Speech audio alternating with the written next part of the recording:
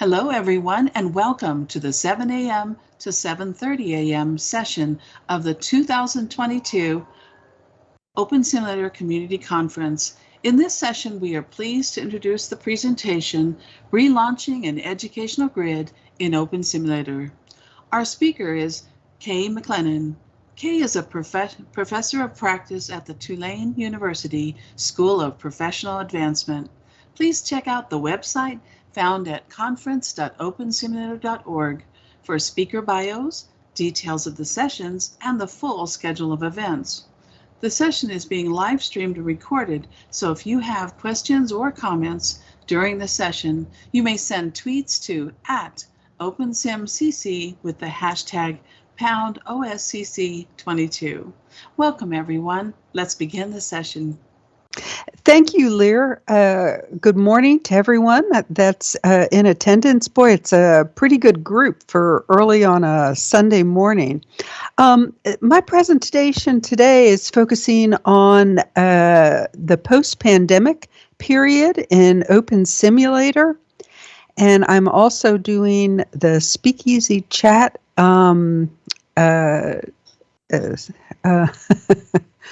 So you'll excuse me if it takes me just a minute. Okay, terrific.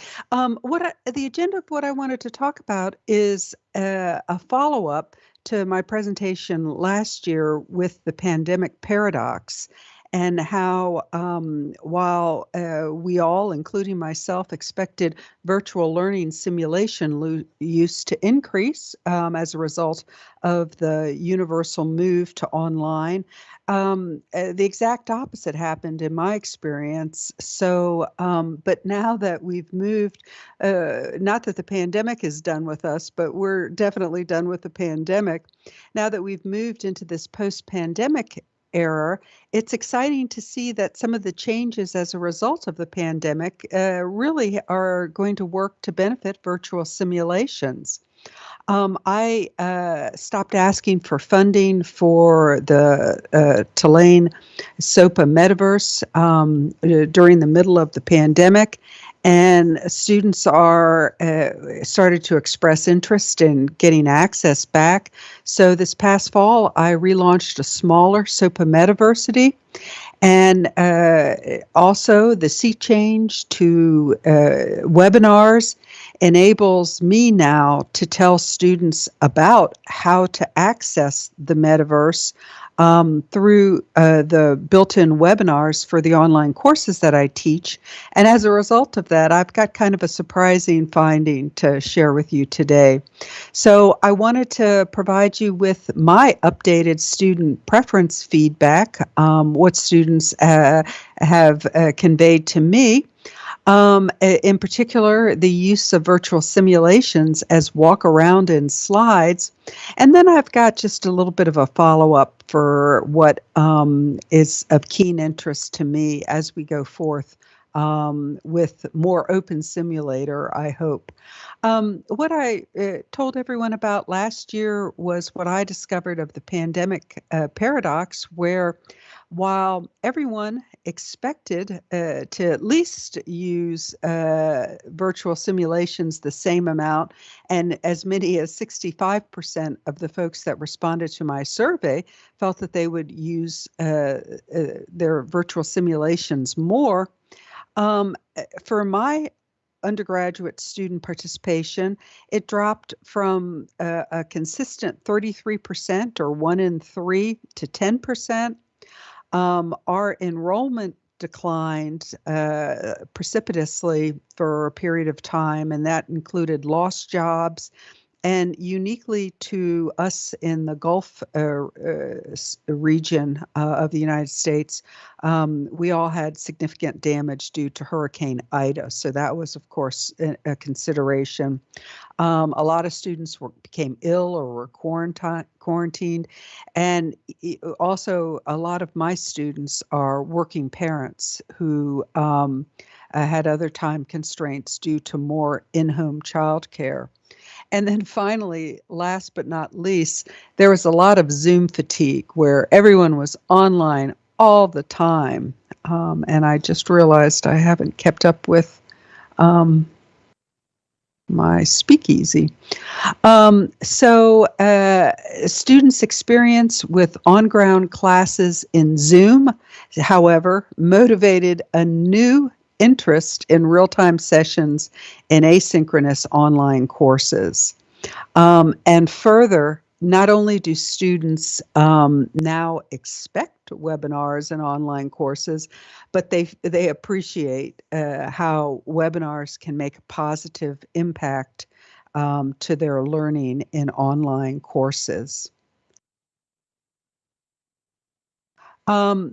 Again, the sea change that I feel has greatly benefited my Open Simulator use this last year is how webinars now provide a new vehicle for introducing and orienting students to the use of virtual learning simulations. And this, of course, restarted my interest in some sets that I had built back in 2009, 2010, which were pop-out 3D handouts for students. So I got funding for a smaller grid, and because the term metaverse is so overused, I adopted metaversity, the slightly changed, but nonetheless a little bit more unique use of a name for a grid. I had to consolidate a lot of my builds. I added my student fashion shop to the auditorium, consolidated other educational builds so that I could at least provide some loaner classroom space. And I still found space for faculty office, student galleries, and specialized training space for faculty. Still on my wish list is a sandbox for experimenting with content imports, an extra island to experiment with builds for other faculty. And some of the things that I discovered when I relaunched the grid, I had saved all my OR files.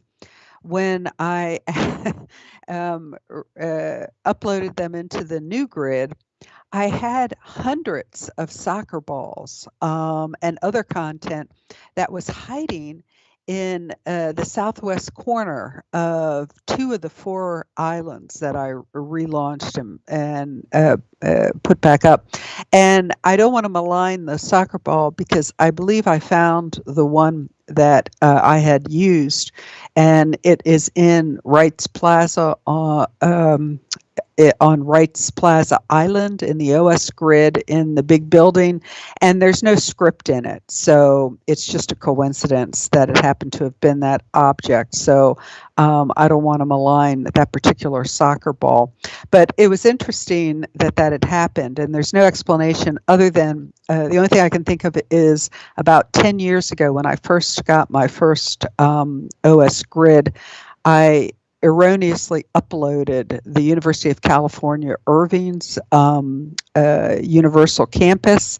I put it in backwards, and I'm thinking that may have been responsible for some of the aberrant behavior.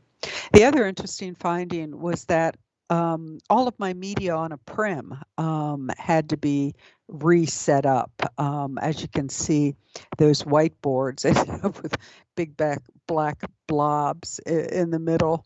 But in general, all of the consolidations and updates related to providing more instructions to students was really a positive thing. I wish that I had done this a long time ago, where I had completely shut down the grid and then started from scratch.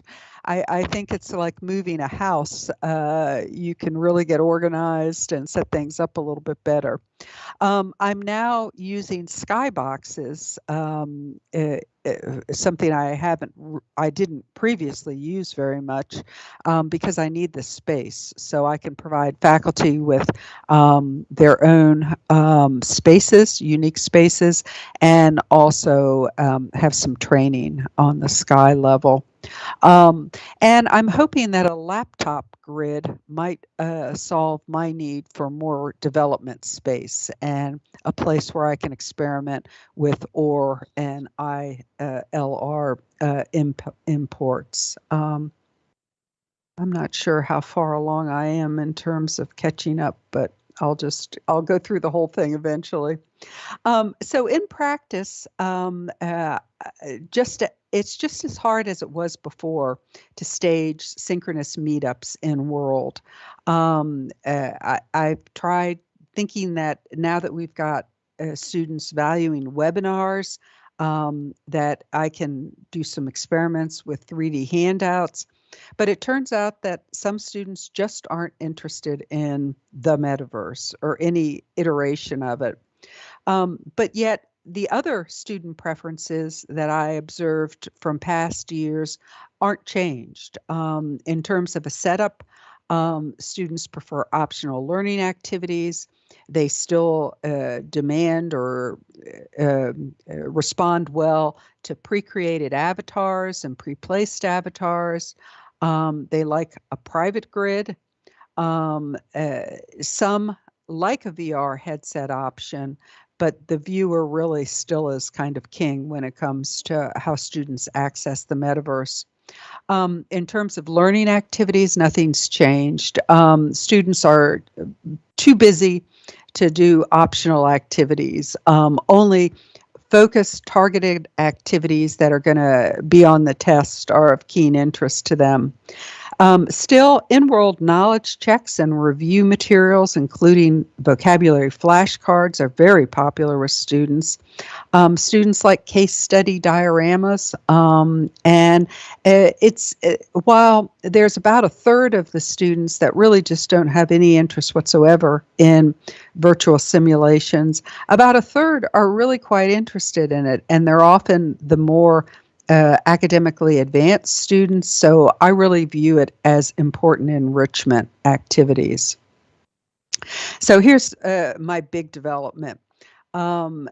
This last semester, as I was using webinars to bring students up to date and to train them on how to use the virtual simulation, the feedback I got without making any changes whatsoever to any of the displays that are meant to be in-world experienced as students are in-world and walking around. 50% of the virtual students say the virtual simulations that I demonstrated were more engaging than PowerPoint slides. So this is one of those B.F. Skinner moments where when you find something interesting, drop everything else and study it. This is what I'm going to do next. And of course, simultaneously, we've all been introduced to Chat GPT capabilities where I can actually give my NPCs in OpenSim personalities, artificial intelligent personalities. So I plan to make my case study characters more interactive, as well as to make the content that I demonstrate more webinar ready, and collect some more feedback from students. Another is that right after I made some video clips for a different presentation where I set up a whole lot of NPCs for the video clip, and students saw the video clip, there was a little bit of a fear of missing out going on. And so I had more interest, following the launch of my video clips with NPCs. Here's what I want to close with is a plea to OpenSim developers. I don't know how, but if only the OpenSim viewer could be integrated into our standard learning management systems, Canvas, Blackboard, D2L, Moodle. Boy, that would be a game changer for OpenSim. Also, one of the things that I believe is only available in the Singularity viewer is the use of the URI at login. That is just one more step. I have I'm using the Firestorm viewer because it seems to be a little bit more stable than the Singularity viewer is right now. But it's only the Singularity viewer that has that URI piece. When I was in Second Life recently, I'm still in the Singularity viewer group, and just out of the blue, there was a note saying that somebody's updating the viewer, so that'll be great. If you haven't seen this before, I just want to call your attention to a really interesting and useful feature for educators, and that's the Second Life viewer has all these complete avatars, mesh avatars, that are built right into the viewer. I thought that was dynamo. And then just in general for all of us, the more communication channels we can keep set up and maintain. I get a lot out of the different blogs I follow. And of course, I'm particularly eager for faculty to share their experiences if they set up their own laptop grids, which is one of my ambitions. And also especially for new users of OpenSim, I just want to call your attention to the Educator Emporium on Wrights Plaza. It has some resources for setting up your grid and learning simulations. I had in mind I was going to completely redo the shop. I called it the Educator Commons first, but thinking maybe something more store-oriented would, be a better descriptor. I changed the name and had in mind I was going to redo the entire thing.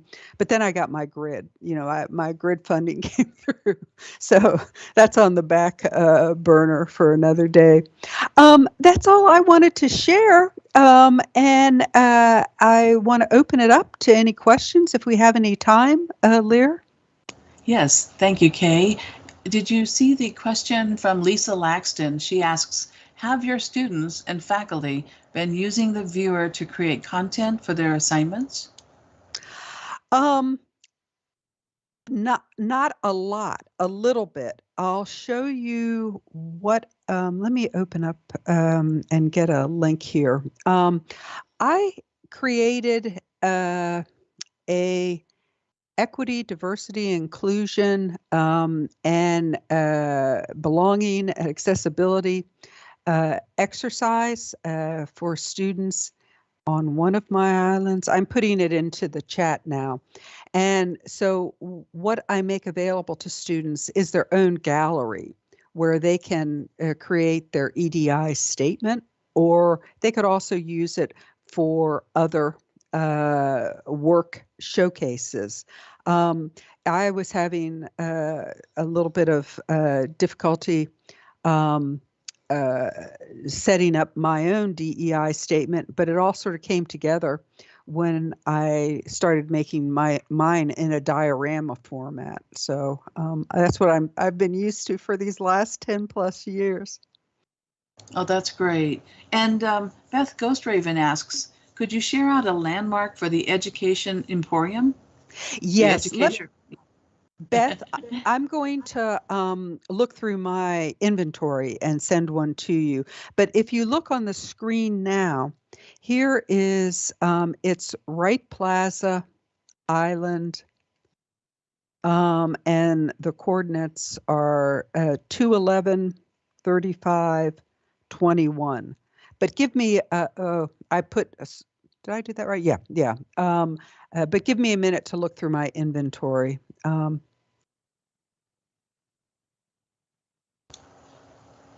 Well, thank you, Kay. That was a fantastic session. As a reminder to our audience, you will want to check out conference.opensimulator.org to see what is coming up in the conference schedule. You won't want to miss our next session, which will begin at 7:30 a.m. in this keynote region, and it is entitled Cultivate, Collaborate, celebrate, and innovate.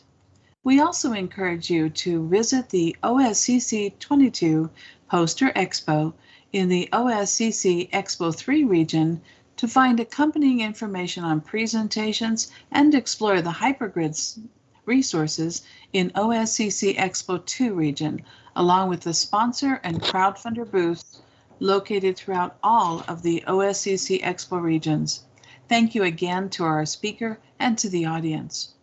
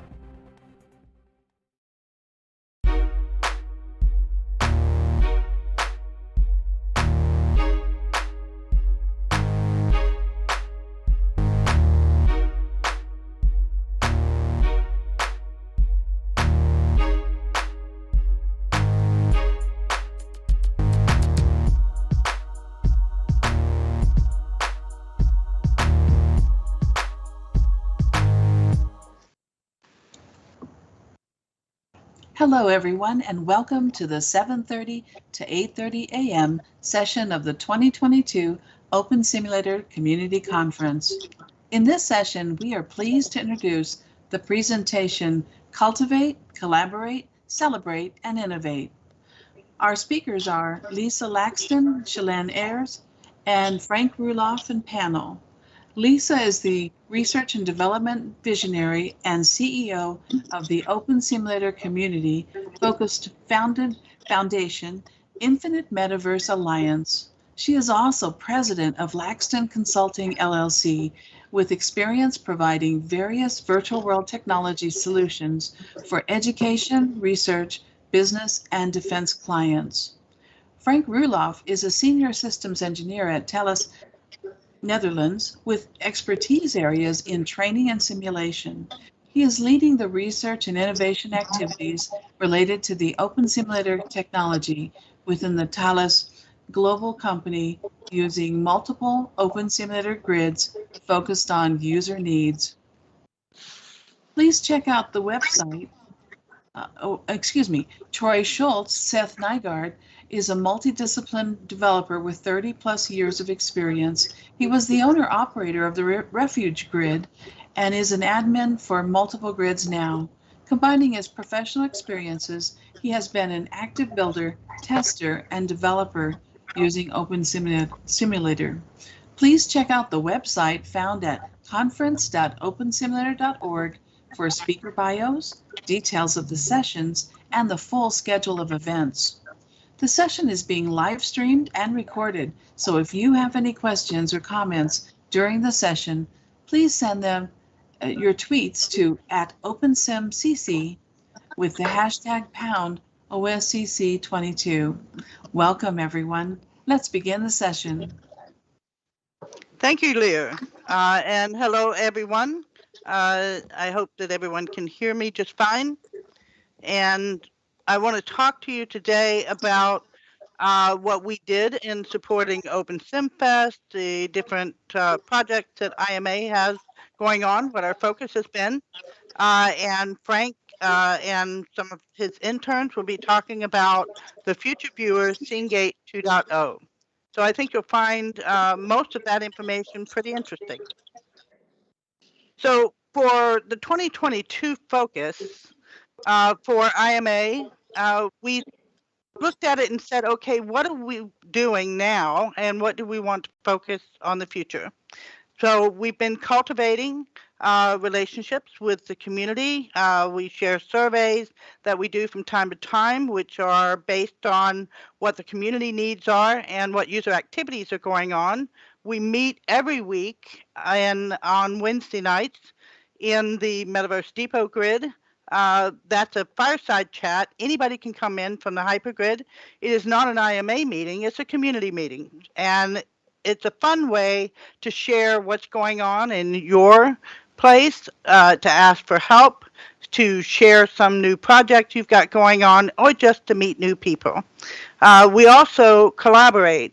We do a lot of teamwork, filling some of the development gaps based on the user research that we do, and we try to foster alliances with both the users and the developers on various community projects. Some of those actually involved OSFest. So earlier this year, at the last minute, we stepped up to go ahead and continue hosting OSFest. It was missed last year.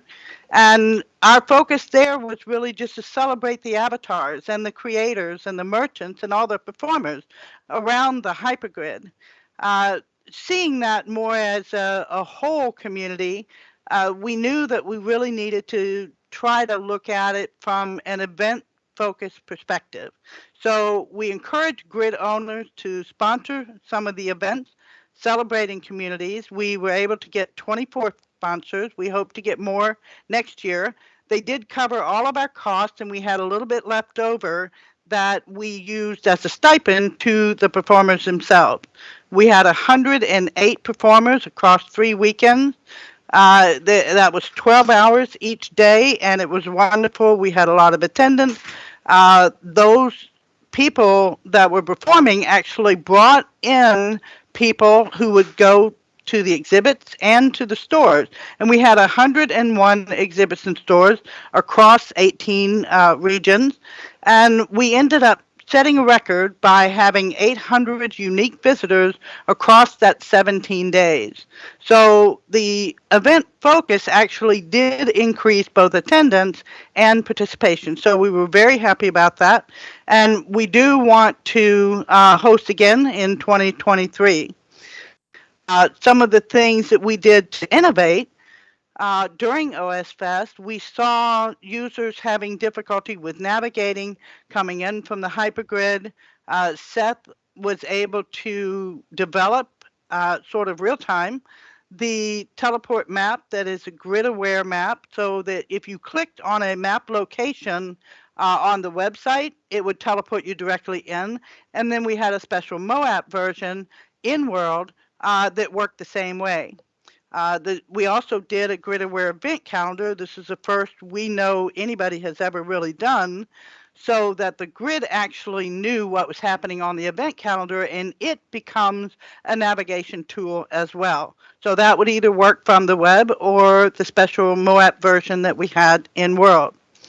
One of the other things that we did was having 108 performers across 3 weekends, back to back, 1 hour each time. We decided we would go with a multi-stage format, but we saw initially that some of the people coming in from Second Life who were performers that joined us during OS Fest, they had never performed in the hypergrid before. They really didn't know how everything worked, and they were really used to being able to just,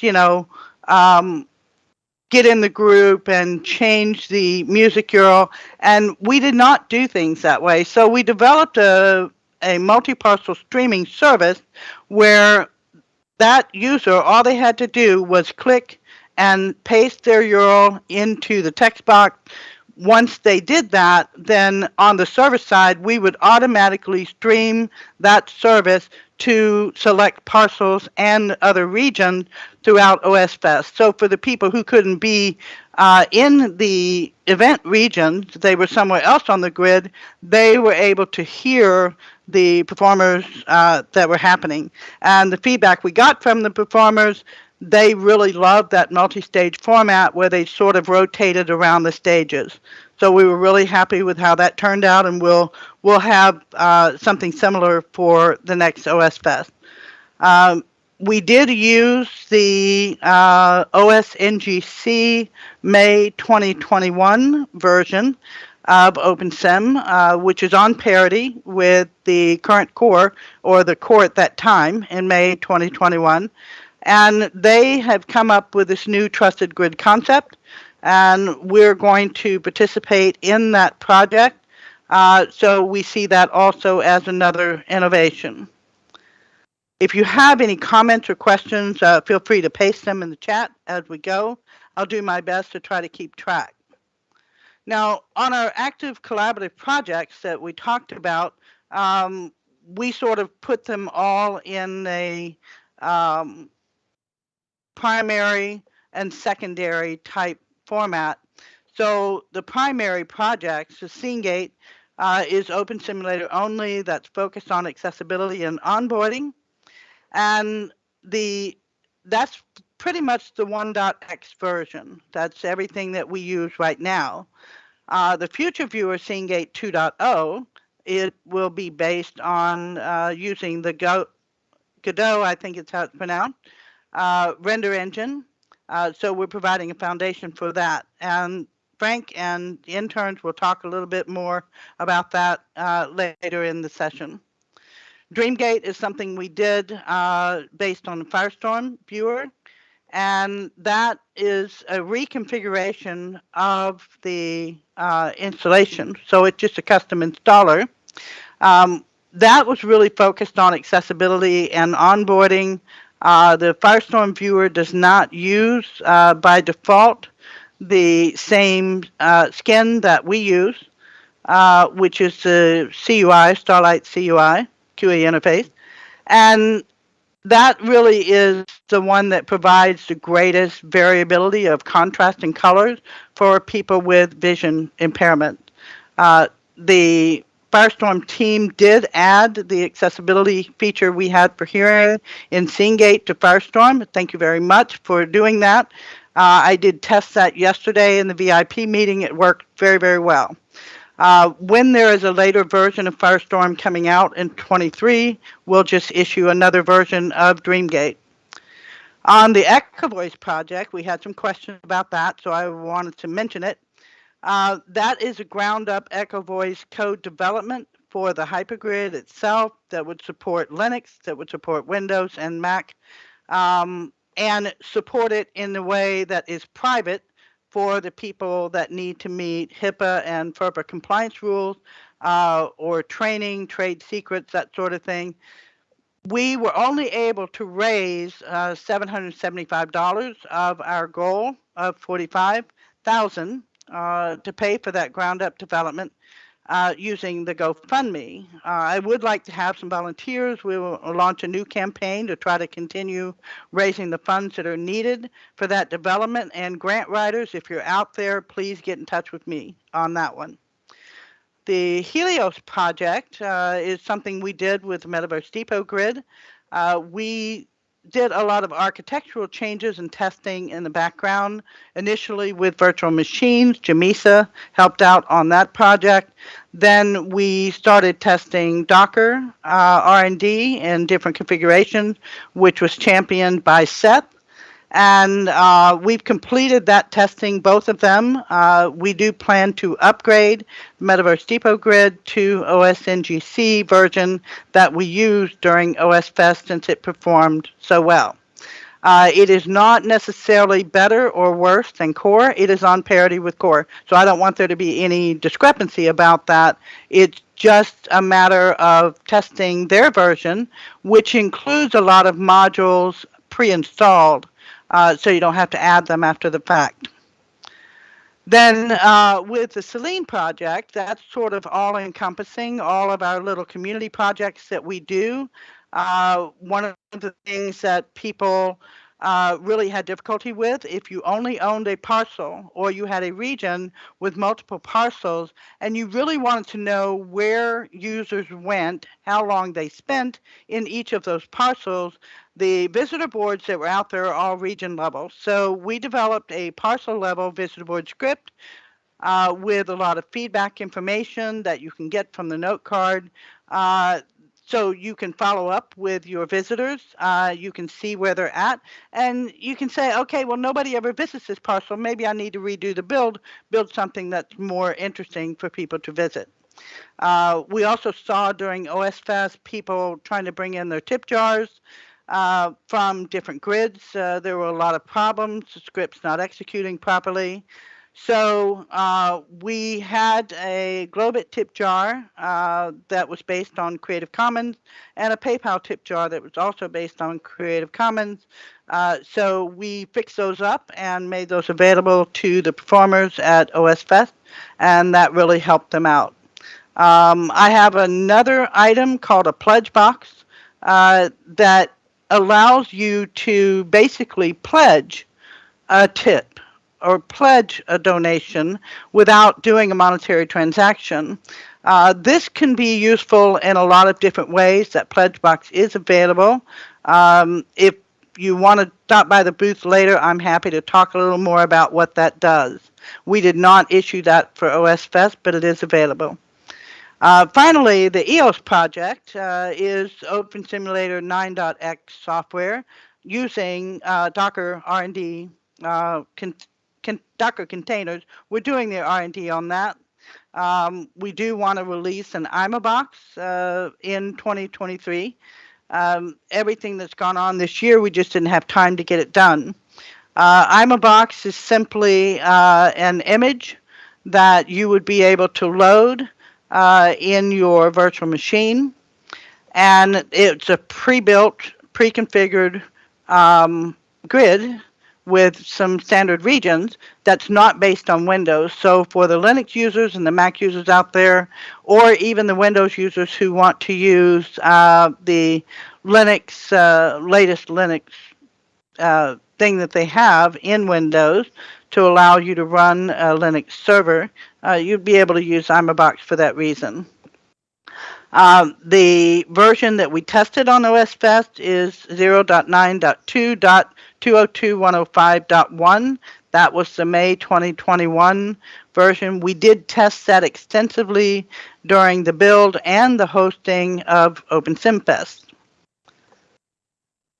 So for 2023, we need volunteers. We had a great volunteer team during OSFest, and thank to everyone who participated in that. It went very well, but we need more. We definitely need more volunteers to sort of spread the work out a little bit so everybody has the opportunity to have a little fun during the fest.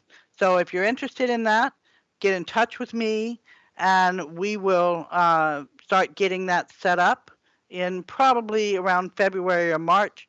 We'd like to do that in May. And the reason for that move in time is because the OS Grid birthday events that were going on happened sort of at the same time. We had some overlap, and we would like to not have overlap. So I looked at all the months, and there were no major grid birthdays in May. So we're going to pick that month and hope that that works out for everybody a little bit better. Now, Seth was supposed to be with us this morning.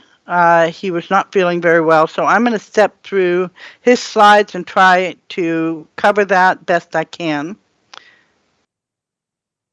So what he did was full Docker deployment, and these slides are going to cover the overview and the image, what it took to make the Docker image, and some metrics that we gathered during OSFest. So this diagram here sort of gives you a 10,000 foot view of the deployment that was done. So each of those in the middle of the section and to the right, those are all Docker containers. So we had the web services, which are specific to the web services that Seth writes. That's his project. It is not part of OpenSim. And the API services, he also wrote all of those. And of course, we put the MySQL server over on that side. We did use a shared asset cache. The grid was configured with high capacity performance in mind because we knew everything was going to be on an event focus.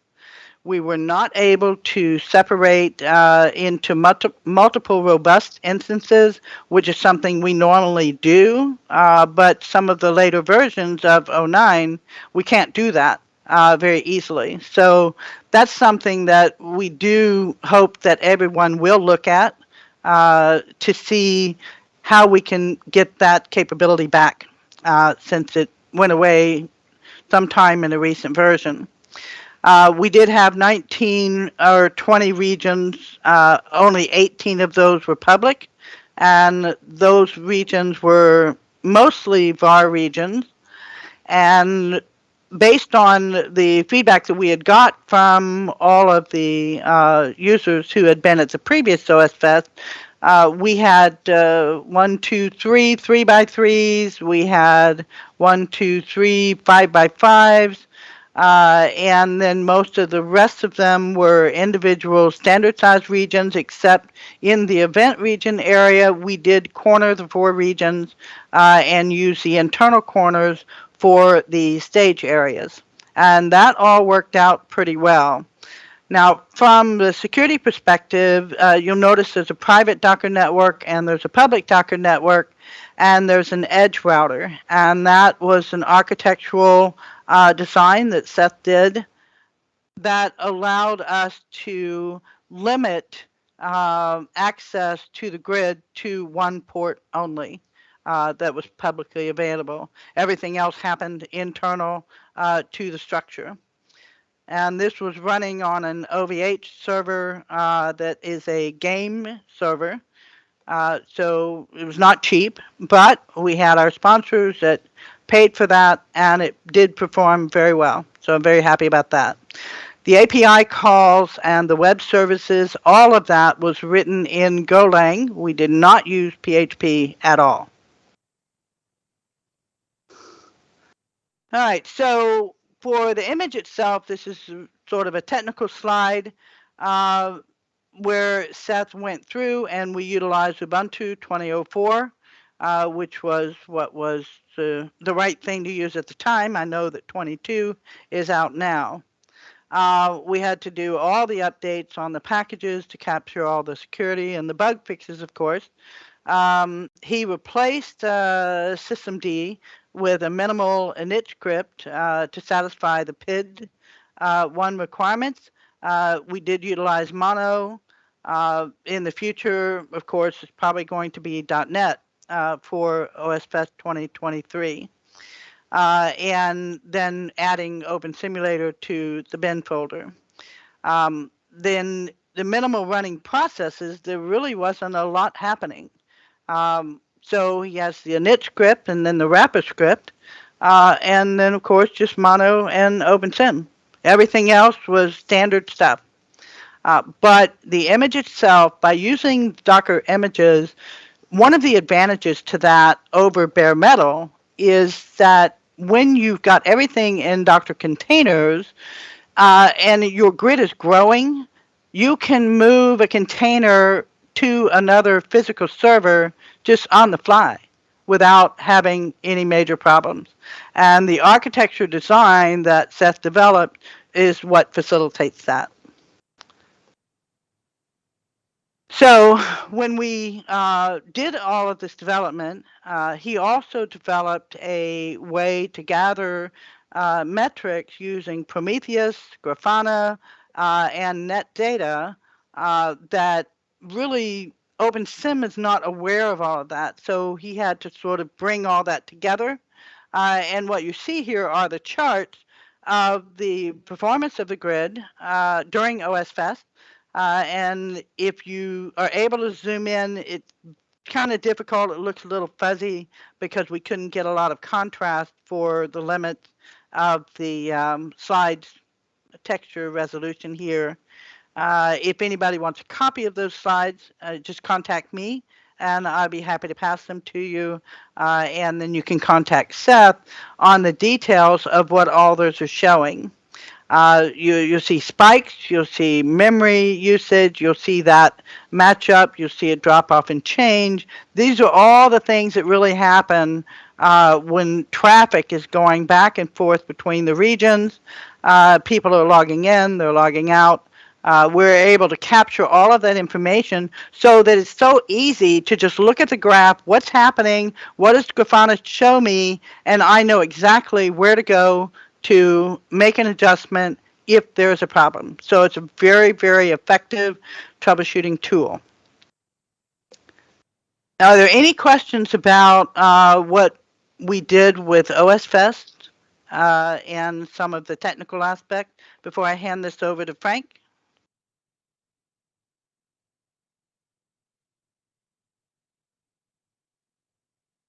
Okay, all right. So in the next section of this presentation, Frank will talk about the future viewer and introduce our interns, and then they will talk about their experience in working on this project. So Frank, with that, I'm going to hand it over to you. Thank you, Lisa. And good to see so many people here on the conference. What I'm doing is a little often go back in time. May I have the next slide, please? To show what we were doing. Our idea was that the future viewer of Seagate would be more flexible with respect to what kind of render applications you wanted to use, as well as how you wanted to connect voice over IP, and also how do you want to connect to the OpenSim server. because we all know the protocols change and so on and so on. So we see in this picture, we see this part that we have a common viewer body with a number of plugins that has to do with the MMI, the HMI, as well as, for instance, voice over IP. But we also could have the renderer differently. And first, what we did was to create a simplified viewer. So one of our experience with users was that the normal viewer has a too high learning curve for people who just want to go in and go to a meeting and so on. So we created a simplified viewer that you can almost only navigate in and make it easy for people to use it. And now the next step was to look how we can create a viewer where we can have different render engines connected to it. Now, this is a research type of thing of which we still have no idea whether you can create such a generic interface. But the first step that we wanted to do was to replace the current rendering engine that is in Seagate with something else. Till now, we have two groups of students working on it.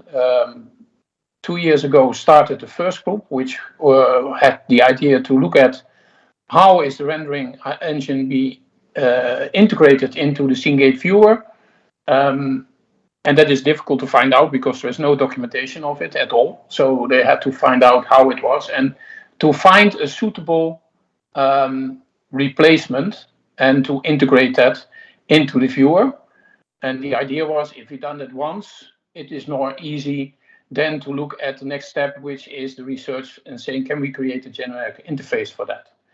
So they started with that. They stopped in July last year and was followed up by the group of students that is sitting here now, Pierre, Gauthier, Alex, and Oscar, who are trying to implement the Godot rendering engine into the Seagate viewer. So their work, and that ended because the internship ended in June, is the state that we have now. And I like to hand over the presentation now to Pierre to start and to discuss their results of their work. Yes, thank you. Yeah, so our goal was to improve the performances of the Seagate viewer while using another rendering engine. So hopefully to make it much more user-friendly and maybe even switch to VIA while keeping really great performances. So you can see an example of the work I've done here. So next slide, please. Yeah. So to make it simple, all we wanted to do was disable the Seagate renderer and transfer the objects that were updated through an API to an adapted Godot engine. So an adapted rendering engine, in our case, it was Godot. And from this engine, generate an output that would be shown to the user. Yeah, next slide, please. Yeah.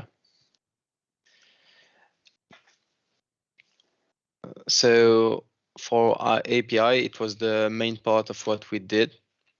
It was the hardest thing that we had to do, that at least we did. And we had to follow 3 rules for it. So we wanted to keep the Seagate code as intact as possible, as other teams were working on it at the same time. And also it was a bit complicated to change it directly because it might have undesirable effects on the viewer.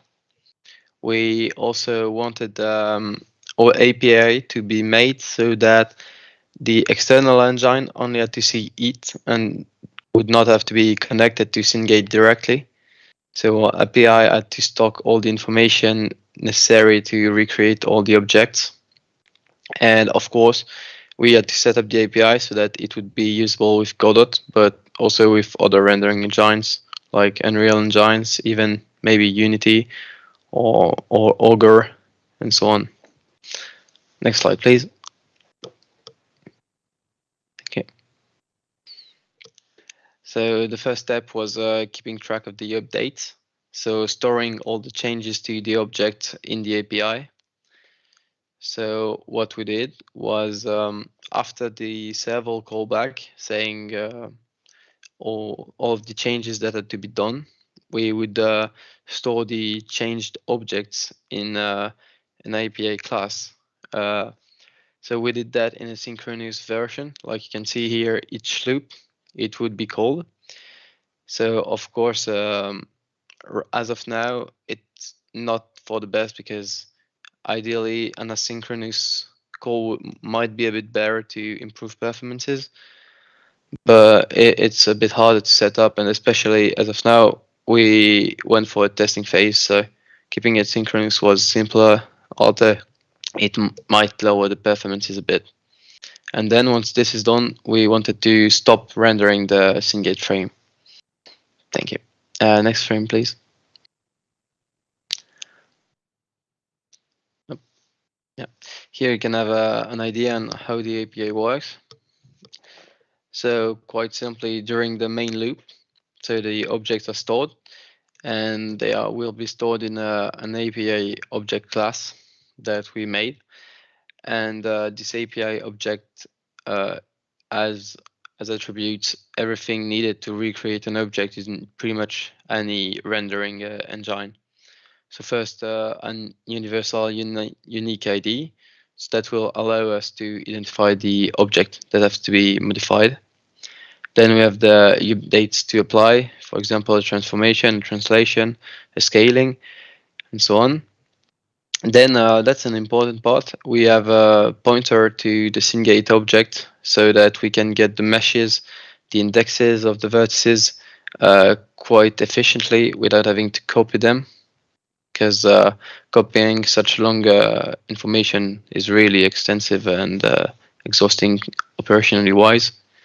And finally, we have a list of getters for all the features, such as the scaling and the position of the object. But these are just pointers to the Syngate's functions as well. So yeah. So next slide, please. So here's a general overview of how it works. As you can see, pretty much Syngate does not connect with the output. So it will send all of the camera object updates and data to the API, which will store it in the object. And it won't send it directly to Godot. First, the Godot interface that we added will request updates when the frame needs to be updated. And then the API will send the objects to the interface that will then unpack them and transform them into Godot objects so that they will be able to be used for the output and that we render the scene properly and hopefully with better performances. Next frame, please. Yeah, so here you can see our first results. So that was a bit we left the project before we left. As you can see, we got the same scene down with all the meshes and all the camera. You can see that there is a few frame rates of difference, especially on the flag in the middle, but that is to be expected because as of now, we could not compile both projects together, both the Syngate change engine and the Syngate viewer. And because of this, we had to use a pipeline that made the calculation much more extensive. So that made the program a bit more slow. And also we, of course, had not disabled the Syngate renderer yet. So next frame, please. Okay. So yeah. So as of now, what we did was transmitting the updates. So that means the object shapes and camera. And it gives a basic scene, but it's still missing a lot. What we were working on before stopping was the compilation of Syngate and Godot at the same time and bringing the textures with it. Because as you could see, there was a few frame rates of difference. Sadly, we don't have video to show you, but that made it a bit more slow because we could not use a pipeline. And if we could compile both of them together, a pipeline would be able to be set up between the Godot engine and the Cengage viewer, making it much faster.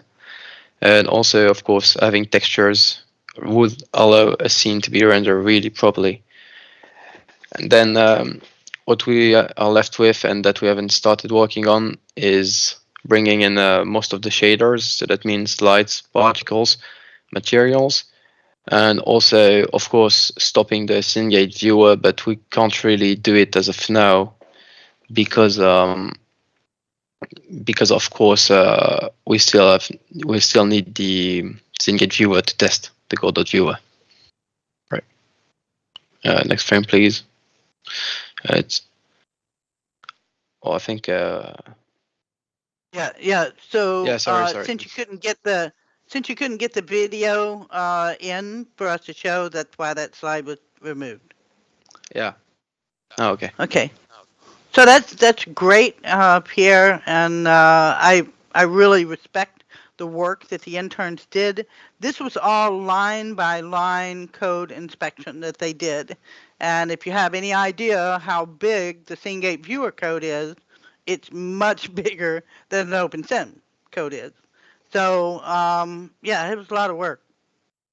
Frank, did you have any questions or thoughts on that? Well, yes, as we saw in one of the presentations yesterday about another viewer, it's a lot of work. So the idea was to not completely redo the viewer, but only trying to take parts of the viewer that can need some innovation, like the rendering engine, like the way we connect voice over IP, like things like creating the viewer in such a way that it can also be directly used for a certain purpose. So we have now general drop-down menus, but you could imagine that you can make plugins in which you can say, I'm using it for a certain task, so this will also already appear in the drop-down menus of the viewer. So that kind of things that we are doing. It is a lot of work. We have 2 teams of 4 people working each a year on this viewer now, so it's really a lot of work. And the last teams stopped because their internship stopped in June. And I would like to ask the community if there are people that want to contribute to this, because at this moment there are no students working on this, because I don't have any students at the moment. And yes, it should be good that we continue this work, so we get to a viewer that is more general, usable, and more adaptable to the situations in which you want to use it. And I also think still that we have also this discussion in previous presentations about web type of viewers and this type of viewers where you have a client. Given the current state of technology, I still think that this kind of viewer has preference above a web type of viewer. Maybe in 10 years it will be different, but at this moment I think you get more immersive feeling by using the viewers that are as clients from a server. So I think both the teams did a very good job, very difficult job as well, because as I said before, it's not easy to analyze the code and find exactly where you have to take things out and replace them, because there is no documentation on these viewers. And with this large code base, it's quite a lot of work. So both the teams did a very good job in the past 2 years. And I hope that volunteers come forward that can help me to continue that work in the future. Yeah, we definitely would like to continue the work. We have some things on the Cengage roadmap that we need to do right now in parallel with that work. And you'll see in the chat, I pasted all of the links that you see on the slide on the page. So please feel free to go check out the roadmap, what we have planned. Then we have a separate repository for the work that the interns have done. We have not placed that in Bitbucket because we're likely going to be moving everything to a Git repository server that Seth will set up so that we can move everything there and not have to spend the money for the Bitbucket team fees that we have to pay. So we're looking for volunteers. Developers, if you're looking for something to do, this is a worthwhile project. Scene-Gate is focused on accessibility, onboarding. It has a special simple mode for people to use so that new users are not overwhelmed by all of the menus options that are available. And the OS Fest links that you see, we have a Discord server that all of the images from previous Avatar Fest and OpenSim Fest are there within that Discord server. We captured all of that history, and we'll use that also for the next OS Fest coming up in 2023. The YouTube channel playlist, Mike from Kitely did video every single event. That was a lot of work, and we really appreciate that he did that. We have put those into playlist on the official OSCC Fest YouTube channel. So if you missed OS Fest, there's a lot that you can see from those. Then finally, on the Echo Voice blog, Seth has that blog up with details on the project design, and we'll continue that project if we get the volunteers for the fundraising, because we really need to get that done as well. So I'll open it up for questions or comments. Does anybody have anything that they'd like to ask the panel? Well, I think Crawl Kitty asks, what about an additional library for developing plugins?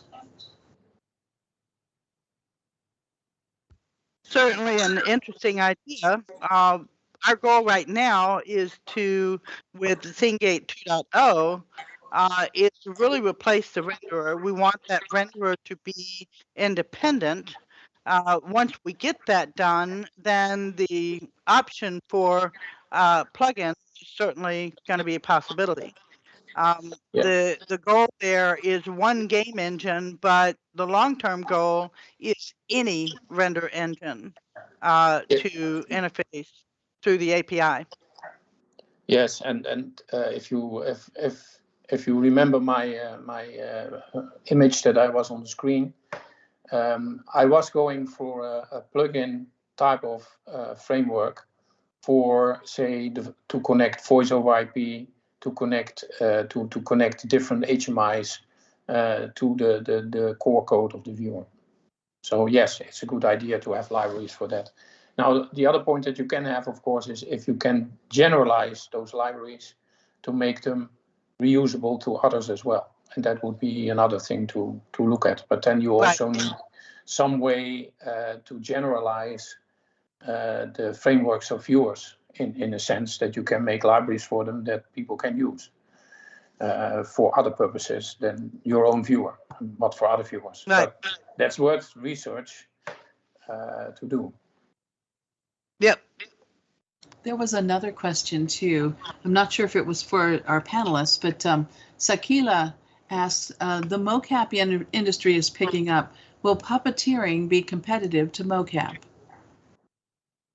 Well, I mean, the puppeteering that they're doing in Second Life, I've seen a little bit of that. It's actually not as new as everybody thinks it is.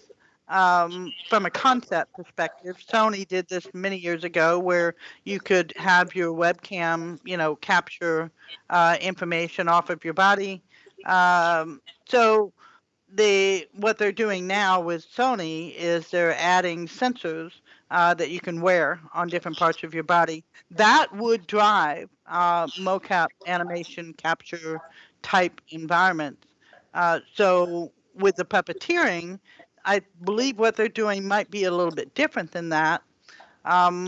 Hopefully, we're able to follow the development of the open source Linden Lab Viewer code, and whatever we find feasible, we'll add. Thank you. Thank you, Lisa. And Kroll had asked earlier, and you may have addressed this, would it be a good idea to expose globals in the viewer for developing add-ons?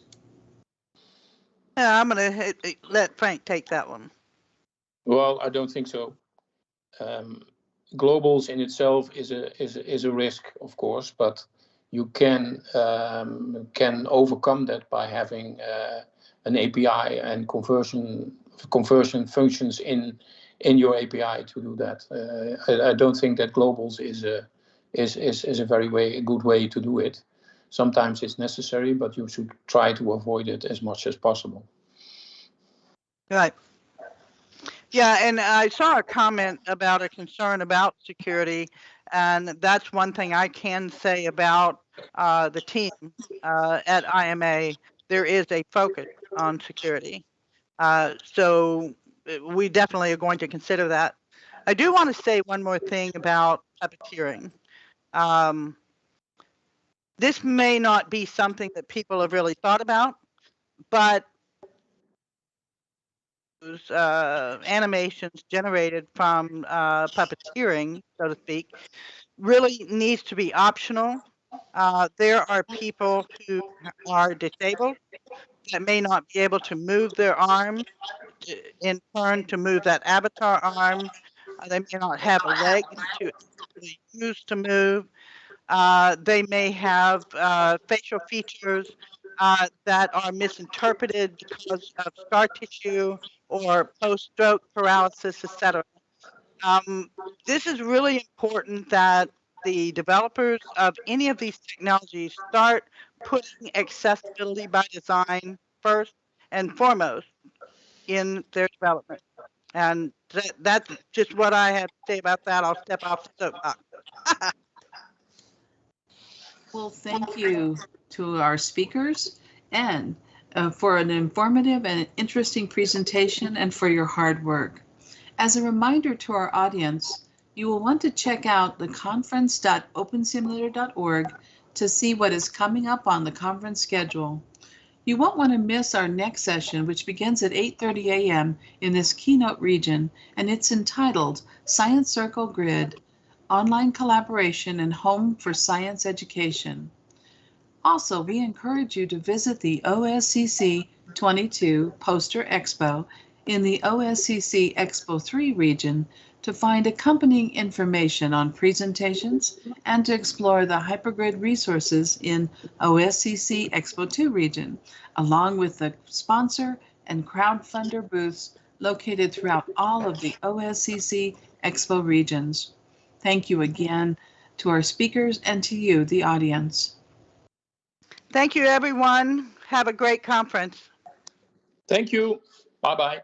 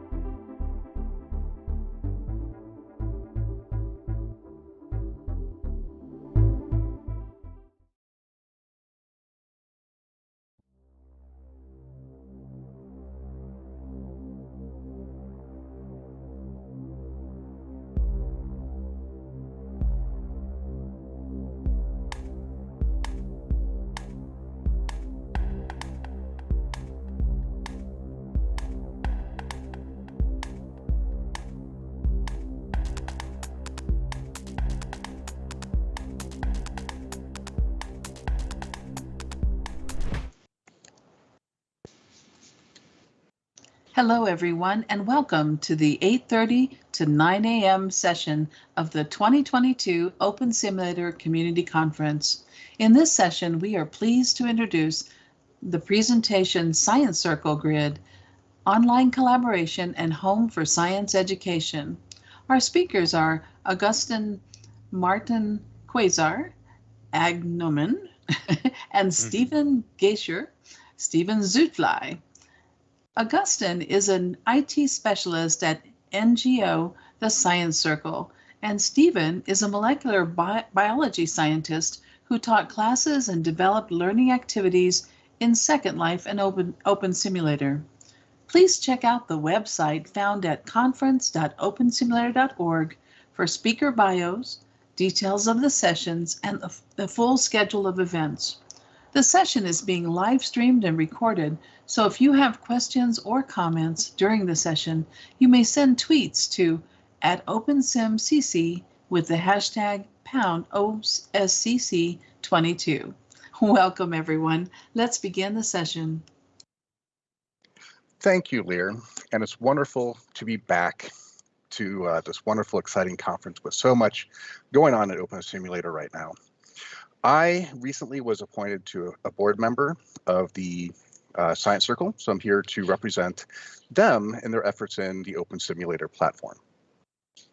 The Science Circle is a multinational alliance of scientists, educators, students, and science enthusiasts collaborating to share knowledge and promote open source education around the world.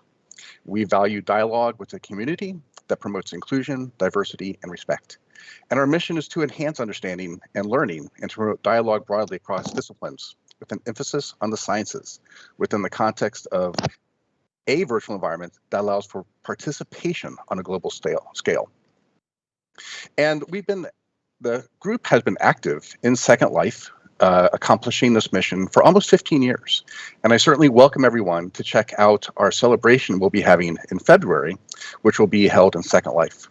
But what's exciting now is that in the past few years, with the extra capabilities of Open Simulator, with hypergridding, and with more content providers coming to the Science Circle grid, we have a revitalization as well as more content that we can use to accomplish our mission. Before we talk about the content and what's going on in the Science Circle, I'd like to pass the conversation on to Augustin, who has been with the Science Circle and with the Science Circle grid from the beginning, to talk a little bit about its history. Go ahead.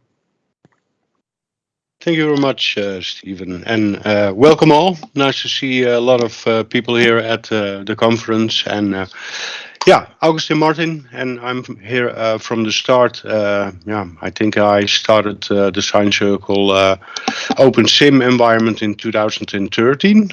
I think it was version 7.x, I'm not sure which version, but it was a version that was very old. So I discovered OpenSim and became enthusiastic with SL. And when IBM and Second Life did some testing and made the first hypergrid jump from Second Life to an OpenSim instance, so I was there and it was super cool. So those days OpenSim was not so stable as today, and a lot of features like profiles, group, etc. did not come out of the box. So you had to do something, and teleporting resulted often in losing hair or sometimes worse. So at the moment, the Science Circle grid is running at 0.9.2 and is hosted on a VPS in Germany. And the regions are hosted in the Netherlands. So, that's on a fast bare metal server. So we are now hosting around 20 regions, and there will be coming 4 extra regions this month. And we have a welcome center, sandbox, and builder estate. So we are hypergrid enabled. So everybody is welcome to visit. So Stephen, it's yours. All right, thank you. So a little bit about my history in Open Simulator as well is that after teaching in Second Life classes, I, along with some other educators, joined in on a venture by Intel called the Science Sim. But then we decided to do our own self-hosting with an in-house developed platform for hosting open simulator grids ourselves. That was something that was enabled by Kira Komarov. Now, at the time, we were employed by various universities, and I will not go through all of the advantages of the old days of hosting computers on educational servers and networks. But suffice to say that in the past few years, the combination of enhanced security, as well as administrations being more liability conscious, we had to migrate and move away from that hosting system. And that's when, as we worked with the Science Circle, discovered that they were very happy and welcoming to host the content that Virtual Islands for Better Education had been developing. And that included the recreation of Genome Island for Open Simulator, worked on by Mary Ann Clark. Again, I don't think I need to belabor for this crowd how wonderful Genome Island on Second Life has been, but that migration to Open Simulator was accomplished in a short amount of time and had the advantages of being able to take a one region, very expensive Second Life island and spread it out into 4 islands. And so there's a different focus for each of the different islands, again, named after prominent biological scientists from history. And so again, I would like to just display a picture of this to remind people that these activities are scripted, fully enabled, and something that you can come visit or even use for your classes. And so again, Genome Island has been a mainstay and a highlight of science education in Second Life, and also is now present in OpenSim, now on the Science Circle grid. And Mary Ann Clark is still very active in participating in that. We also had archaeological content built up by Marion Smelter, known as Nova Saunders in World. And she has built up a multi-region display of various parts of archaeology, largely focused around her graduate education, which is in North America and in the vicinity of Pennsylvania. So she also built a very nice display that if people want an introduction to what archaeology is and what it's like to be an archaeologist and how the technology works, that's something she built into the landing site on Nova Archaeology, and then several regions that focus on archaeology and interactive displays with information displays in the other regions that are present there. Some highlights of her work includes the Lemon House, which was I believe, a contracted bit of work for a society that wanted to have that as a virtual thing. And then also the Allegheny Railroad, which again, I've done in a bit of a sunlight environment setting, so that you can also see that what she has built into the region is not just recreating the archaeology, but trying to convey how archaeology works. And there's an inset picture of the original bridge that was being recreated. So these are also very much a self-guided tour that you can come visit, and there's lots of information displays and note cards that can help anybody learn or again have a guided discussion. So one of the recent additions from another archaeologist at Science Circle is from Skip Dahlgren, who's known as ABBA in World, and he built up Virtual Abyssinia, which is intended to be an archaeological museum and an introduction to the history of an important region, which is now current day Eritrea, which at least twice contained kingdoms that were seen as world powers of their time and which are now largely forgotten. So again, everyone's heard about, ancient Egypt or the Babylonians, but there's a large wealth of archaeological kingdoms and history that are, I think, underserved in terms of modern day understanding. And so he's brought this to life with his build. And what I'm showing here in the left-hand part of the slide is that he's built it as a large mega region type build. So it can be all one large flat visible, no region crossing lines with some actually really interesting landscaping in the backdrop. And he's also very much built it so that people can come in with guided information displays, go through a tour of it with note cards and information to help you learn about the very important archaeology that is going on from his work and in the region. And I would like to display a couple examples of some very large and majestic builds from his region, which are reflective also of some actual real life historical builds that have been dug up, trying to recreate the entirety of stuff that we're getting from bits and pieces from the ground. So again, welcome you to visit that. And then the last new build is one that's close to, I think, everybody's heart. That's a science educator in Second Life, is a rebuild of the Exploratorium, originally by Patio Plasma, who was in real life the late Paul Doherty. And so the Second Life Exploratorium with his passing also disappeared. And so, but we were able to capture some of that. Now, the Exploratorium is actually a real life museum in San Francisco. I have on the left-hand side a picture here of capturing a screenshot of a YouTube video of a young girl playing with one of the actual interactive displays. On the right-hand side is an example of one of the interactive builds that was in the Second Life Exploratorium as displayed in YouTube. And what we're happy to have here now for the Second Life, again, Robert Brown is helping rebuild these from bits and pieces we have from inventories, the Exploratorium on the Science Circle grid, something that we hope will be interactive, educational, informative, and of course, fun. So we hope that you can come visit. We'll let you know. We'll have a release announcement when we feel that is fully ready for everyone to come and explore. And I want to emphasize that the Science Circle is very interested in collaboration. We now have an OpenSim grid that could take advantage of all the things OpenSim has to offer, like building, the ability to let people access it from the hypergrid, that has engaging biology, physics, and archaeology. There's a lot of it that's self-guided. So again, you don't necessarily need to have us present to help you understand and use it for any sort of educational or activity. These are built by professionals in the field, right? So you know that you're getting high quality content, and they're also educators. So people have a sense of how to make sure you're learning from your experience by interacting with these.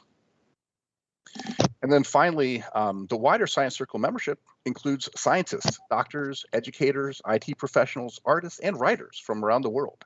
So we can help connect you and contact you with other people that can help enhance the type of learning experiences you'd like to have from science.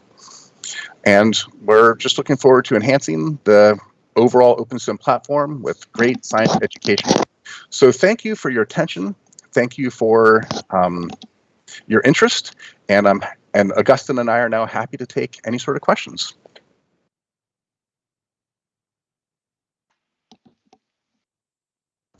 Thank you. Great great session. You know, I saw a comment. It might not be a question, but how do the spheres toy work with your physics on the grid? That would actually be a better question for Robert. He gave us a tour of some of the builds. Some of the physics stuff does work. If it works entirely as it's supposed to, I think we're still trying to make sure we're getting that working. So a little bit of that remains to be seen. Maybe Augustine can comment on it. Yeah, he did some scripting, and he told me that it overall works and was correct, but he was still working on some little adjustments to make it working as it should be in real life. So he tries to reflect Wonderful, thank reality. you. Right. And did you see the question come in from Olive Tree? How do we get a tour of the site, a guided tour? I would say the first thing would be to email me, and I'll be the point person for taking those types of requests and passing it on to the people who are relevant. Let me put my email in the chat to make sure everyone explicitly has it here. So to that point, is the grid locked down, or is it open to the public for hypergrid? It's open to the public for hypergrid. We are restoring from a server crash that happened a month ago. So, but overall taken, everything is up again, and we are fixing a little, some little things. But it's open, and everybody is welcome to visit. So, well, thank you. That was a great session. Thank you very much, Lear. Great. Thank you for having us. And thank you all. Have a nice time. Eh? As a reminder to our audience, you will want to check out the conference.opensimulator.org to see what is coming up on the conference schedule. After our 30-minute break, you won't want to miss our next session, which will begin at 9:30 a.m. in the keynote region, and it is entitled Minecraft for CLIL, an Excalibur Project. Also, we encourage you to visit the OSCC 22 Poster Expo in the OSCC Expo 3 region to find accompanying information on presentations and to explore the hypergrid resources in OSCC Expo 2 region, along with the sponsor and crowdfunder booths located throughout all of the OSCC Expo regions.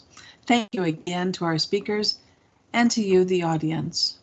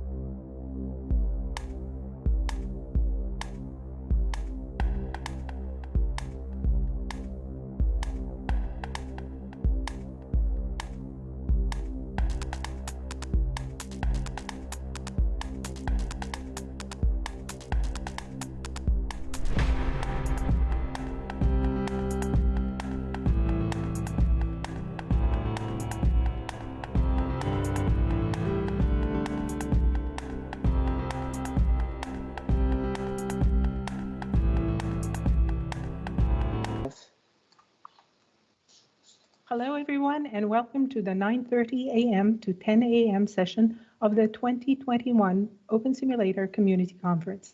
In this session, we are pleased to introduce the presentation, Minecraft and Mindtest for CLIL and Global Issues, the Excalibur Project.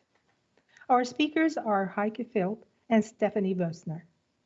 Heike is an immersive education specialist for language teaching and learning and the founder of the Virtual Roundtable Conference and co-owns EduNation in Second Life and in OpenSim. Stephanie Wössner is an innovation team leader and consultant whose expertise are extended reality, game-based learning, and artificial intelligence. Please check out the website found at conference.opensimulator.org for speaker bios, details of sessions, and the full schedule of events. The session is being live streamed and recorded, so if you have questions or comments during the session, you may send tweets to @OpenSimCC with the hashtag OSCC22. And please, in chat, put question or Q before the question so that it's visible. Thank you very much. Welcome again, and let's begin. Heike? Hello, welcome everybody. Thank you very much for hosting us. This is so awesome. Thank you also for doing a technical magic to get Steffi online. Hi, Steffi, how are you doing? Hi, Heike. Thanks. How are you? Very good. I forwarded to the third slide, so you can pick it up from there. Is it okay? That's not the first slide, I think. I can see No, one it's that... the third slide over there. I put out the speak out with the text. Okay. So basically, we want to present a short profile of the project that we're doing. It's the overview that we actually gave to schools who were interested in joining us for the activities. So the project started in March this year, and it will end in February 24. It's about sustainability in a future-oriented learning context, and our activities will integrate CLIL and STEM methodologies, as well as task-based learning, information literacy, and game-based learning from different points of view. The skills we want learners to develop are the 6 C's of deep learning. So communication, collaboration, creativity, critical thinking, character and citizenship, as well as language skills and problem-solving skills. So the next slide shows you a little bit about the terminology we're using. CLIL means content and language integrated learning using English as a foreign language, and CLILote means content and language integrated learning in languages other than English, and in our case, that will be German and French. But of course, whatever we do can be used with other languages as well. STEM refers to science, technology, engineering, and mathematics, and we are focusing on sustainable development in this project. Game-based learning means integrating games into the learning process. So it's different from gamification, which is basically using game elements in a non-gaming context, and educational or serious games, which most often focus on teaching facts rather than acquiring competencies.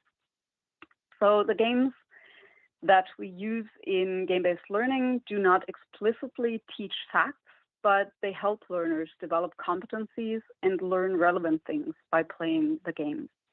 And since these games are actual and often very popular games, they have all the qualities of good games. So they have goals, they have rules, a feedback system, and self-determination. And there's also often a narrative that makes the player accept certain rules because they are logical in that story. So in a nutshell, in game-based learning, the game comes first, and it is framed in a way that makes learning possible. Even evaluation can be integrated into the story then. Next slide, please. So the virtual worlds that we will use with learners from different countries are Mindtest and Minecraft. Mindtest is an open source game engine that is very similar to Minecraft. But it doesn't come with the privacy issues that are attached to Minecraft because Minecraft belongs to Microsoft. So this may not be important in many countries, but there are a few countries like Germany that really care about protecting the personal information of minors. and require all services used with minors in an educational setting to be GDPR compliant. So we will be using Mindtest servers that belong to my institution, the Landesmedienzentrum Baden-Württemberg, and that have been created with the server dashboard Blockalot, which can currently be used by educators all over the world for free. And everything we will do with learners in Mindtest and Minecraft worlds can be adapted, for example, to OpenSim worlds, which can also be hosted in compliance with GDPR regulations because OpenSim is an open source project too. So that is basically a good thing. Our goals, our short-term goal is comparing learning adventures in Mindtest and Minecraft relating to sustainability issues. Our intermediate goal is the creation of a European network focusing on interdisciplinary future topics. And our long-term goal is that learners be able to shape and strengthen Europe, connect acquired knowledge with intercultural and interdisciplinary skills, develop a future-oriented mindset, and develop also agency in the future. Next slide. And if you want to know more about this project, its origins or results once we have some, please contact our project coordinator, Laura. She doesn't really want us to reveal much more information on the project for the time being, so she would be the person to address all your questions too. And we also listed some articles by her that are partly the basis for the project. So what I want to talk to you about now is on the next slide, and that is my personal motivation to actually become involved in this project. I am someone who observes the world with open eyes, and I also tend to want to make the world a better place. That's why I became a teacher. And if we look at the world today, we see quite a number of alarming events. We have been living with a pandemic for more than 2 years now. We have frequent encounters with the effects of climate change, and we also have a war on our doorstep. And at the very same time, we live in really extremely exciting times. Our work and daily lives has changed tremendously due to digitalization in the past 15 years or so. And this has led to the cultural change that is called the digital transformation, and that we cannot ignore, even if it means doing things differently. But it can also help us solve problems if we are problem solvers. And this is particularly important because we face an exponential future and we don't know what the future will have in store for us. And that's actually why many people were surprised by COVID, floods, heat waves, and the war in Ukraine, and were often really paralyzed by these events. And that can absolutely not happen again. We need to prepare late Gen Z and Gen Alpha to have agency in the future. Next slide, please. And this is also in compliance with the OECD Education 2030 framework and the corresponding learning compass, which highlight the importance of knowledge, skills, and attitudes, values that are used in a learning context to develop competencies with the ultimate goal to have agency in the future. And the problem is that in schools in most countries, the ultimate goal seems to be getting a good grade. And we need to move on from this, with one option being game-based learning. But now, why are games so attractive to young people and also to older people? That's something the next slide will explain. In order to explain what makes games so attractive, I really like to use this model. It's called the hook model. It originally comes from marketing and explains how to make customers stay loyal. It basically comes down to intrinsic motivation, and it works equally well for education and game-based learning. So in school, we encourage young people to face a challenge. We give them a grade as a reward. And in a perfect world, this reward would make them, go on learning, motivate them to go on learning. But we do not live in a perfect world. We all know that. When we look at games, however, they do keep young people hooked. So what's the difference between school and games? Next slide, please. So let's remember what makes a game a good game. Challenges, rules, feedback, and self-determination. Also, there's often a contextualizing story. In school, the challenges are set by the teacher. The rules are set by the system and may not necessarily make sense due to a lack of narrative. And feedback is of social nature, so the grades that we give, and there is no self-determination involved. In games, the rules make sense, often because there is an underlying narrative that explains the system. The challenges are set by the player, and therefore the reward is of personal value to the player. And most importantly, the player is allowed to choose the way to overcome challenges and to learn from mistakes instead of being punished for them, which we do at school. So this explains why we often have to practically force kids to study and fight to get them away from the latest computer game. On the next slide, there is a video that I'm not sure if we can show it. Can we, Heike?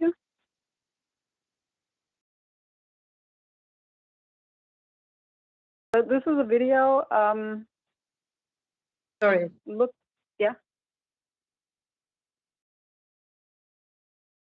So that's actually a video that explains very well why this doesn't really mean starting from scratch as a teacher and changing everything, but we simply need to modify our practices.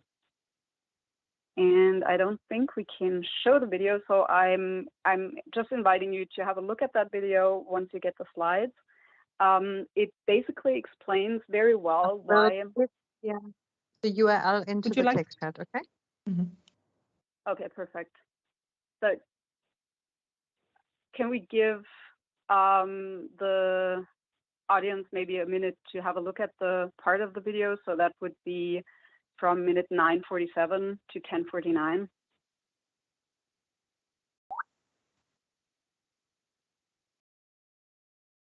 We don't have, I'm afraid we won't have enough time for that, Stephanie. I'm afraid.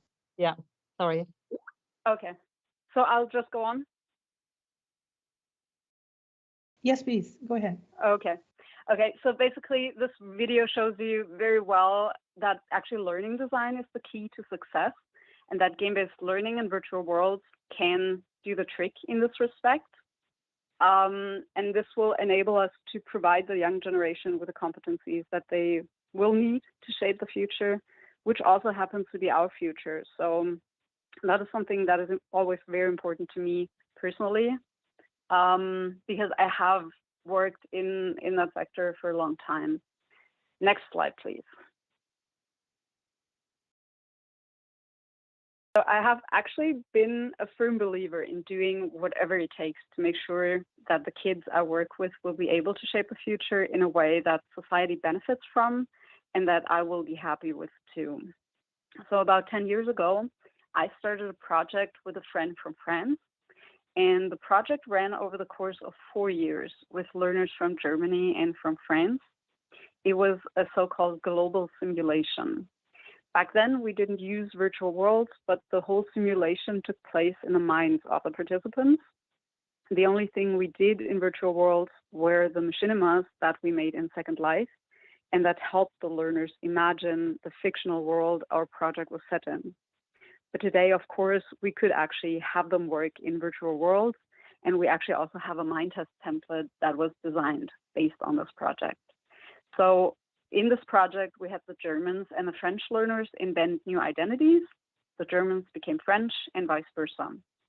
And they then applied to participate in a fictional European exchange program that would have them move into a European village in Brussels, where they would live in shared housing and work on European projects such as Carnival tradition. And we worked on the project over usually 6 to 8 months with each group. We integrated a lot of topics that we would usually work on using textbooks. And our experience showed that we have very little time to actually explain the other projects as well, just to let you know. 2 minutes left. Okay, great. So basically our experience showed that immersing the kids into a narrative and having them interact improved their general language and intercultural competencies by a lot, and they became a community based on European values.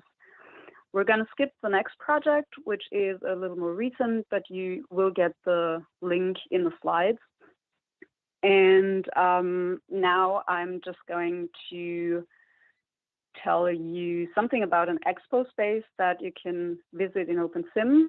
Most of you probably know Heike's previous EU-funded projects and have inferred long ago from the name that Excalibur, which she co-initiated, is the newest in the series of projects. So she has set up an expo area about Guinevere and all the other projects, so you can learn about or refresh your memory regarding all these other amazing projects she was involved in. And I'm going to put the link to the slides in the chat in a second. Thank you so very much. much.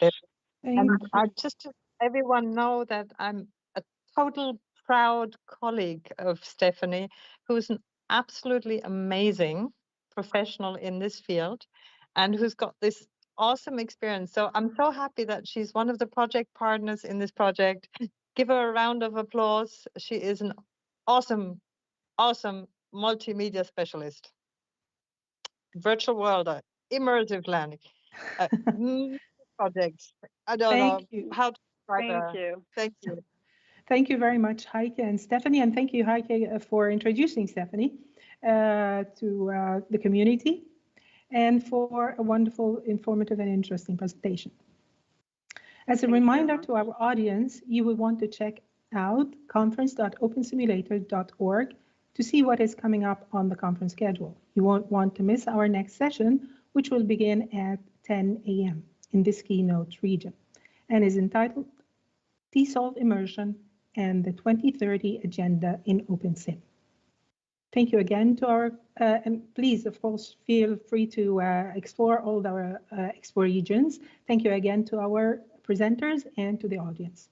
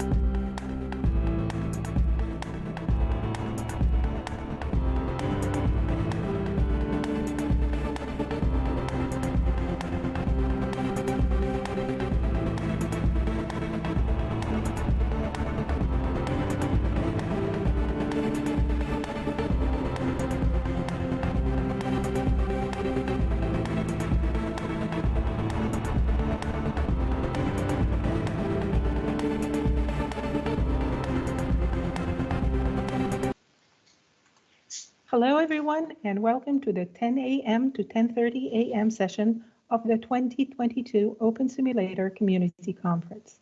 In this session, we are pleased to introduce the presentation, TESOL Immersion and the 2030 Agenda in OpenSim. Our speaker is Helena Galani. Helena is an accredited TESOL EAP online educator and an EdTech expert using an immersive language teaching approach. Please check out the website found at conference.opensimulator.org for speaker bios, details of sessions, and the full schedule of events. The session is being live streamed and recorded, so if you have questions or comments during the session, you may send tweets to @OpenSimCC with the hashtag OSCC22, and in a local chat, please put question or Q before the question so it's visible. So welcome everyone again, and let's start the session. Helena? Hello, I would like to welcome you to my presentation. I'm Helena Galani. I'm currently located in central Greece, and I would like to present my experience of TESOL for the 2030 agenda in Open Simulator, as I experience it with my learners in Kitely mostly, my younger ones in Kitely and the older ones in Second Life. So this is me, my presence in virtual reality and virtual worlds. You will mostly find me active in Kitely on what we call ELT Treasure Island, and in Second Life on Edunation. My experience in world involves training language teachers in virtual worlds, but also for Electronic Village Online, nearly every year since 2016 now. I'm a TESOL educator currently located in Greece, central Greece, and I'm mainly involved at present with adult education for the Institute of Education, Adult Education and Lifelong Learning of the Ministry of Education here in Greece. I'm also a freelance tutor and a formal assessor for oral examinations mainly. We are going to look at certain key points such as educational transformation and how it can be achieved, focusing on a set of competencies that operate at different levels for social, economic, and environmental sustainability. From my own teaching perspective, I will illustrate how using immersivity can speed up the process of teaching English in the metaverse around the 17th Sustainability Development Goals and their targets. And I'm going to show you examples of virtual environments that I use with my students. I decided to actually share images with you, but our island, ELT Treasure Island, is always available for those who want to hypergrid. And so then, first of all, let's define some key concepts before we proceed. These are the 4 pillars of sustainable development as defined by UNESCO. They evolve around culture, society, economy, and the environment. And another key term is the immersive metaverse. As I define it, we're going to focus on extended reality, which uses virtual reality and augmented reality. There are several examples, and Heike with Stephanie have presented their findings so far on Minecraft. I'm going to focus on Open Simulator mostly. Here's a definition of sustainability competencies. They are the interlinked set of knowledge, skills, attitudes and values that enable effective embodied action in the world with respect to real-world sustainability problems, challenges, opportunities. And I'm actually quoting Hayek and Redman here. You can find the bibliography and references at the end of this presentation. What is competence-based education? It's outcome-focused. It is centered on enabling individuals to engage effectively in different situations and contexts, to contribute to transform their structures, as Riekman defines it. Sustainability education is more encompassing. Sustainability is integrated with education in all areas and aims to change the behavior of individuals to live in tune with their society, environment, and the planet. And this is a very nice aim to set for our learners. We are always interested in the welfare and the future of our learners, especially the younger ones. So, as Mezirow has placed it, has formed it, transformative learning is based around acquiring competencies. It's an effective andragogical approach, and it is closely associated by scholars for sustainability education. And learning is highlighted. Learning should not only be about acquiring competencies, but also about becoming critically self-aware of tacit experience and accessing its relevance to interpret the world. I think that the andragogy can actually lend a lot of ideas to pedagogy. Educational transformation is another term that needs a definition here before we proceed. Education systems need to adapt to the shifting skills needed professionally, according to the UN, making learning more student-centered, connected, dynamic, inclusive, and collaborative, allowing creativity to blossom. Learning resources must evolve to reflect these transformations.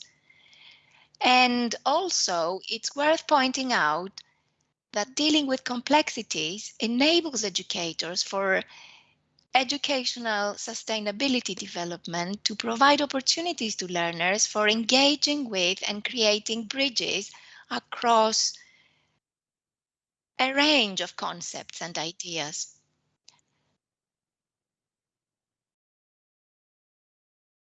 We need to empower our learners with language to talk about issues such as these confidently. They need to develop intrapersonal, interpersonal, future thinking, values thinking, and systems thinking competencies. They need to develop sustainability transition strategies in order to be able to stand on their own feet and become global citizens in the future. Here are the 17 SDGs, as we call them in short, sustainability development goals with their targets.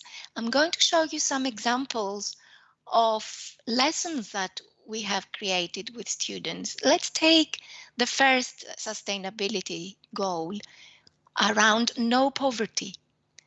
Here is a snapshot of a simulation that we have created on ELT Treasure Island in Kitely, on which students are taken on virtual field trips to contrast with more luxurious environments. This is to raise awareness of global issues, to sensitize the learner. We need to end poverty in all its forms everywhere is what the first sustainability goal is about. So students are given, let's say, this crater, this trunk, with a script for random words, which they use in order to brainstorm and develop and express themselves and produce the language orally, mainly in the beginning. Here, some examples about quality education. Another simulation is this classroom. That's what it looks like from the outside in order to help students enhance a value system of responsibility, of proactivity and reflective thinking. Based on evidence, that has been reported by Kara Theodoros Taikouros and Samad Yas. Research and development based on innovation, entrepreneurship, productivity bring about economic growth. And this is based on research that was carried out between 1995 and 2015 in Greece. Perhaps we should consider the continuation of such research for development. The next goals that I'm going to discuss are empowering women, strengthening the family in order to increase the birth rate. Apparently, the average global birth rate has been dropping steadily since 2015, and this is a very sad phenomenon that needs to change.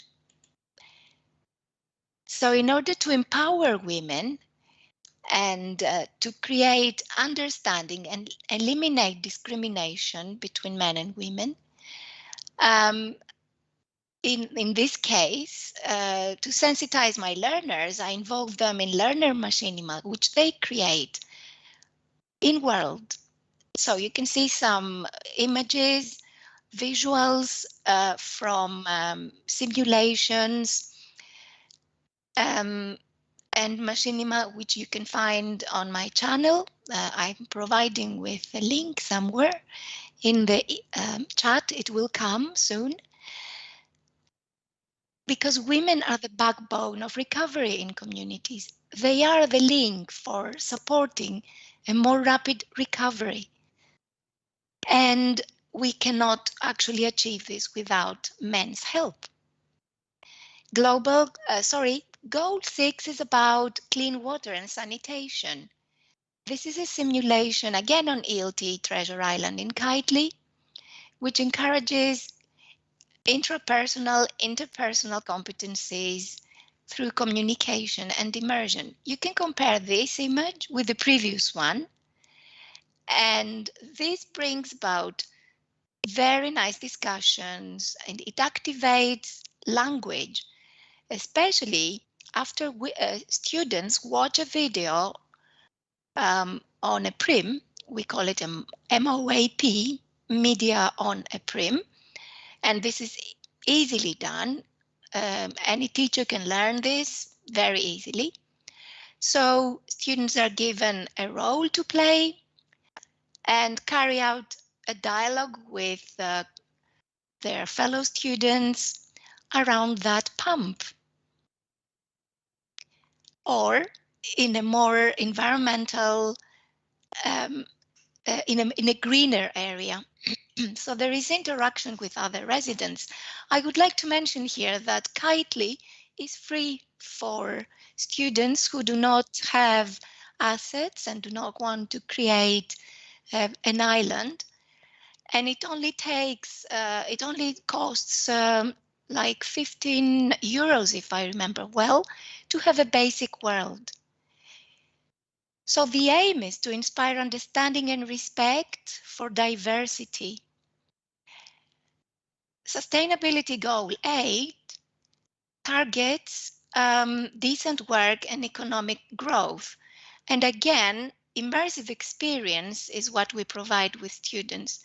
They are given the opportunity to simulate discussions, to play games, to interact, to hypergrid, and to express their creativity through ideas and suggestions. Here is another example. It's a slideshow viewer which contains images of targets that the United Nations have outlined. Teleporters also help us move. And here is an example of a learner-generated simulation. We have called it From Thermopylae, which is a location in mainland Greece. It's a historic area. And students here are encouraged to innovate by actually advertising their place. And for instance, they can be given a magnetic board to match pictures with words and to spread the ideas around on the internet through continuity, immersion, subjectivity, world building, seriality, along the lines of transmediality. Virtual books are also used. And here's the second location in Greece, Pella. We have created that, we have built it too. And script again is used. There's so many examples that can help develop compassion, critical thinking, and problem-solving skills. These are my references. For those of you who would like to travel around ELT Treasure Island, it'll be my pleasure to show you around. And you can always contact me. You can find me at these addresses. And also, please feel free to carry out a little survey, which I have created for you on Survey Planet. It will only take you, well, less than 2 minutes. Thank you very much. If you would like to ask any questions, please do so. I'm always available. Thank you very much, Helena. Any questions for Helena before she leaves the podium?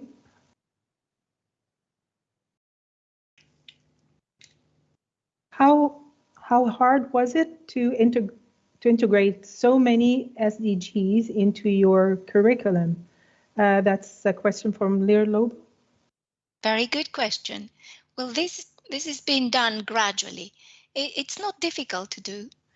And you can also recycle simulations that you have created in the past and change them in order to fit this description of SDGs. It doesn't take time to learn the technology, especially if you're curious and if you're interested in adjusting with your student habits, everyday habits. Our students use immersive technologies for entertainment, for communication, for self-expression. So we should be in pace with that. Thank you very much, You're Helena. most Again, welcome. it's very fascinating, and I'm sure people would be interested in visiting. So as a reminder to our audience, you will want to check out our conference.opensimulator.org to see what is coming up on the conference schedule. You won't want to miss our next session, which will begin at 10:30 a.m. In this keynote region and is entitled Nara's Nook, our 10-year adventure as 3D storytellers. And please also feel free to explore all the expo regions for more information on the presenters and the hypergrid resources. Thank you to our speaker and to audience.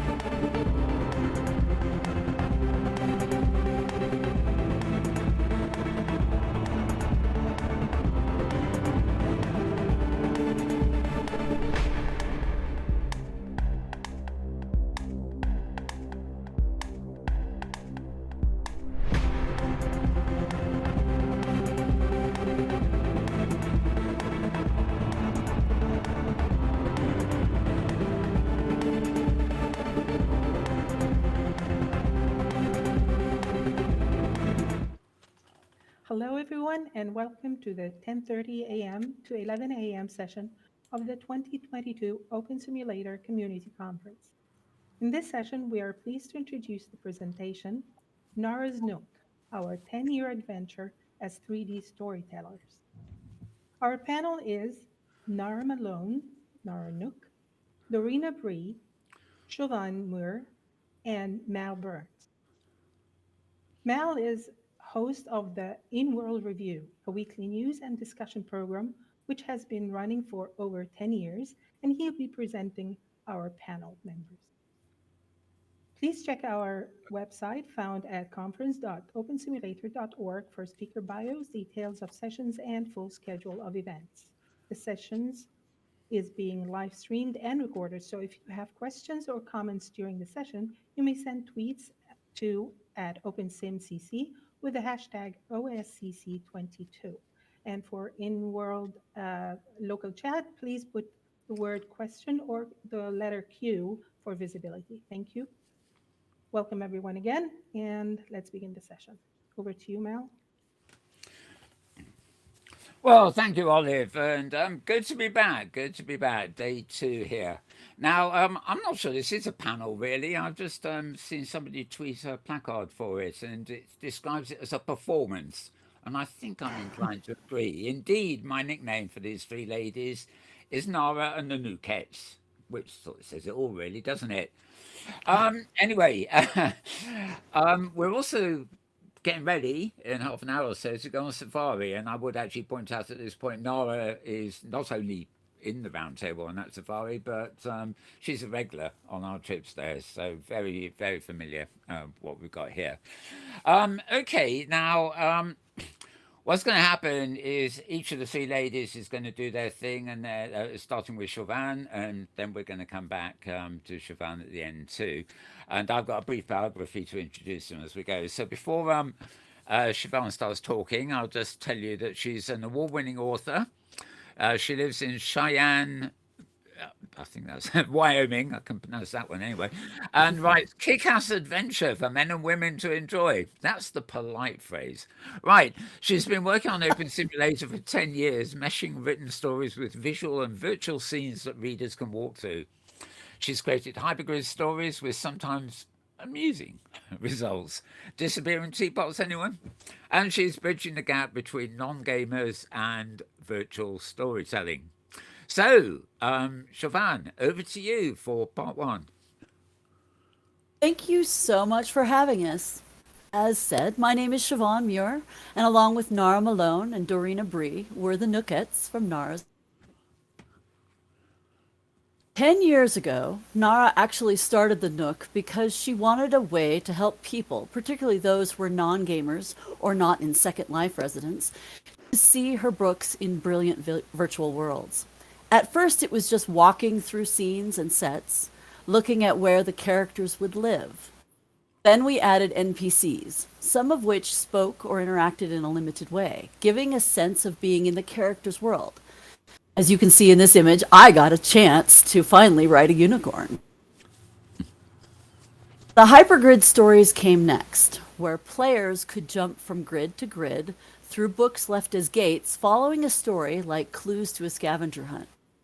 Those stories offered both new adventures and new challenges, like keeping items in our own inventories across grids and convincing the scripts to work in the floor collider prims.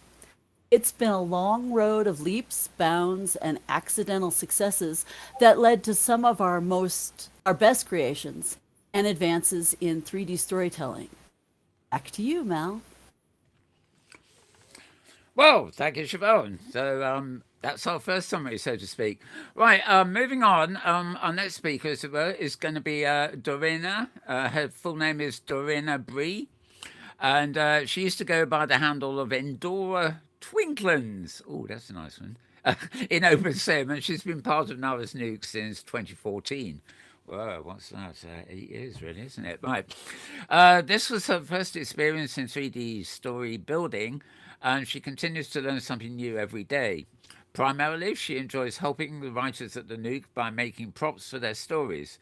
Her own stories, meanwhile, tend to be comedically entwined with her love for campy B movies. Oh, yes.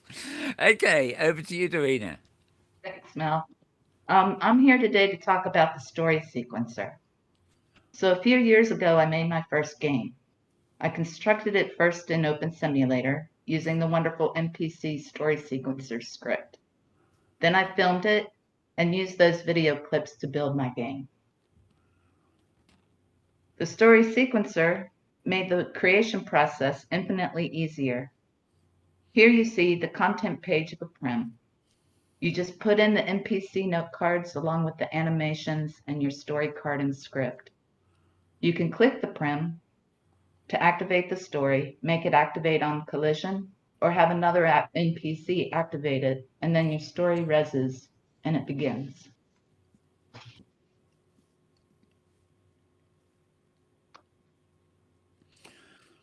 That's fascinating stuff. So the story. This is the story note card.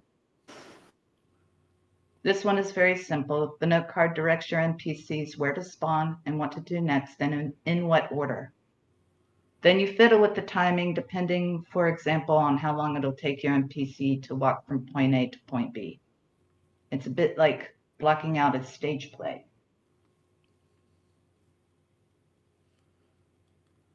This slide shows the end scene of my game. There were 27 NPCs that were all spawned by another NPC. I used 3 sequencers in this particular scene due to a distance limitation.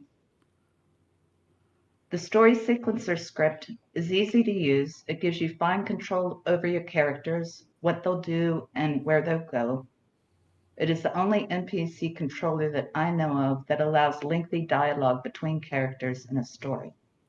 I hope that you found this helpful. We have the tutorial boxes at Expo 3, booth 21. Now back to you, Mel. Wow, that's lovely, Dorina. I love that stuff, actually. I think way Thank back in you. Second Life when I think there was a TV program there and they were making a machinima and they had some kind of sequencing, a similar sort of thing. It was actual chaos, but I mean, the end result, of course, is great. Okay, so moving on, it's now the turn of Nara herself. So Nara Malone, to give her her full name, is an award-winning author, poet, and game writer. In addition, she is a pioneering virtual world explorer, environmentalist, and game developer. She loves pushing the boundaries of all that is creative or, wait for it, geeky. Over to you, Nara. Thank you, Mel. Hello, everyone. OpenSim creators too often let the idea of telling a story intimidate them. I'm here to say it might be easier and require fewer words than you think.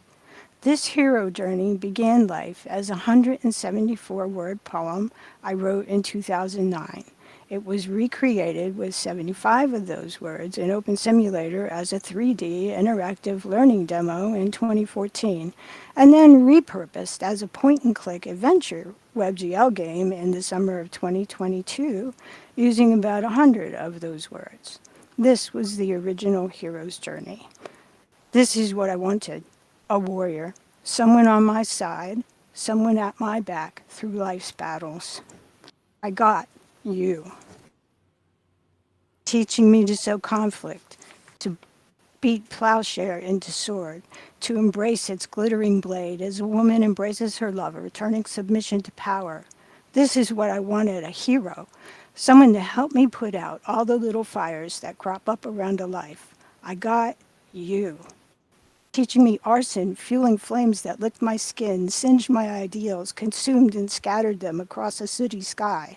This is what I wanted: a savior, someone to pull me up when life overwhelmed, someone to keep me afloat when I was too tired to go on. I got abandoned, dropped in the blackest seas, sucked into the depths of depression, left to sink or swim in my own tears, to claw my way back from the shipwreck of all I dreamed you'd be. This is what I wanted: you to be my hero. I got the hero in me.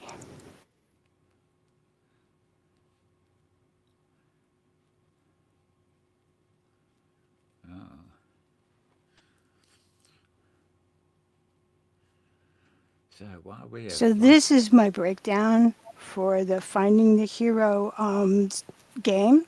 The princess one's an easy button, a magical someone that will make everything all better. We give her a knight, bright and shiny, on the outside, but he runs so slow he can't catch a drunk chicken with one wing tied behind its back. She gets herself past all the level 1 terrors on her own, but she still goes on about needing a savior in level 2. So we give her more fires, which should be showering our gang on the stage right now. You'll have to check out the princess charging along with fireballs bouncing off her helmet hair in the WebGL version. Anyway, we keep on upping the conflict. We distract the knight with a condor, forcing the princess to fight her way through until she hits that dark night of the soul, the place where a character has to revise their belief system, give up the idealistic fantasies of all they thought their magic, someone, or something would be. In that moment, they become their own hero and go forward to finish the quest.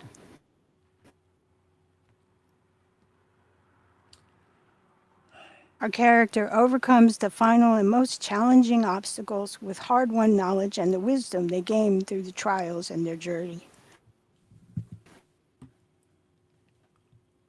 You can use this hero template to map out a story in novels, games, and interactive learning. You'll find the template in many of your favorite movies.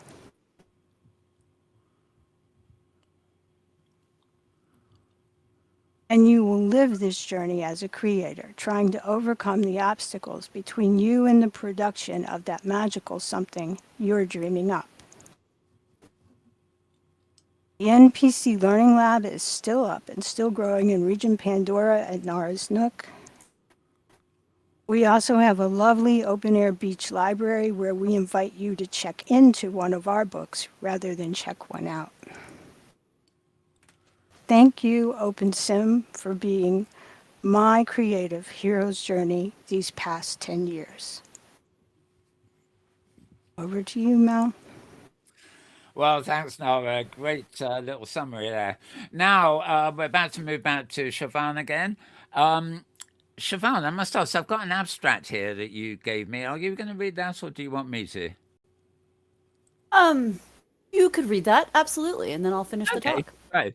Okay, well, of course, the title of this presentation is Nara's Nook, our 10-year adventure as a 3D storytelling group. And the authors and artists at Nara's Nook Grid celebrated 10 years of adventures in Open Simulator this October. We will briefly be demonstrating some essential tools we developed for our hypergrid story projects, and we'll be talking about those we have in development to overcome remaining limitations to our ability to tell tales in virtual worlds. That's a nice long sentence. Sorry. We've also been able to extend our hypergrid stories to reach users on tablets and phones that can't actually access Open Simulator directly. We maintain a learning lab region on our grid where visitors can pick up tools, watch tutorials, and play through demo scenes of different techniques. So, over to you again, Siobhan. Thank you. So, as Nara pointed out, this has been a journey. In the Nook, we started with the idea that readers or players could walk through the sets, sometimes interacting with the characters in the form of NPCs, and sometimes simply watching them. Immersive Edge upped the ante in that the players were allowed to play the story, swept along with the script until they came to the logical ending. Now, with the help of WebGL, we're taking the next step. A choose-your-own-adventure game that allows the player to live as the character and make their own choices as they go through the story. As you can see, the Next Dimension Tales group is planning to have 2 stories come out in the next year. In Nara's story, The Bard's Keep, you get to be Lily, the heroine, as she traverses the storyteller's castle and encounters Sir Gawain, the bard, who writes the endings to the story of everyone who passes through the castle. Oi, Siobhan, stir up your chin wagon and come skate with us. I can't, Gowan. I'm giving a presentation about your story. Ugh, lassie, they don't tell them about it. Make them play it when it's time. They'll get a proper introduction to it then. Tell them about your story with Nichelle and Marcario, eh? Yeah. As you can see, you get to be Lily, and Gowan will actually talk to you. In Okay, my I tale, never understand a word. Sorry. just don't tell them that to his face. In my tale, A Model Marine, you get to be Belle Taylor, hydrogeologist and mapper, and you must work with Marcario Clemente, the hero. Nichelle was drawn into her computer and fell into the castle. Her story's theme is whether you're holding yourself back, whether you've accepted adventure in your life, and to follow your passions. The growth that she'll go through in the story is a choice of doing the same thing forever or living your dreams. Marcario Clemente is a U.S. Marine who died in a car accident, but he left several things undone in his life with the need to finish them when he arrived at the castle. His theme is a commitment to a partner, finding his real direction in life, and helping others. His growth throughout the story is how to work as a team, how to protect a partner while on mission, and finding a common goal that works for them both. Our goal as virtual storytellers is to give each reader a chance to live our tales, to walk through the sets and speak to the other characters. In addition to playing this game when it comes out, you'll be able to read Nichelle and Marcario's story in novel form. So thank you very much for joining us, and please feel free to ask questions. Ugh, that's done, Siobhan. They know enough. Come take a wee skate. Okay, how many bunny wee lessons we got here? Right. I can't resist that accent. Right, okay. I guess we're ready for some questions, but I do have one before we hand back Hop to Ollie on, for Zarina. any questions. I was actually asked to ask you, I guess, Nara, to explain the difference and also maybe your preference between animation and NPCs. Obviously, NPCs are the ones you're using here, but you have various Right. preferences for different things, don't you? Right. Well, like if you wanted to maybe take a horse riding on another grid, you would want to use Animesh. Or if you want to take a character to another grid, you want to use Animesh. We did try to use Animesh here so we could just save everybody the headache of giving us NPC permissions. And, you know, when you take it to another grid, you have to remake the NPC so everybody can see it because it has different UUIDs for all its content. So, you know, but when it comes to script time, the Animesh that we brought here, just the three very low poly characters were 200 second script time. And, you know, when we made them NPCs and set them on the PMAC, there was no script time to record. So it was just so fast, it wasn't even registering. So NPCs, especially if you want them to be really controlled in a precise location and really manage their interaction, they're the best thing. If you just have a single object sitting in a place running a couple of animations, then Animesh is fine. Great. I see I there's love. another question Yeah, I was about. just I love the way you can answer questions. Well, you look like you should be exhausting with all that dancing. Let me hand back to Olive. Let me hand back to Olive for some more questions. Oh, there is one. Yeah, there's one. Carry on. There was a question from Lisa Laxton asking about the address. The is it still world.narasnote.com:890000? Yes, Yes, it that's is. correct. Yeah, you'll come up with a white screen instead of our splash screen because we removed all the Diva stuff and I haven't replaced it with anything, but that's the right address. Okay. And Ada Radius is asking, so no script time versus AV complexity in terms of resources? I'm not sure I understand the question. The Yeah. script and the AVI complexity. Is there So a like difference? the chicken had like a complexity of 50, but if it was Animesh, it had a script time of 70. Okay. But if it was just an NPC, it didn't register.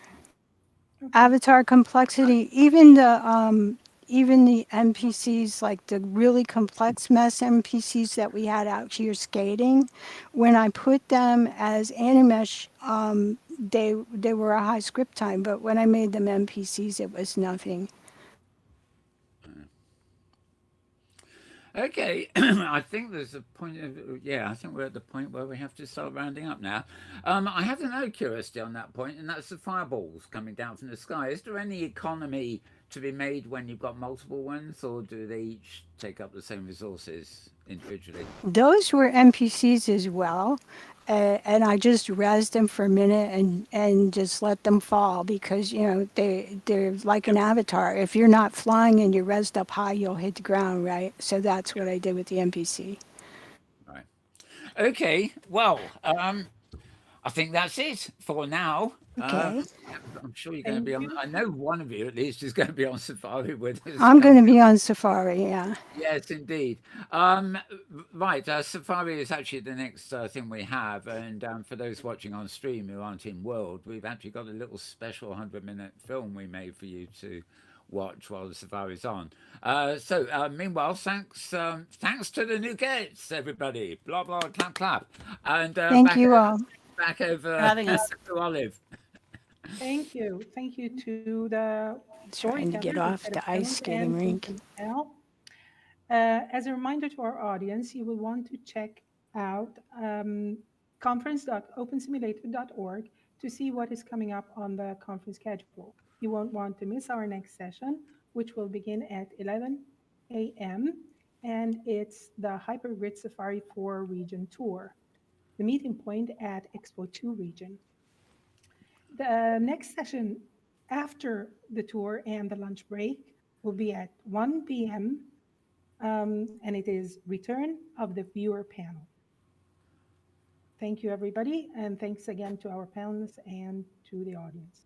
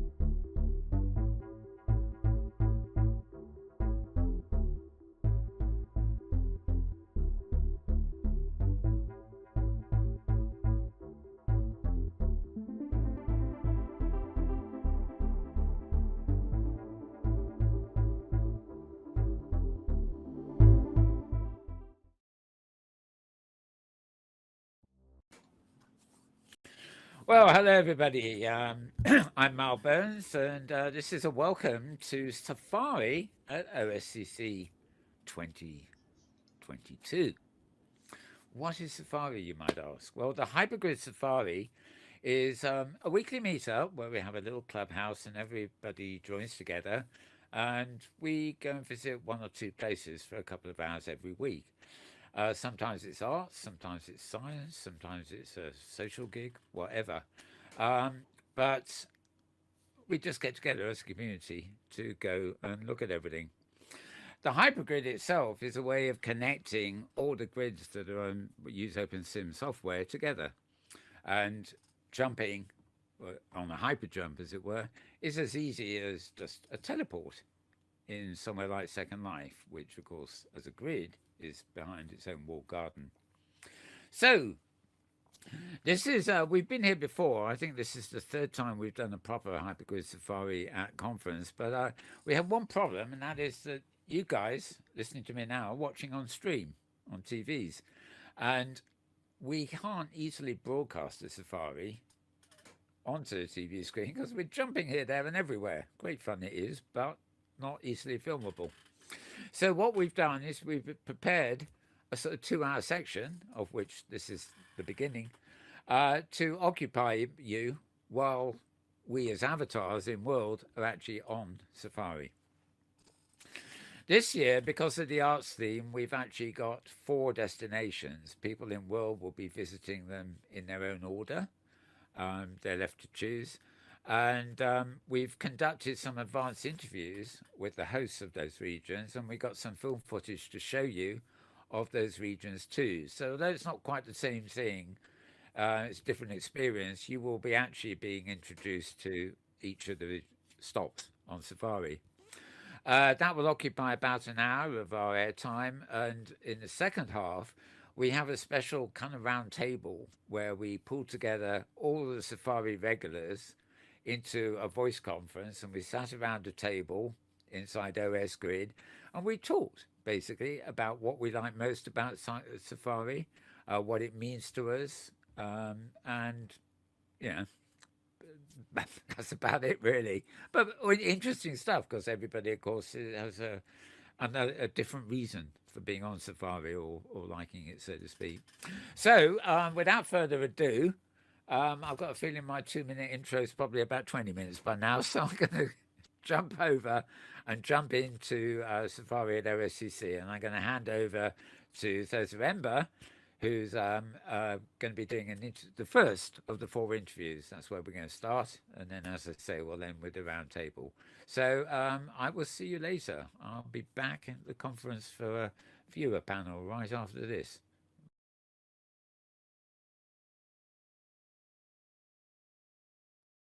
Hello, I'm Thozaremba, and I'm here speaking to Karima Hoisan for the OpenSim Community Conference Special Hypergrid Safari trip. And we're here on Kitely Grid, where Karima has been a member of the grid for, I believe, over a decade. Is that right, Karima? Yes, 11 years actually. That's right. Wow, so how did you get started in making things for virtual worlds? Well, thank you for coming, and thank you for doing this interview on AI Dreams and Art. We're very excited about hosting the conference, and I actually started in 2011 because I was invited by a friend of mine, a virtual builder, an architect, D.B. Bailey from Second Life, who was building here on Kitely, and Kitely was at that time was just it was in beta. And so it was just, they were asking for people to come and try it out and see if they liked it. So it was free. And D.B. Bailey says, just take a world and do something. I said, well, I've never built a world, you know. I don't know how. He said, well, you'll figure it out. And little by little, I started figuring it out, you know. So I've been here since then figuring it out, and actually falling in love with it. I started to see that the possibilities, especially for what my passion was to begin with, which is poetry. I started seeing the possibilities of actually forming 3-dimensional worlds that I could like kind of just let my poetry stream over it, and you know, show it. Besides listening to it, you could see the poetry, you know. So this is what really drew me here. And as I said, at first it was free, and then I made a really good relationship with Ilan Tochner, who's the CEO, and I never left. You know, once it became, you know, actually Kitely and it was up and running. It was something that I stayed with until all these years. I'm still here, 11 years later, 21 years later. I've built 21 worlds, excuse me, over the last 11 years, and it's wonderful. been an amazing experience. Yeah, it really has. We started. I had a really wonderful video partner who. Natasha Rand, who she's passed away since last year, but she and I made many films together, and we started building the sets on Kitely, on OpenSim, because of the possibilities of doing that, the many prims, and also by this time I'm talking about 2013, 14, 15, OpenSim was ready to do that. You know, we had, Yes. we had even mesh, had everything we could use. You know, there was really no difference, to be honest. And we That's had right. the advantages of having, you know, a whole entire world of 100, you know, thousand prims and things like that. You know, so Now, Natasha we're filmed sitting right here in AI Dreams, aren't we? The name of the region, this particular region that we're sitting in, and this has a special significance because you built this in tandem with your partner, didn't you, Dale Innes? Tell us a Oh, little yes. bit about this build that everybody's going to be visiting Oh, during the yes. safari. Yes, of course. Well, yes, this build would not be here without Dale Lindis because he started working with Midjourney, which is an AI art program.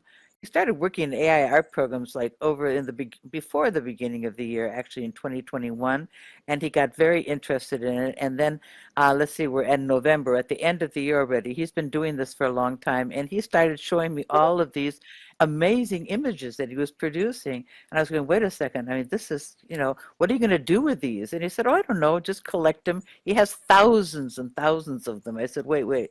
I think we need to show these to more people than just us. And, you know, maybe we show them on Twitter or something. You know, let's build a world. You know, I would love to curate, you know, this art. And so we decided to divide it up into genres, and that's what you're seeing today. You know, the collaboration between Dale's, you know, art and his and my idea of bringing it all together in one world.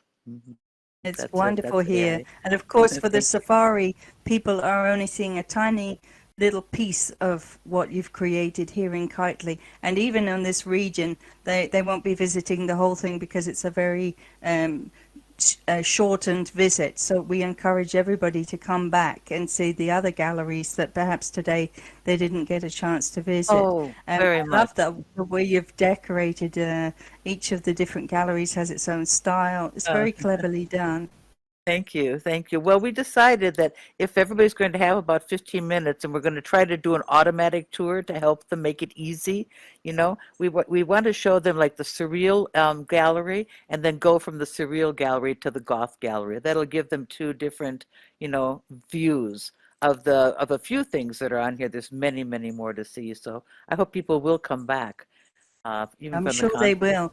will. Yeah, I And love on that. the expo region that we have over on the OpenSim Community Conference grid, they'll be able to find landmarks to all your regions. So just drop in and look at the poster that is marked Karima and Dale, and you'll find the links to all the different worlds that they've built, because Dale is a great scripter, isn't he? Apart from Oh, a yeah. bit of a designer of That's how we art. started off.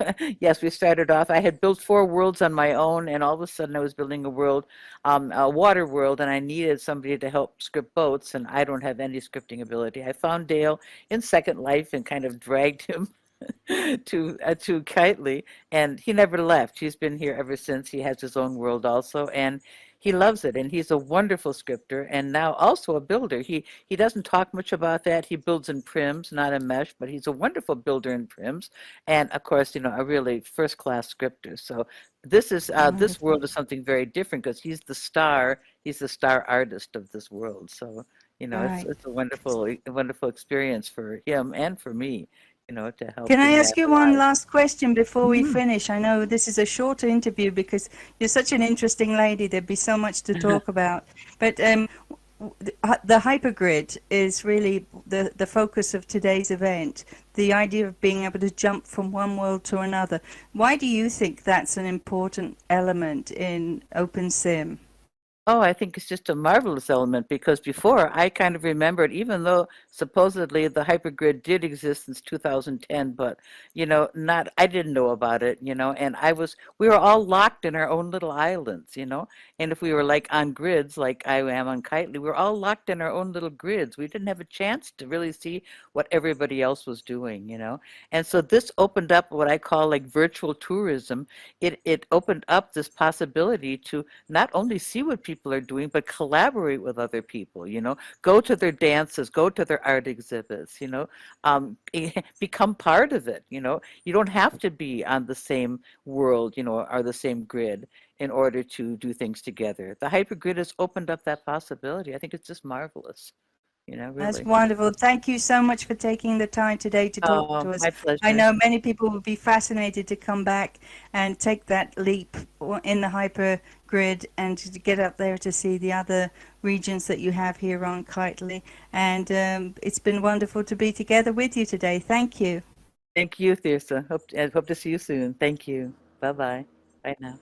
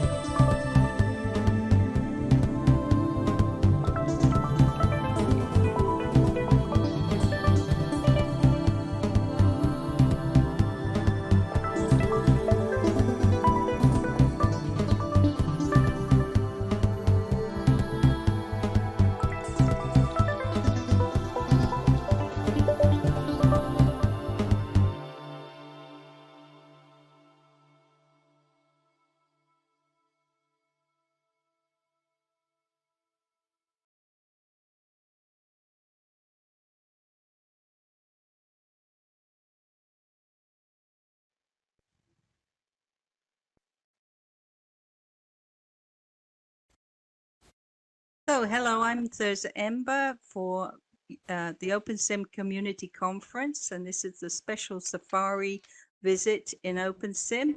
And I have with me here Nick Breen, and we're on his sim, which is on the grid called Pangea. It's a German grid, but it's specifically interested in art. And my first question for you, Nick, today is, how did you end up here in OpenSim?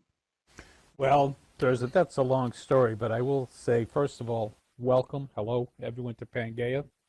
I started in virtual worlds back in 2005, 2006, as a lot of us did in Second Life.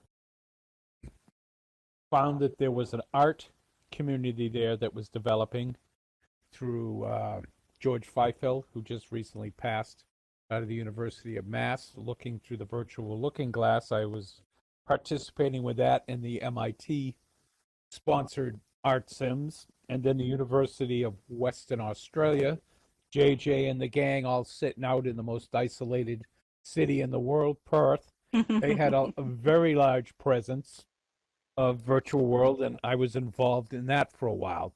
And it just limited as to size and what you could truly do with virtual art in a Second Life type of platform. And I moved over into OpenSims and discovered hypergridding, where you could go to different places. So I did that for several years. A few grids came and went, and I disappeared for 3 or 4 years, where I was off big time into my real life art. And then Pandemic World came, and I revisited Virtual World again, and it brought me back into OpenSims. And AMV was the grid I landed on. I had known people there. They were open to arts, a lot more of the performance arts than the style of art I do, but there was a world for that. And from that into OpenSims Art Festival, and the folks from Pangea saw what I was doing and invited me over to create art on a scale that has not been done in any virtual world before. We're sitting on a 4x4 VAR, and it's dedicated to one thing only.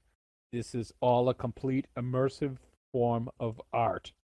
So if you could imagine looking at, go ahead.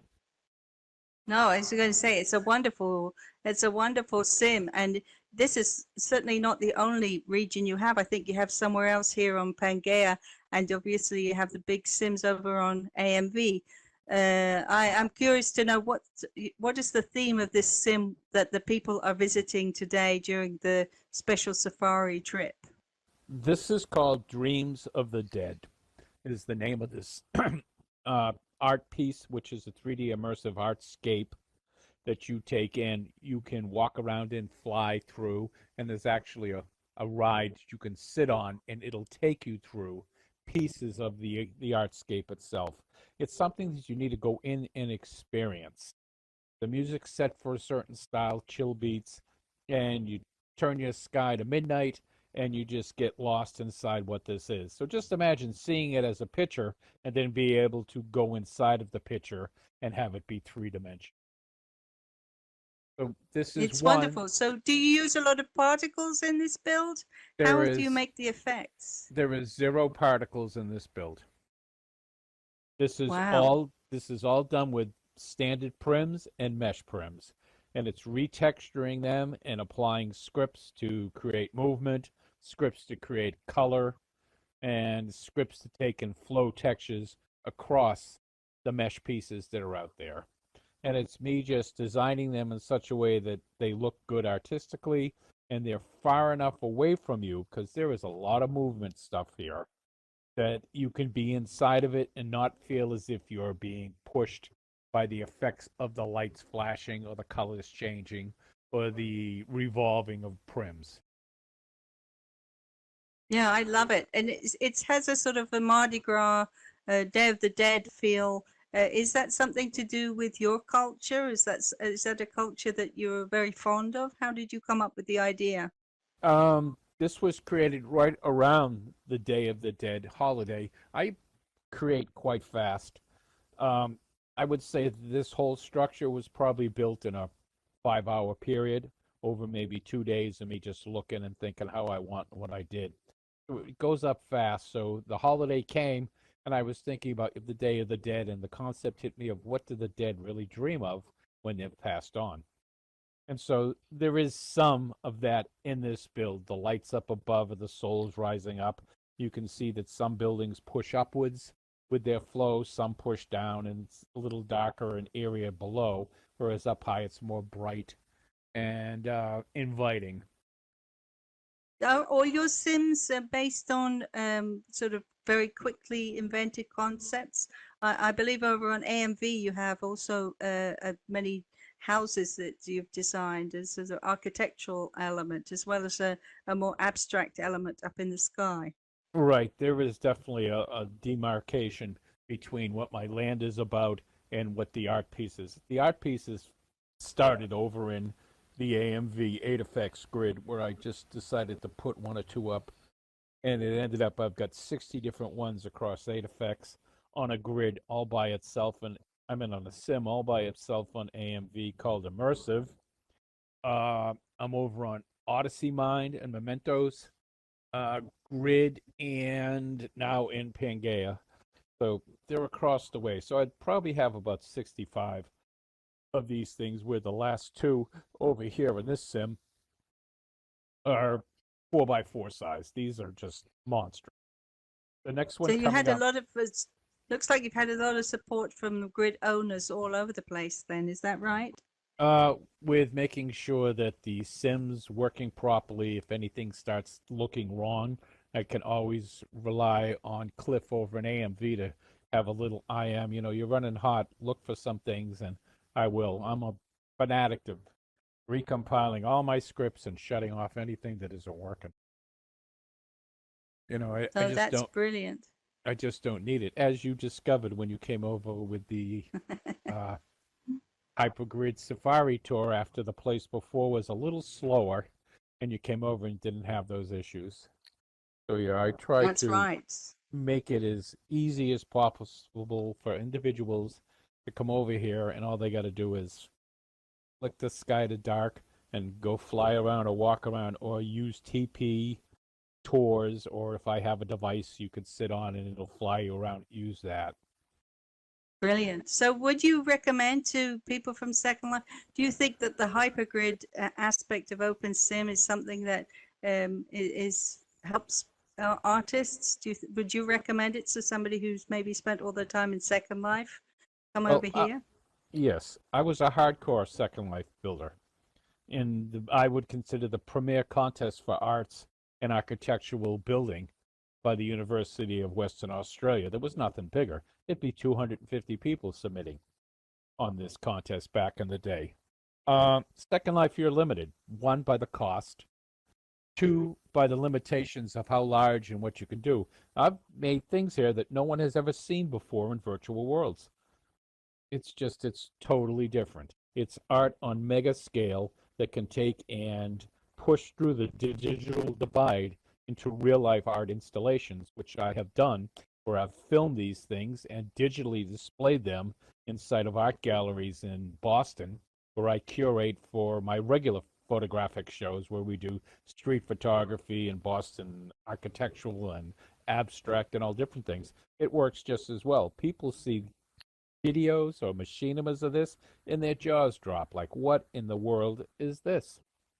So yes, Second Life's limited. If you're shooting as a machinima artist, you can set up things that'll take and flow through every single thing you need on the step of developing your film.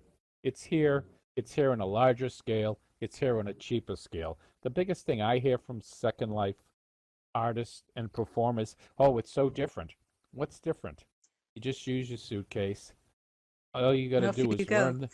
You got to learn the locations, and you got to refriend people that you know here, and get into the circle of individuals that were similar to what your circle of friends or circle of acquaintances or circle of performers or artists was in Second Life. There's enough of them throughout OpenSims that you can find who, what, when, and where, and you do the same things with your viewer. It's just that you can make it bigger, larger, and better here than you can in Second Life.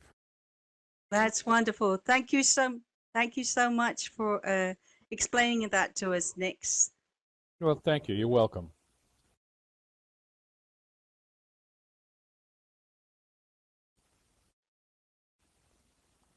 We done?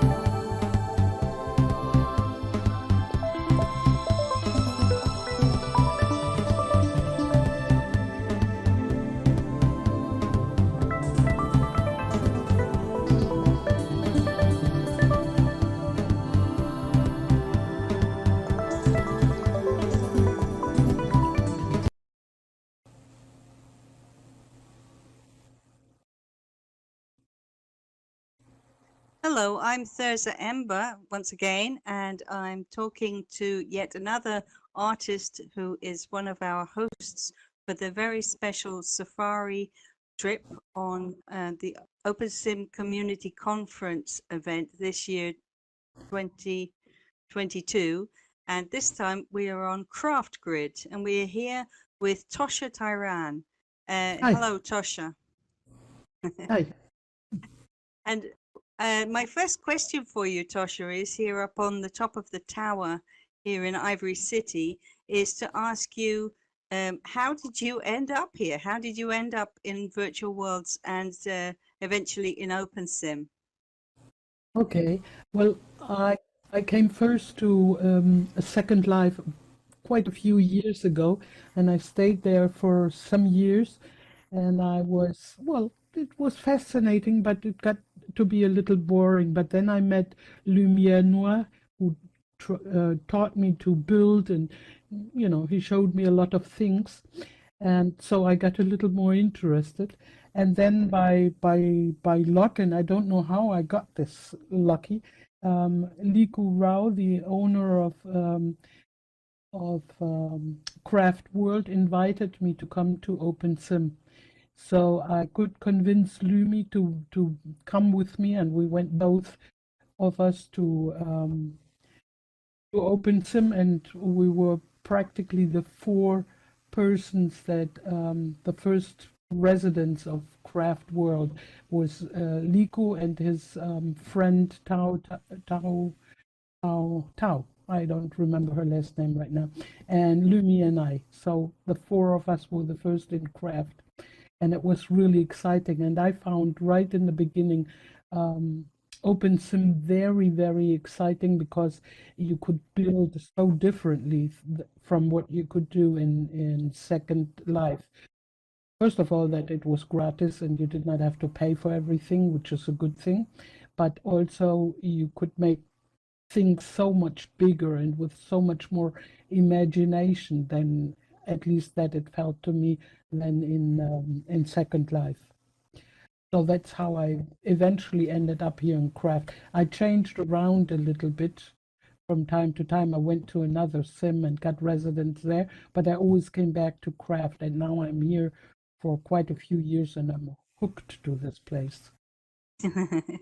It's in your heart. It's in my heart too. I love Craft Yes. Grid. It's one of my favorites all the time. I know that on Craft and also back on Sanctuary Grid, when that used to exist, you have built so many different builds. So interesting that I remember the Syrian build, and of course your Hopi village. It's a sort of a Native American village, and there's also the Taj Mahal. You've done so much over the years, but we're sitting in a very special place, and this build is called Ivory City. Is that correct? Can you Yes, tell that's us a bit right. about that? Sure. Well, Lumi is Lumière Noire. He was known in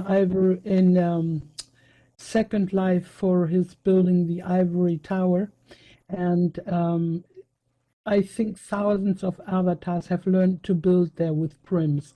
It was a one single building that was laid out so people could learn how to use, how to twist, and how to do things with Prims. And that and he was also called the Great Prim Torturer. Lumi was. And so he came here. He was a great teacher as well, and he loved teaching.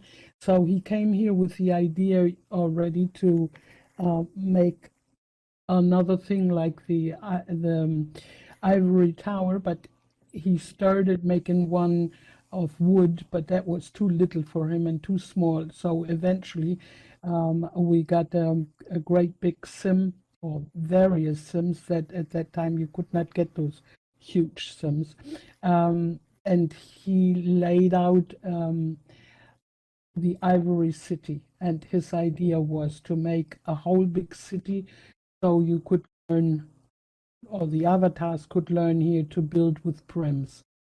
And I was from the beginning on working with him, and he built the big towers, and he made the layout, the basic layout, and I was doing the little huts all around. And then, unfortunately, Lumi died during the beginning of the work, and then I picked it up, and I thought that I have to finish it or do it again, and I did that in Sanctuary, another world. Later on, Sanctuary disappeared with it complete work, so I didn't have anything left of it, and I started then here in Craft again with it practically from scratch. The idea was Wow, still I didn't know that. That's Yeah. even more amazing, this build then. Yeah, it Good was Lord. it was a really hard thing, but as you mentioned before, I built also the Taj Mahal, and I think that this Ivory City for me is like a Taj Mahal for Lumi. You know, this Yes. in his memory, in his plans, and the layout I had, and the lessons I had, and I changed the lessons a little bit, and I modernized them a little bit, and I translated them with help of some friends into different languages. But the basic idea is his. But all the towers and all the things that you can see here are made from scratch by his idea, but by my plans, so to speak, my work. That's beautiful. I have one more question for you. I know people are going to love coming to visit this place for their memories that they have from life back in Second Life. But of course, OpenSim has one thing that Second Life does not have, and that is the hypergrid element. And so my question to you, Tosha, is as an artist, but also as an OpenSim resident, how important do you think hypergridding is? Well, I think it is really important because, excuse me, the different worlds here in hypergrid do have very often a very different perspective of doing the things. First of all, on some places you have different nationalities, basically, even though it's always mixed with others, but you have the feeling of different nationalities, and also the themes sometimes are very different, and the way the people work and treat another is quite different. So I think it's really wonderful to have such a great such a great base, you know, and also in some are themed art, and some are themed schools, and you know, education, and so it's really great to travel around and to find all the different ideas, and of course get ideas for your own work and your own things that you're doing there too. That's right. And it's no place like home, but it's lovely to get out and travel about and see what others are doing. So you have you have had a very long history here in craft, going back, it must be what, 11 years or so. So you Yeah. can really speak from experience about hypergridding. And I just really like to thank you so much for taking the time to talk to us today. And I'm sure the visitors are going to love visiting and looking at all the little instructions that you've set out, all the different information about the prints, but also to see the two NPCs of Lumi and Vince as well down below that greet people as they come. That's lovely.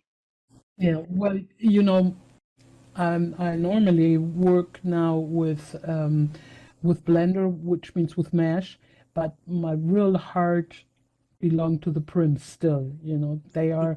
It's such a grateful and wonderful way to work with them. You know, and as you can do it online, or you must do it online, you have maybe others talk to you while you're working, which is all something that you cannot do when you're doing Mesh, because you work alone on your PC, and you don't get these immediate ideas, you know. So Prims are for me, yeah, my heart belongs to Prims. Thank you very much, Tosha. Thank you so much for talking to us today.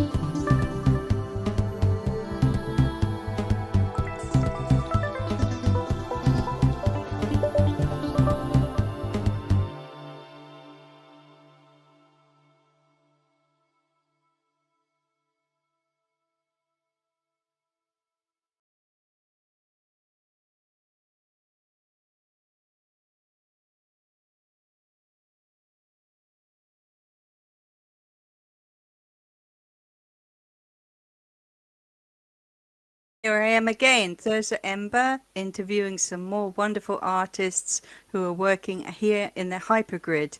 This time we're on OS Grid and we're here with Ellen Tirazzo and Ernest Moncrief. Hello, guys. Hi there. Hi, Teresa. Good to see you. And Ellen has a little problem with her voice, so as you can hear, she's not doing too good. But she's going to help us understand a little bit about the regions that they have here on OS Grid. And first of all, I'd just like to ask Ellen, how did you end up in virtual worlds? I was teaching for my real life university, and we got a really big grant to set up universities in virtual world in Second Life. So I was one of the few people who was willing to try flying around a virtual world and being a professor. And I started in Second Life at my university region, teaching in an avatar form to students who were also in avatar forms. And I just sort of fell in love with Second Life and the beauty of the scenery and the ease of teleporting and changing clothes so quickly and all the beautiful things that people create. And so that's how I got involved in virtual worlds. And I don't know, I've just enjoyed being now in OS Grid. I'm still active in Second Life, but more active in OS Grid. And I love OS Grid because it's free and you can just build and upload images and make a copy of whatever you're doing. And it's just so much easier to build and create and be creative in OS Grid because of the lack of confines of the money situation.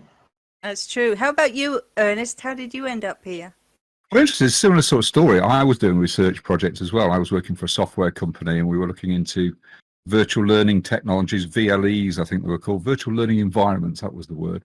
And so that's how I sort of ended up starting to research what virtual worlds were, and at the time, Second Life. That didn't particularly go anywhere, but it did sort of inspire me to sort of get involved in that. And yeah, similar sort of thing, really. Second Life was expensive. I was spending lots of money, and I'm being very limited in the amount of land that we got and the amount of that it cost to get things. So started to investigate OpenSim and moved across to that, and loved the fact that you could set up your own servers and you could create your own unlimited amounts of lands, unlimited amount of resources, and also the sort of scavenger hunt of wandering around the grids looking for various bits and pieces that you could bring together to build your own environments. And yeah, it's true, isn't it? It's fun. Yeah. So speaking of building environments, tell me a little bit about this build that we're sitting in right now that the people will be visiting for the safari during the OpenSim Community Conference. What is this place? Well, it started out. I started building the Tate Modern in London. Tate Modern was built by Giles Gilbert Scott over on the South Bank. People will know it for the Tate Modern and the Modern Art Museum that's in that now. Just down the river from the Tate is the Battersea Power Station, which is also was architected by Giles Gilbert Scott too. A similar sort of architecture there. And I started building that from scratch too. Built the building and then needed to put something inside it. And what better to put inside it than the work of Pink Floyd, as the Battersea Power Station had featured on the covers of the Animals, quite a well-known album cover. Everybody knows Battersea Power Station, probably globally, because of them being included on the Pink Floyd album cover. So that sort of inspired us to put Pink Floyd art in it, and then Ellen, I'll pass over to Ellen, had the idea of really turning some of that artwork into sort of more of a 3D shape there. Ellen? Yes. Yes. So I've always had a huge respect for Ernest's ability to build and make really beautiful things from prims. And also, I really love this idea of an old building being repurposed.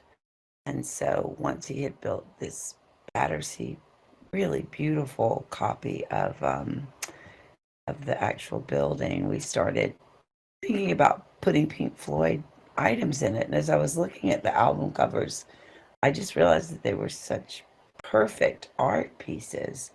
And so we started making these, I don't know, sort of vignettes that you could enter so that you would be inside the album cover. And so we looked at all the albums and all the covers and sort of thought of how we could bring those to life here inside this. I guess it's really a dance club, but it's also an art exhibit and a bit of a Pink Floyd history museum. It's wonderful. It's a great mixture of things. And I know here amongst the Art Factory Sims, you have a lot of different things going on. There's a New Orleans one, the one that's about Japan. You have a bit of London, a little bit of Paris. You have so many different things happening. And the people visiting for this special trip for the OpenSim Community Conference, they won't get to see everything today, but hopefully they'll come back and take a look at the rest of what you have to offer, because there's so much going on here. My final question to you both, you're both artists, you're both builders, and you're both very interested, I know, in the community. Why do you think it's important that hypergridding exists, this possibility to go from one grid to another? Well, I think, like you said, it's about community and it's about exploring and uniting people from all around the world and learning and just experiencing something different is what I see it as. I agree with that. I think it's being inspired and to inspire. I think visiting the wonderful regions that people have created around OpenSim is wonderful to inspire, to get ideas, to share their thoughts and their visions. And art is about communication. It's about expressing emotions and thoughts and ideas, and it's lovely to share those. So inspiration, sharing ideas, and as Alan says, really importantly is the community aspect and bringing people together with shared interests. And that's even though you're busy building so much of your time, obviously, but you think it's still important to take that time out to go and see what other people are doing, because it's easy to sort of get a tunnel vision, just be concentrating on your own art. But I know you encourage people to come in from all kinds of different grids and take up their little galleries over on the Art Factory Sim, which is a wonderful thing. So I'd like to thank you both for participating in this and for sharing your sim with us and for taking the time to talk to us today. Thank you very much. Thank you so much for having us.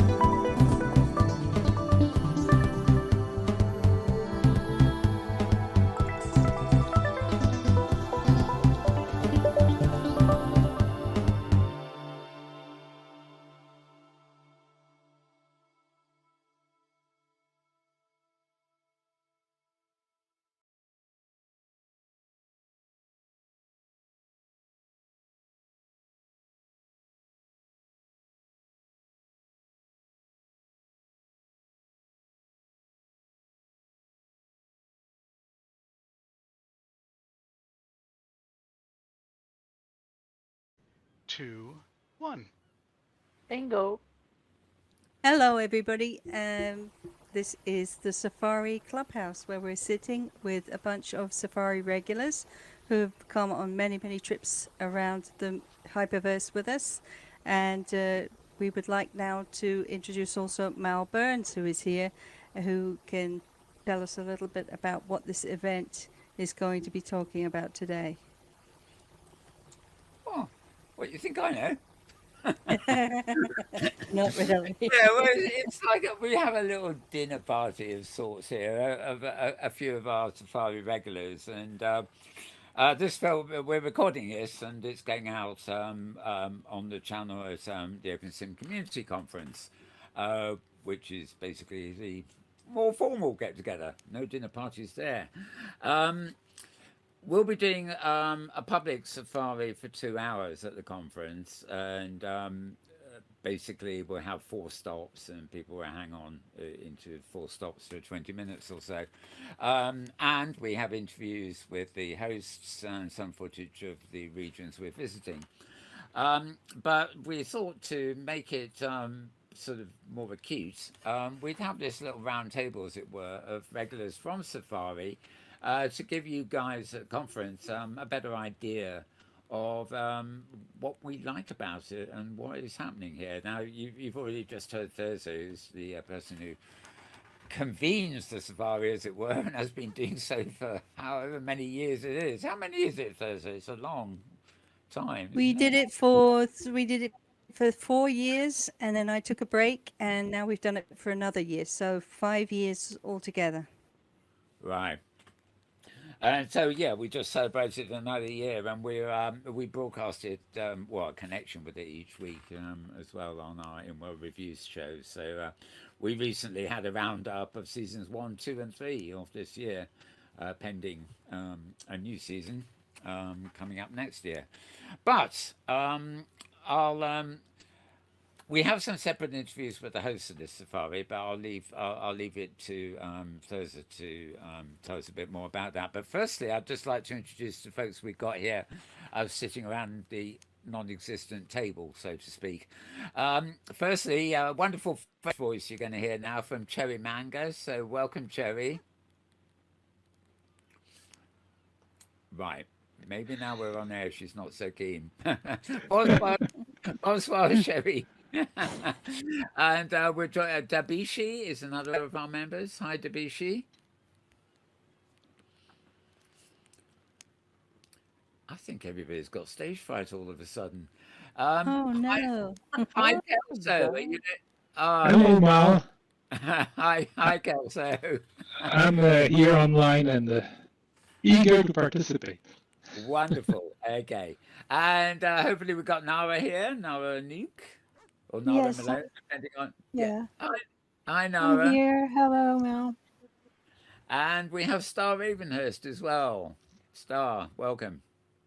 Thank you. Hello. And also our wonderful cameraman, James Outloud, is here as well. So he's probably connected. Welcome, James. Yeah, I'm here in some fashion. Yep. You sound like you're here in fine fashion. So can we start with Kelso? Because I think Kelso Kelso and Debbie Chi are kind of extraordinarily unique, because that's a husband and wife team, and not only do they have their own grid, but they also come on safari. And I think we all agree, really appreciate what they do. Not only in hosting us so many times, but also in coming around. And I'm just curious, as grid owners, how do they experience the safari, this big group of people wandering around the Hyperverse? What's it like for you, Kelso? Certainly appreciate every week to make a tour with our friends and visit new locations, especially that Tirza is establishing the contact with the grid owners to make sure that what we will be visiting is worth seeing. Sometimes there are little problems, as we all know about hypergridding problems, and servers that are not able to resist a sudden burst of visitors. Nevertheless, it's fantastic to see what all others are doing. It's not true. Yeah, it's not that's true. easy to know to discover what's going on the hypergrid. Even a site like OpenSim World, if you want to do more than going to DJs and clubs, there's not much being announced on OpenSim World. So I've discovered a great many sims with the Safari. That's cool. Now, how about you, Nara? Because you again, you've had you have your own grid and you have a lot of projects going on. So why do you come on Safari? What's special about it for you?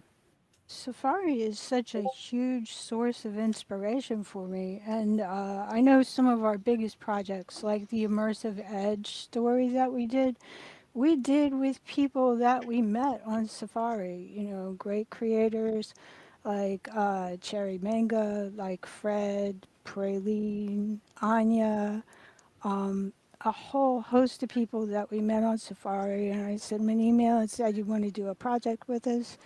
And the result was fabulous. So, and it's still true today that when I'm out on safari, I meet great creators and get inspired to try new things. That's great. Also, Star has her own regions, and she's just moved house, haven't you, Star? You've moved to get another grid. Am I right? Yes. Yeah, just a little over a month, however old I am today. So why do you come along to the safari? What's going on for you? Did you know about the safari when we came to visit you? Had you already heard about it when we first came to see New Hope Grid? Where was it? Yes, that's where we came, isn't it? Yeah, I knew about it. Kind of forgot about it though. I knew about it a few years ago.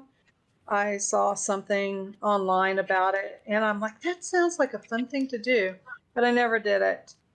And then when you came to visit New Hope, that was a reminder that, oh yeah, these people exist. Well, I knew because we had been anticipating it as a grid for months. And then when you showed up, I don't know, it just sounded like a fun thing to do. So the very next week I started going and I've been going ever since. And one reason is partly because of the community. I've made some really great friends. Thank you for the people that have become, friends, but also the inspiration. I mean, I build and I create, and that's what I do. That's what I'm focused on all the time. But I think, like Nara, I believe, said, I get inspired by other creators. I go see what other people are doing, and Safari forces me to do that.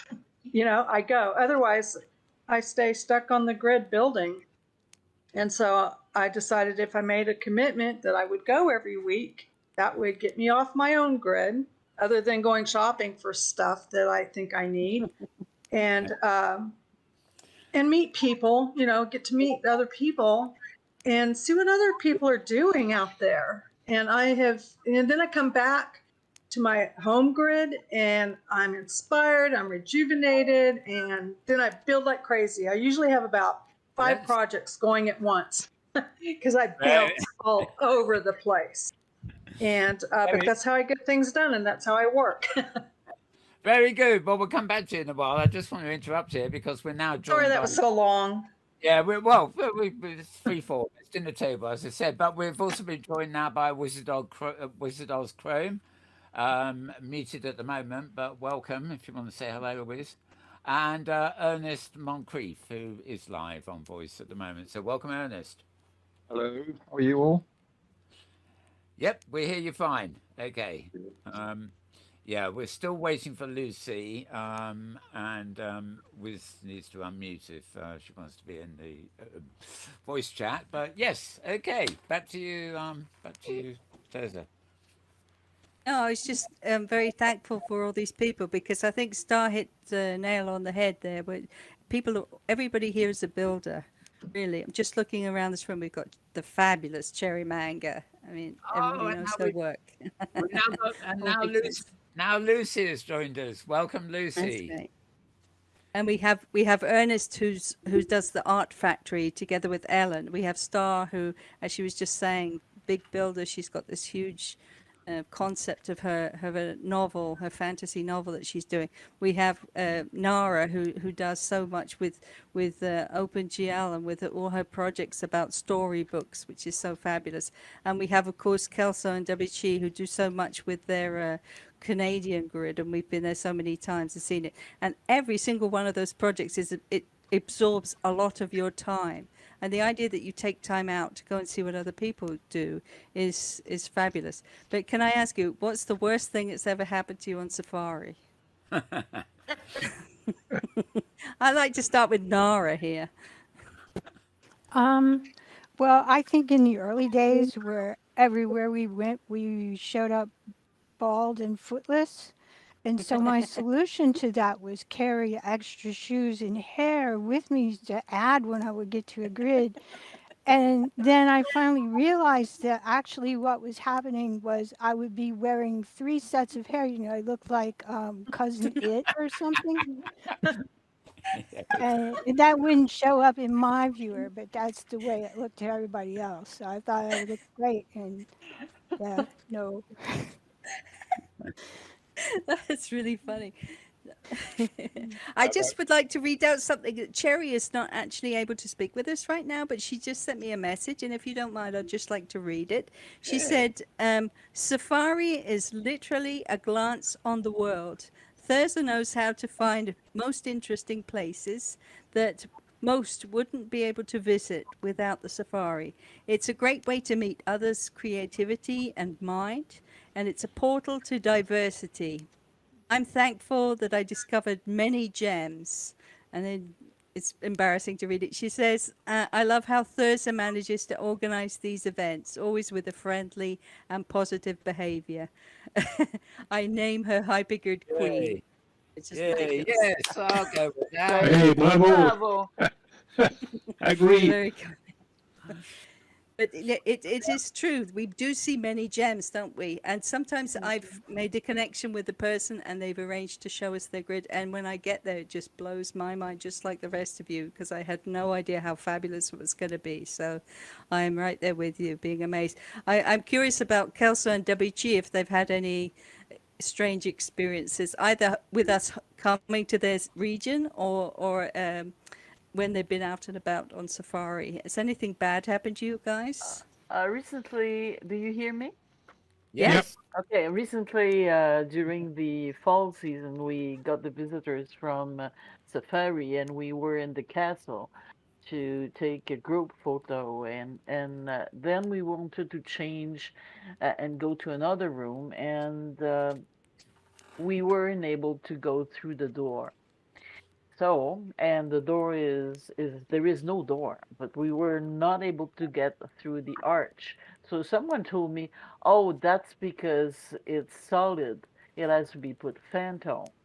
I did put it phantom. The entire castle become phantom, and we all saw 3 stories high all together, and forget about the group photo. The funniest thing there, because I'm no builder, but I know the feeling. You sort of sitting there, and you think you're making something phantom, and you are. It's the floor you're on. Just everything. Yeah. I recall also in that castle, we had another group visiting, the French group that was active with, what's his name? Vladimir. Vlad, yeah. And Great guy. in this library in the castle, we had a large number of seats. So the plan was to bring the group there to take a group picture. And as we were installing, our server just decided there was too many people at the same time on the sim, and we crashed. So we we had something like 15 or 20 people that all disappeared at once, and well, it's embarrassing. We have a malediction with this castle. Yeah. How about James? I'm curious to know what James has to say for himself, because he's a serial sitter. Yeah, so wherever we go, the sitting is good. You know, my thing is if there's a sign that says "Don't go here," that's the first place I go. And I remember with the sauce region that we went to, where we got all those great fun attachments. The first thing I did was go through the tape that said "Don't enter here," and I went to the end. It's a very English build, that is. It assumes that you will not do anything that you shouldn't do. And so that makes it much harder. Ernie, you've had the experience of having us come to your region, and of course you've been on safari several times yourself. What's the difference between being a tourist and being the host?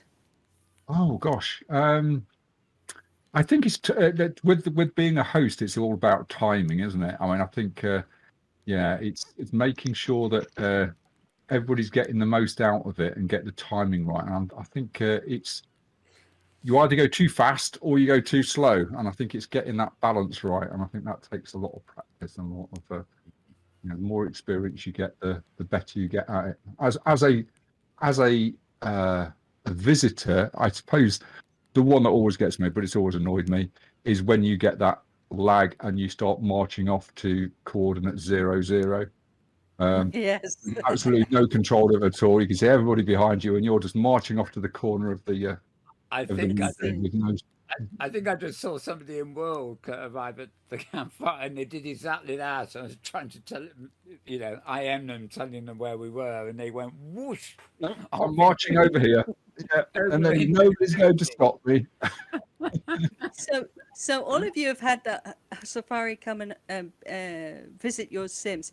Do you think it's a help to come on a group trip, to get the idea of what it's like to do a safari trip before you have the people come and descend upon your Sim? Was that a helpful experience for you?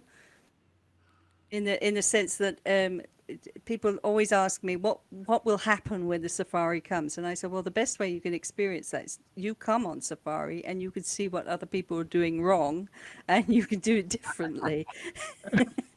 Yeah. You think that's good advice? Do you learn from coming on safari how to do your own visit when we come and visit your Sims? Well, we certainly learn that. Yeah, I mean, I think that's certainly the case. I mean, I think a bit of preparation, sort of scripting out, sketching out what you want to talk about, what you want to point out and stuff, so that you don't end up with 40 people on your region and then think, oh, what do I do now? What's the first thing? Because otherwise you're just jumping from place to place. And I think Teresa, you're very good at the phrase. I don't know how globally recognised this phrase is of herding cats. Thank you. You're very good at herding cats, which is something you need to do. Yeah. How about you, Kelso? We certainly learn a few things to avoid. Too much reading is not good. But certainly a certain amount of reading is good too. So we need to prepare what we want to say ahead of time, possibly in a note card that we dump in the short lines or short paragraphs in the chat so that people can read. But we have to be careful not to put too much, because then people just don't have time to read. Certainly, one thing that I appreciate when I go to places is when the owners of the region that we are visiting are showing us what they feel is important, what is worth to see on their sim, because just wandering around with the camera, as most people do from the landing point, you're missing most of the ambiance, the sounds. What makes a virtual world interesting to visit. Find sad that most of our visitors just don't move. They stay at the landing point for a few minutes and then vanish. And Yeah, that's true. They probably don't even turn the sound on either. That can happen. Cherry has a comment. She says, a safari is a local test. She says, most time I see that what I thought was obvious, like the way to walk, for example, was totally weird for the visitors. But unfortunately, it never helps me to make things simpler. I'd actually like to intervene here with a sort of general question for everybody too, before we run out of time. This little chat, as it were, is premiering at the OSCC convention, of course, and we do find that a lot of people who turn up every year for the OSCC, they do know about OpenSim, otherwise they probably wouldn't even be able to get to the conference, but they're not actually that familiar with the hypergrid or indeed the act of hypergridding. So I'd like to know, as seasoned veterans, so to speak, here today, how have you got a message for the guys watching on stream at the moment to tell them not only the magic of hypergridding, but why it's so worthwhile to do it, rather than, as somebody just said, sit at the landing point. We need to encourage people to jump around and go and explore a lot more. So, any ideas, folks? Your own opinions. Start with Ernest, maybe. I think a good point was made there about coming from the landing point. I mean, for me, virtual worlds are something. I like to be in a situation where I'm not tempted to fly. I can't fly in real life. When I go visiting an art gallery or I go visiting somewhere, I walk around it, and things reveal themselves as you walk around corners, as you see a vista. And if you're just coming around, then you lose that magic of being able to suddenly, come upon something. And I think you can be tempted to break the illusion by too easily sort of saying, okay, I'll just come around to see what's around the corner. Well, that sort of kills it a little bit for me. Yeah. So immersing yourself. Given that many people don't hypergrid, probably don't know even how to use their camera, I don't think they have any problem on yours. Yeah. On your venue. How about the rest of you? Nara, Kelso, maybe. I think Hypergrid Safari was a good tool for learning how to hypergrid, all the different ways that you could find to get to places on the hypergrid. Because when I first came here, I didn't really understand what that was. Like I was in OS Grid and I went to regions in OS Grid, but I didn't know how to get outside of it. And it's such a magical thing that are hopping from computer to computer around the world and experiencing all these different cultures. And to have a group like this where you can learn how to do that is a gift. My sense is I agree. my sense of the Bichi speaking. My sense is that hypergrading is really coming to the nearer to the notion of metaverse, and because you really access different grids, different coming from different place, approach in different places in different manner, and really it works well today. I would say 8, 9 years ago, when there was a so-called 40,000 something bug, and we never know if we would be able to come home, it was something else. But today, it is very reliable.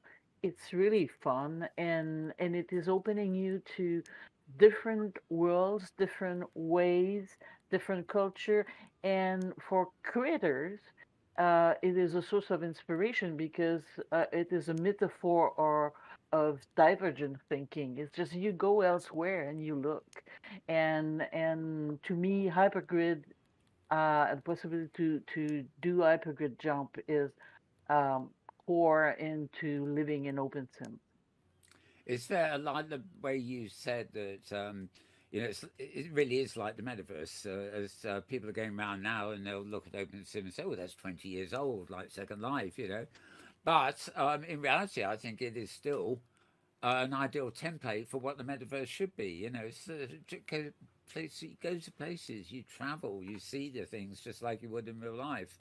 Star, you were about to comment, I believe. No. Oh, I saw your thing. Sorry. Well, what everyone else is saying, I feel the same way. You know, hypergridding is a way for us to meet other people from all over the planet. You know, because, well, there's people behind our avatars. And that's so true. That's so true. We've just been joined by a wonderful creature. His name is Humble Tim. Welcome, Tim. Are you on voice? Yes, you are. Yeah. Hello. I'm not sure I've ever been called a wonderful creature before, but thank you. Well, we're cameramen, you see. We're zooming He's in the on lucky you. charm of the safari. If Humble Tim is with us, we never crash. Oh. Oh, you didn't know that, did you? And can I just give a quick shout out to Wizard Oz, who is right here. Wizzy is Italian, and she's not speaking because we're going pretty fast for her in English. But I just want to give a special thanks to her. Wizzy joined the safari in 2014. She was with me the second week. The first week it was Wizard Ginoid was with me, and the second week. Wizard Chrome joined me together with the lovely Fuchsia, who we all know so well. Oh, yes. And Wizzy has been stuck with the safari all these years, and she's just. Without her, I don't think it would have continued, because it was the inspiration of having those girls with me the first weeks. It seems like, yeah, you know, this is probably going to be a fun thing to do. So I just wanted to give a quick shout out to her. Absolutely. Ciao, Wizard Chrome. Yes, I can get one word of Italian in. It's ciao, along with cappuccino molto caldo, but that's another thing entirely. Yes, I rather hope that James on camera is actually coming in on Wiz, because I think really I tend to think of old comic books like Tank Girl and things like that from back in the day, and Wiz's avatar is just pure genius to me. It really is. It's got a personality all of its own, but it's sort of very realistic in a cartoony sense. And I'm trying to find it now on my camera. But anyway, she's so not another wearing question the I one had. you're thinking of, Mal. I had another question for the group. I had a question. The first time we came to your grids or your sims, I guess we've been to all of you except for Star, and we're coming to Star in the new year. It's obviously a bit of a scary proposition when people come, but is this something you would encourage other people to do? Have the safari come and visit their sim? What's the upside and what's the downside of that? And maybe begin with Nara. I had to learn a lot about what would make, because you used to bring these huge groups. I haven't done it since you started back up again. But I had to make the grid better to be able to handle a large group like all of you showing up. And so, yes, I think it's a good thing. And when we were doing a big project and we needed to know if our project was going to crash, a lot of people coming in, Safari would come and do a load test for us. So, that's a great resource, and everybody should take advantage of it. And it helps people find what you're working on and be inspired by what you're doing and put you in touch with what they're doing. Was that the same for you, Ernest? Yeah, no, absolutely. I think yes, it was really great to have everybody over and to find out what people thought was great, what really inspired people, because that sort of inspires you to do more of that, so to sort of focus where your efforts are. I mean, but yeah, creativity is like art. It's communication, isn't it? It's a way to communicate, and you can communicate through music, through poetry, but also through creativity and how you create your region and your sim. And communication's two-way, isn't it? You've got to have somebody to to listen and exchange ideas with. Absolutely, I that's think true. I think further to that, something that sort of people miss somehow, and it's not just our hypergridding, of course, which extends across hundreds or thousands of grids really, but you get it in other worlds too. I mean, as you go to a destination, it's like the real world. You might be going out to a concert, so you want the music, or you might be going to a landscape thing. So you might be going to a cliff and visiting a beach, going on by the seaside or something. But all these experiences, the art is out there, the sounds are out there, not just the music, but the ambient sounds that people put into their builds, and all of it. I mean, it is communication, and even a static piece of art that you might never see in the real world does communicate something to you, just as art in the real world does. So the point that is that it is about presence and communication and being in a place and time, as it were, while That's it's done true. without. And just like the real world, there is no real difference except that it's probably easier to hypergrid than it is to get out your front door. But That's true. That's a personal Well, it opinion. depends on it depends on how the internet is working that day, doesn't it? What This about is you, true. Kelson DeBici? What about you? Would you encourage people, because you're in Canada and you speak English obviously perfectly well, but you're also French language people. Do you think it's a good idea for people to show their Sims to a group like us of crazy English speaking crazy people? Definitely. Yeah, I find that it is really fun to have visitors, and we learn a lot through that of mistakes not to do or improve them the next time. But really, if you create something and you have no visitors, it's like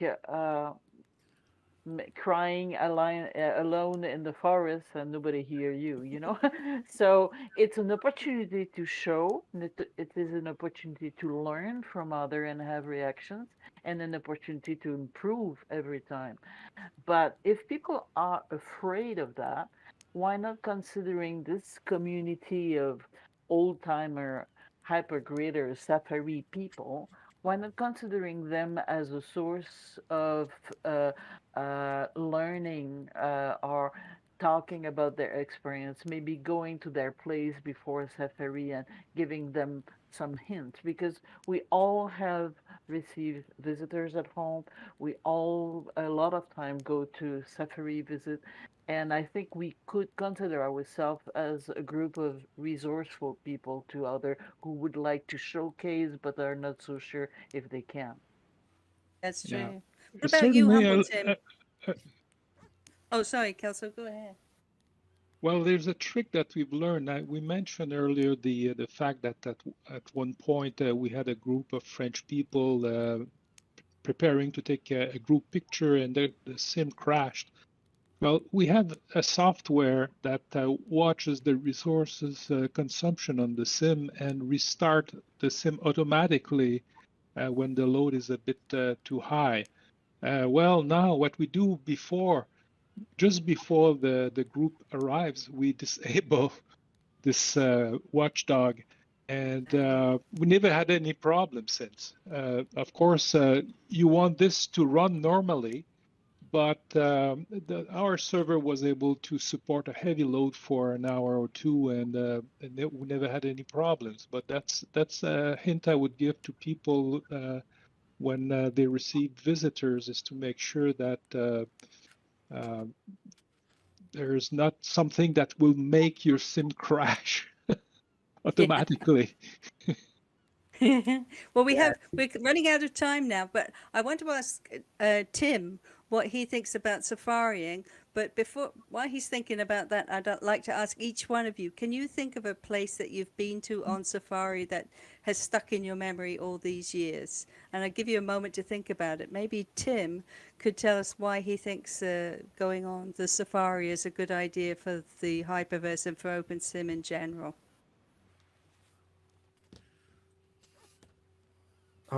Sure. I'll be put on the spot. Let me think. I think that sometimes in the challenge of like virtual worlds and open metaverse, sometimes like the human to human connection kind of gets pushed to the side a bit. But on Safari, it's almost like celebrating that connection by way of storytelling and experiencing not just the results, but the human details around the results. And to me, that's truly intriguing. And one of my favorite experiences that I still go to it because I have a couple screenshots of the Gecko avatar. Going not on just one vehicle, a banana boat of some sort, but then riding through the air on this dandelion seed, and then ending up. I've been on several safaris. I think this is the one I think where we ended up in the maple syrup presentation, and it was Yeah. so surreal and interesting, and I don't know anywhere else yet where you can find that. That's true. Absolutely. So let's go around. What's your favorite place that you've been to? I love the way Templeton sort of emphasised, as people, the people first and foremost come up front. That's true. So I've got one from Cherry Mag. She's going to be first to say which place that she likes. She said it's Mobius Grid, which is perfection concerning builds, scripts, and general atmosphere. And then she also likes N Grid, where Alpha has her shapeshifter build. And she says Alpha's incredible talent. And I have to agree with her. I really love that too. So anybody else like to say what their favorite place is? Maybe we can start with Star. What have you seen that you loved? All of them. No favorites here. Well, I don't want to hurt anyone's feelings. And I haven't been to that many. Every build, every grid brings something unique to the table, and I appreciate, I don't know, everybody's work. So I can't really pick you, one. Nara? Nara, anything stand out from you from the places that you've been? Yeah, I think a few years back we went to the Outworlds grid when they first opened up the Dragons region. It was probably one of the evening ones, and it was that human connection and the beauty of the region that we were all on these flying dragons in the moonlight. And, to be surrounded by my friends and flying on dragons in the moonlight was just incredible. So that is the one that stands out most from everything that we've done. I have a message from Wizzy, and she says the safari was the best group and socializing experience in my entire existence in virtual worlds. She says, thanks to Safari, I visited in good company hundreds of places. I gave vent to my great passion for photos in virtual worlds and saw a sea of art and danced in almost all of them. So what about you, Ernest? You've been to a bunch of places. Any thoughts? Gosh. I mean, I like Nuna. I think that's a lovely. Oh gosh, gallery. yeah. That's really nice. It's a bit like when I do art myself. It's always the last one that I've done that is the one that I really loved going to the Boiling Water last week. I thought that was brilliant. But what I would plug is to use the Safari blog spot, because if you didn't get to them, then it's fantastically documented the safaris you've done, and it's a fantastic resource for inspiring you to find places now that are still there to go and visit that are in the blog spot. That's true. What about you, Dabichi? Any favorite place? I would say I'm always triggered by Ange creation of games that are not permanent, but it's part of the attraction as well. But I like to build, but I have not a real sense of how to create a fun game. And this is what I find with Ange and Nanny. They have a mind of gamers, and I just love it. And the last one was very fun because we were landing on a wreck, on a ship that a wreckage, and the ship was totally how do you say that, incline, decline, or whatever, that you were not straight horizontal or vertical, but you were just, oh boy, what's the word for that, penché in French, and you got the real feeling of being on a on horizontal floor like you would be in your life, and your first reflex is trying to find a place to sit because it is very uncomfortable. So it's really funny. And it's not for necessarily for what you win. It's more the concept and the imagery and the imagination around that. Absolutely. And he is creating that. It's free. We see that a couple of days, and then we just wish that the next one is going to come soon. It's fun. Yeah. So, Yeah. Kelso, we're running out of time. Can you tell us one yourself, Kelso? Well, over the years, I've been impressed by Cherry Mangus Constructions. And lately, we visited, I think the name is Nick's Breen, was also an art installation, very, very impressive. Excellent. What about you, Mal? What's been your favorite? Oh, I can't possibly say. Too many, huh? But no, actually, thematically, right, it's not so much a favorite. But we used to have sites like Hyperica, we used to have Sanctuary, and there are still a couple of grids around that have these kind of like virtual airports. And yes, I must say, I love looking around there because you see the hypergates too. And sometimes they show you a snapshot of the destination before you walk through them. And sitting or standing in a place like that, looking around, really gives you an impression of how vast the hypergrid actually is. All these places, and you yourself, there's in various regions around, have got these mini gateways too. It's just to stand in front of a gateway that offers you all that opportunity and destination is wonderful. Beautiful. What about you, James? Very quickly. Yeah, one that stands in my mind forever, and was an early safari tour, but Ignis Fatuus is probably one of my favorite grids. And I remember a place we went to there was an archive of a builder who kind of invented this iteration of moving something slowly around a circle to create these swirling builds, and yeah, that would be my favorite. Well, thank you all so very much for being here, and I hope we've inspired people all over OpenSim to open their minds to the idea of hypergridding and jumping and going to see other people's builds. It's been a joy to speak with you all. Thank you.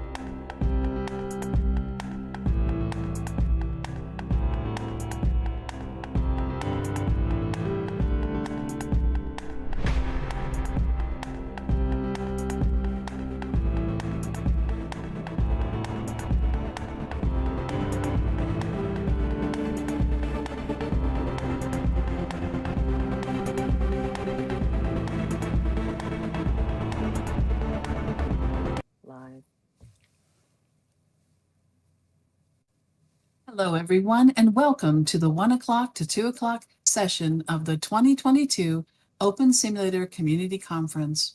In this session, we are pleased to introduce the presentation, Return of the Viewer Panel.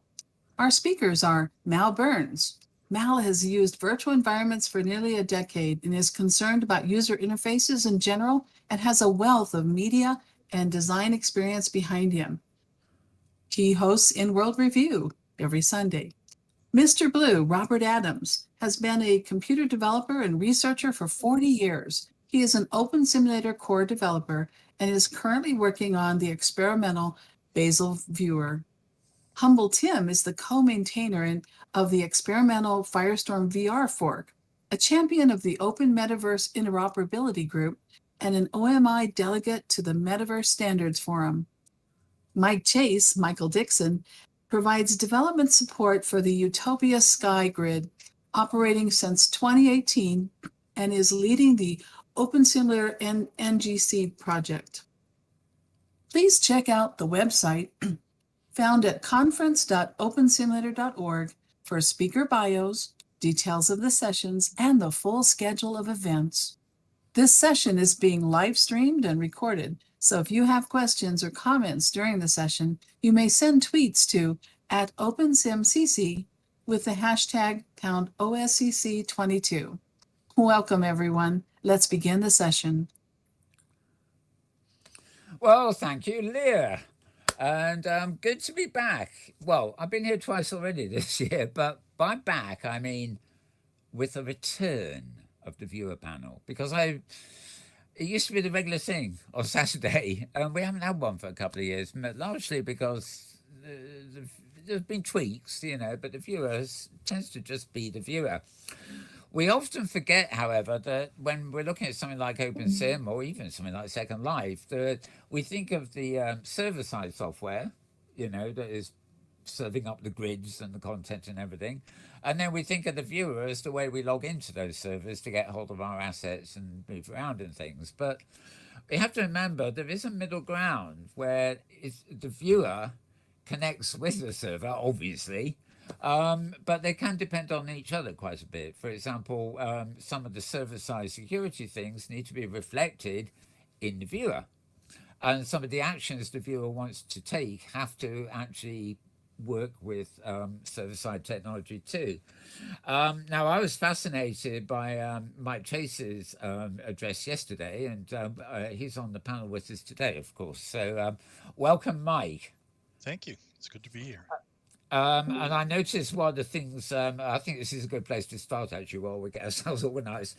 One of the things you were talking about on your panel was was your plans for additional security layers and things that would, I guess, be equally in the viewer and server side. So, it's a viewer issue, but it also relates to server side too. Would you like to round up a little bit of that here before we start as a prompt for conversation, so to speak? Sure. I think there's definitely opportunities to do work with the viewer teams to help improve overall security. That would be ideal because there certainly is a relationship between the two pieces. What we can support from the server side is somewhat limited because we have to ultimately send the assets down to the viewer, and because the viewer needs them to be able to render. So yeah. There's definitely opportunities to work together.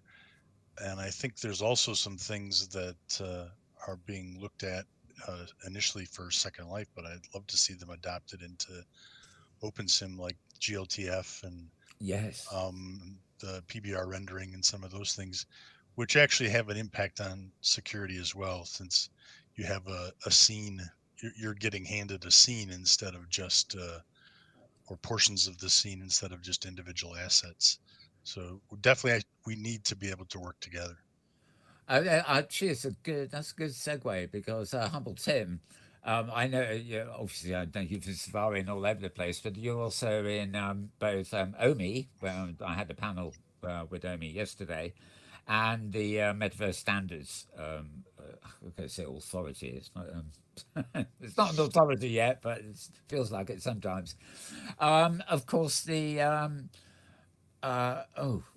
What was it's the script? G something you just mentioned, Mike? GLTF, yeah. GLTF, that's it. Now, if I recall, Hamilton, isn't the GLTF have a working group on OMI? I don't know whether you're part of it, but would you? Oh yeah, there's a GLTF extensions subgroup that gets Okay. together on Thursdays. That's the one. And I think Adam, who is in that one, isn't it? He unfortunately has COVID at the moment, so he hasn't been able to be here this year. Could you explain a little bit to, because I'm a bit of a layman on some of these things, exactly what the GLTF format is all about? sure, maybe the simplest entry point here would be it's kind of like the um, next evolution of Colada in a way, because Kronos Group also championed the Colada format, which is used extensively already in the Second Life and OpenSim ecosystem. And so GLTF is kind of can be thought of maybe as a refined, reimagining of that into like a more modern, extensible specification. Right. But a lot of the same things are starting to have parity now because Scalata actually has a whole bunch of features, right? And GLTF kind of started with the basics and then uses extensions to imagine things like lights, or different extensions for physics are emerging. Right. So it's more of a socket kind of system where you can plug different things in, which is a little bit different than something like FBX or Collada historically. Sure.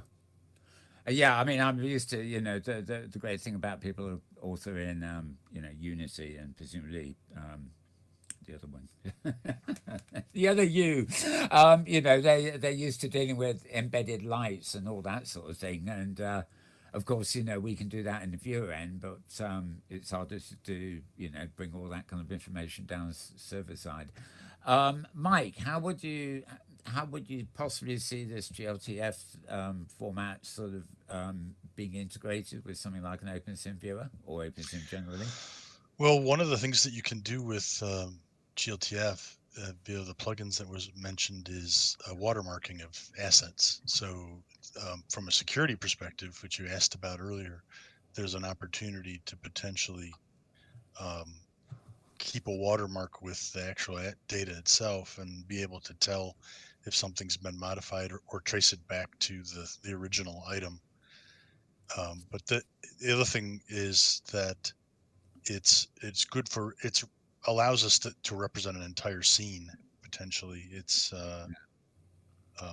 so it's a bigger thing than just a single individual asset, and I think those things together give us the ability to potentially have a more secure environment. The viewer will still have the asset data, and since it's open, the source for that is open. Of course, there's opportunities for people to take advantage of that, but it gives us a bit more tools to potentially manage and understand and where assets are coming from.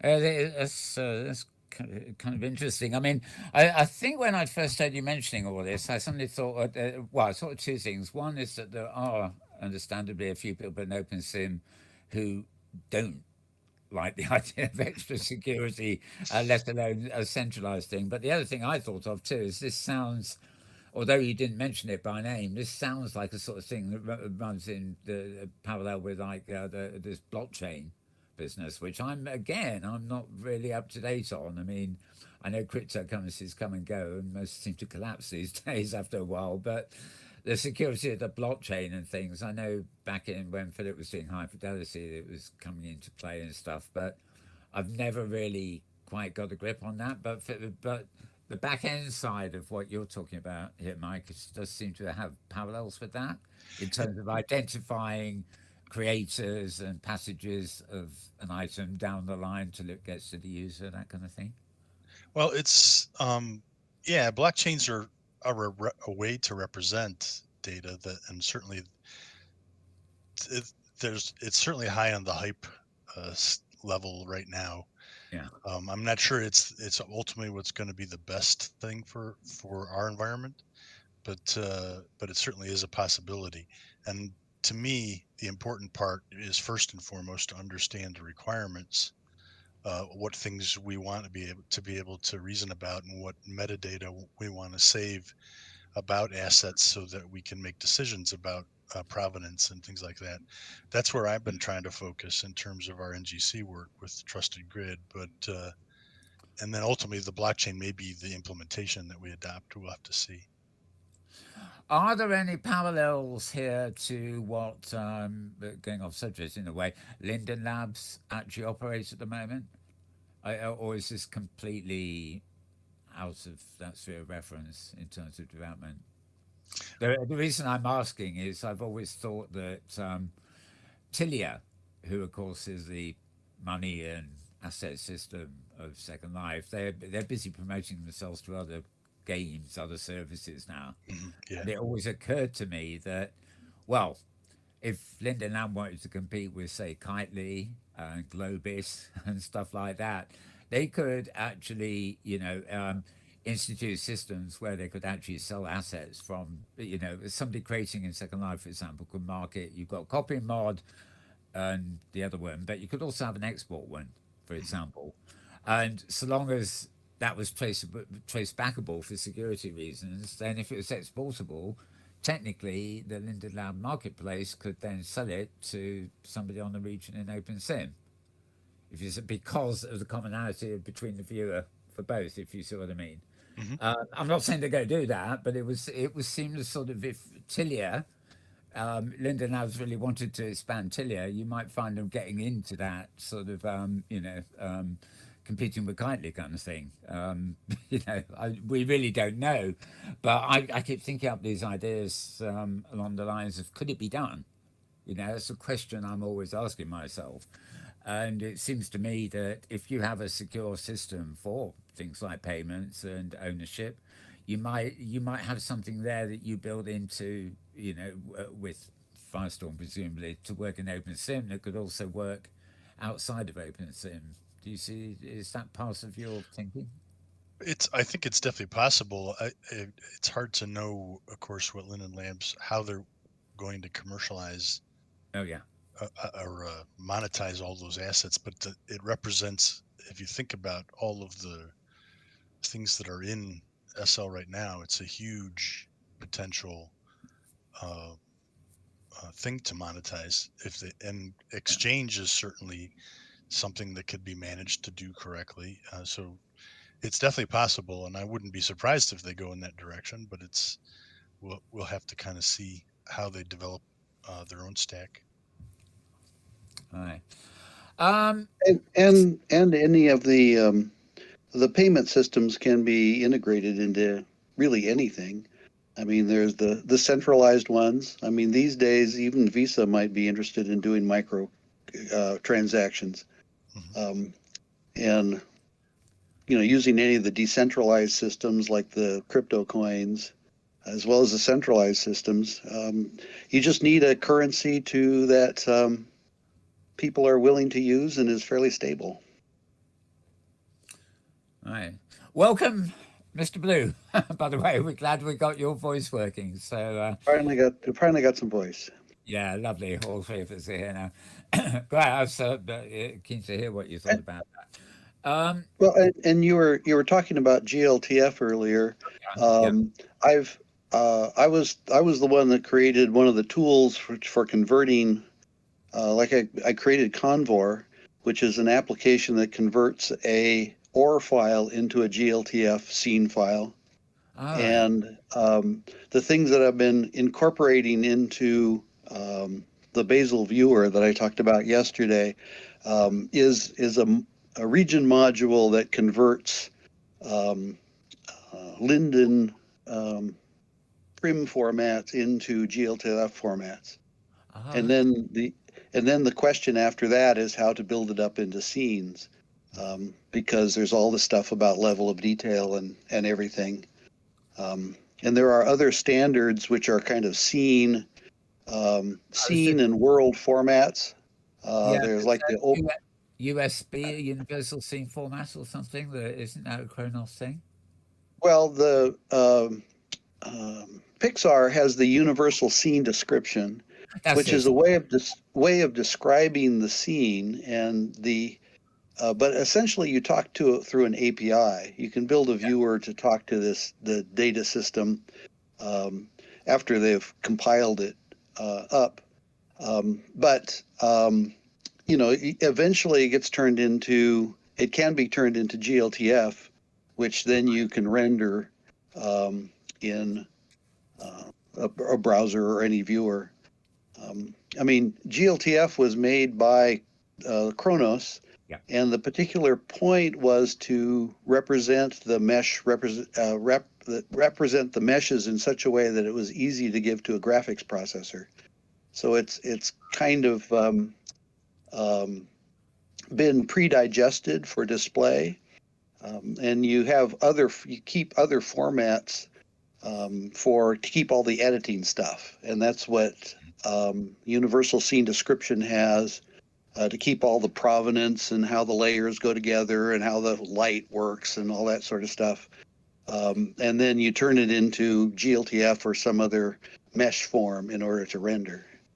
Does it have a bit like video, so degrees of compression? So, for example, a scene on a high resolution monitor and a high resolution device could be high resolution, yet the same scene could be used on a low resolution device. That's obviously low resolution. Is it adaptable in that way, or is it very much the fixed? Well, there is, I believe, in process, one of the GLTF extensions for level of detail, which would allow pre-level to detail stuff to be done in the file format. There are also systems like the cesium tile system, which is a way of representing the world in different resolutions. So if you're looking at a city from far away, you get low resolution buildings, and when you get closer, you get higher resolution. There's the Open Geospatial Consortium, which is working on standards for that kind of world view level of detail representation. And then there are a lot of new plugins in the renderers. Both Unity and Unreal Engine do a lot of optimizing for low and high resolution to speed up the display.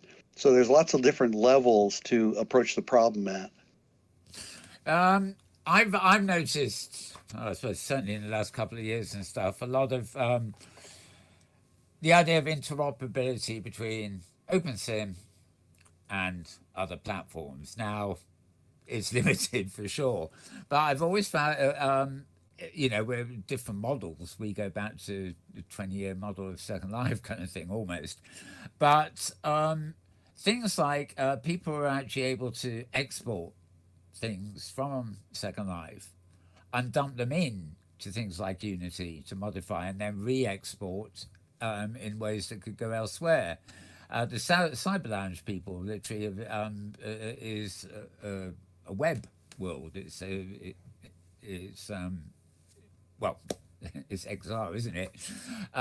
But all the objects there, you can tell that it's like a very simple scene built in OpenSim, I believe, and then just converted so that it can be put on the web. And it seems to me the other issue is whether we're going to be able to. This is probably more server side, but it's down to the viewer to render it, of course. Whether we're going to be able to bring more complex things in to OpenSim from something like exporting from Unity. We know it can be done. Something like my mesh avatar here, probably somebody else did it for me, but it probably took a roundabout route.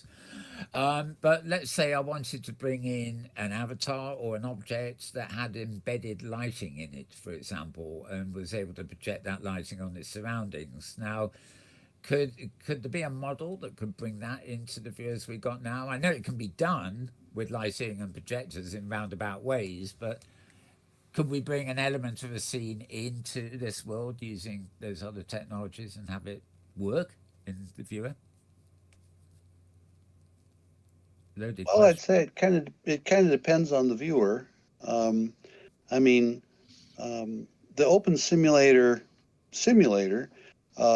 just deals with sending objects to the viewer, and then the viewer has to interpret the characteristics. Yeah.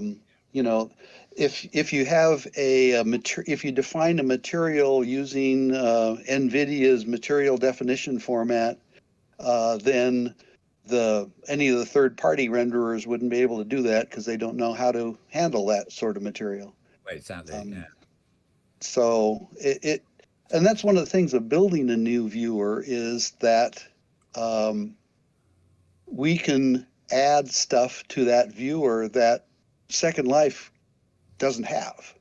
Yeah. And so how far, I mean, another viewer discussion to have is how far do we want Open Simulator to veer away from Second Life? Because once we have new lighting modules, material modules, interaction of avatar abilities, we add the full body tracking, and we can do all the VR stuff with Open Simulator, but you can't do it in Second Life. Is that a problem? That's a good question.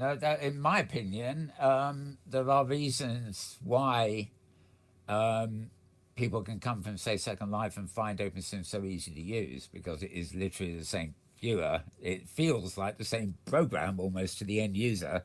They don't know about the differences behind the scenes. On the other hand, if you could argue that if everything improved, inverted commas, it would attract more people. Although the other question is, what kind of people OpenSim wants to attract. I mean, the tribes that form in Somewhere Second Life are very particular to that sort of commercial world, with its shopping and everything else. Much less so in OpenSim, where what you do is, I think, more important than the lifestyle thing, if you see what I mean. So I don't know. What's all your thoughts? So Humble Tim, for example, do you think a rebuild of the viewer that substantially changed the similarities with Second Life, which is the question here? What would you think about that? Do you think it was workable? I think it's an interesting question. Some of these things seem like they could be unfolded a little bit more. Like, let's say that it did diverge, or that there was a decision is made and it goes off in a direction.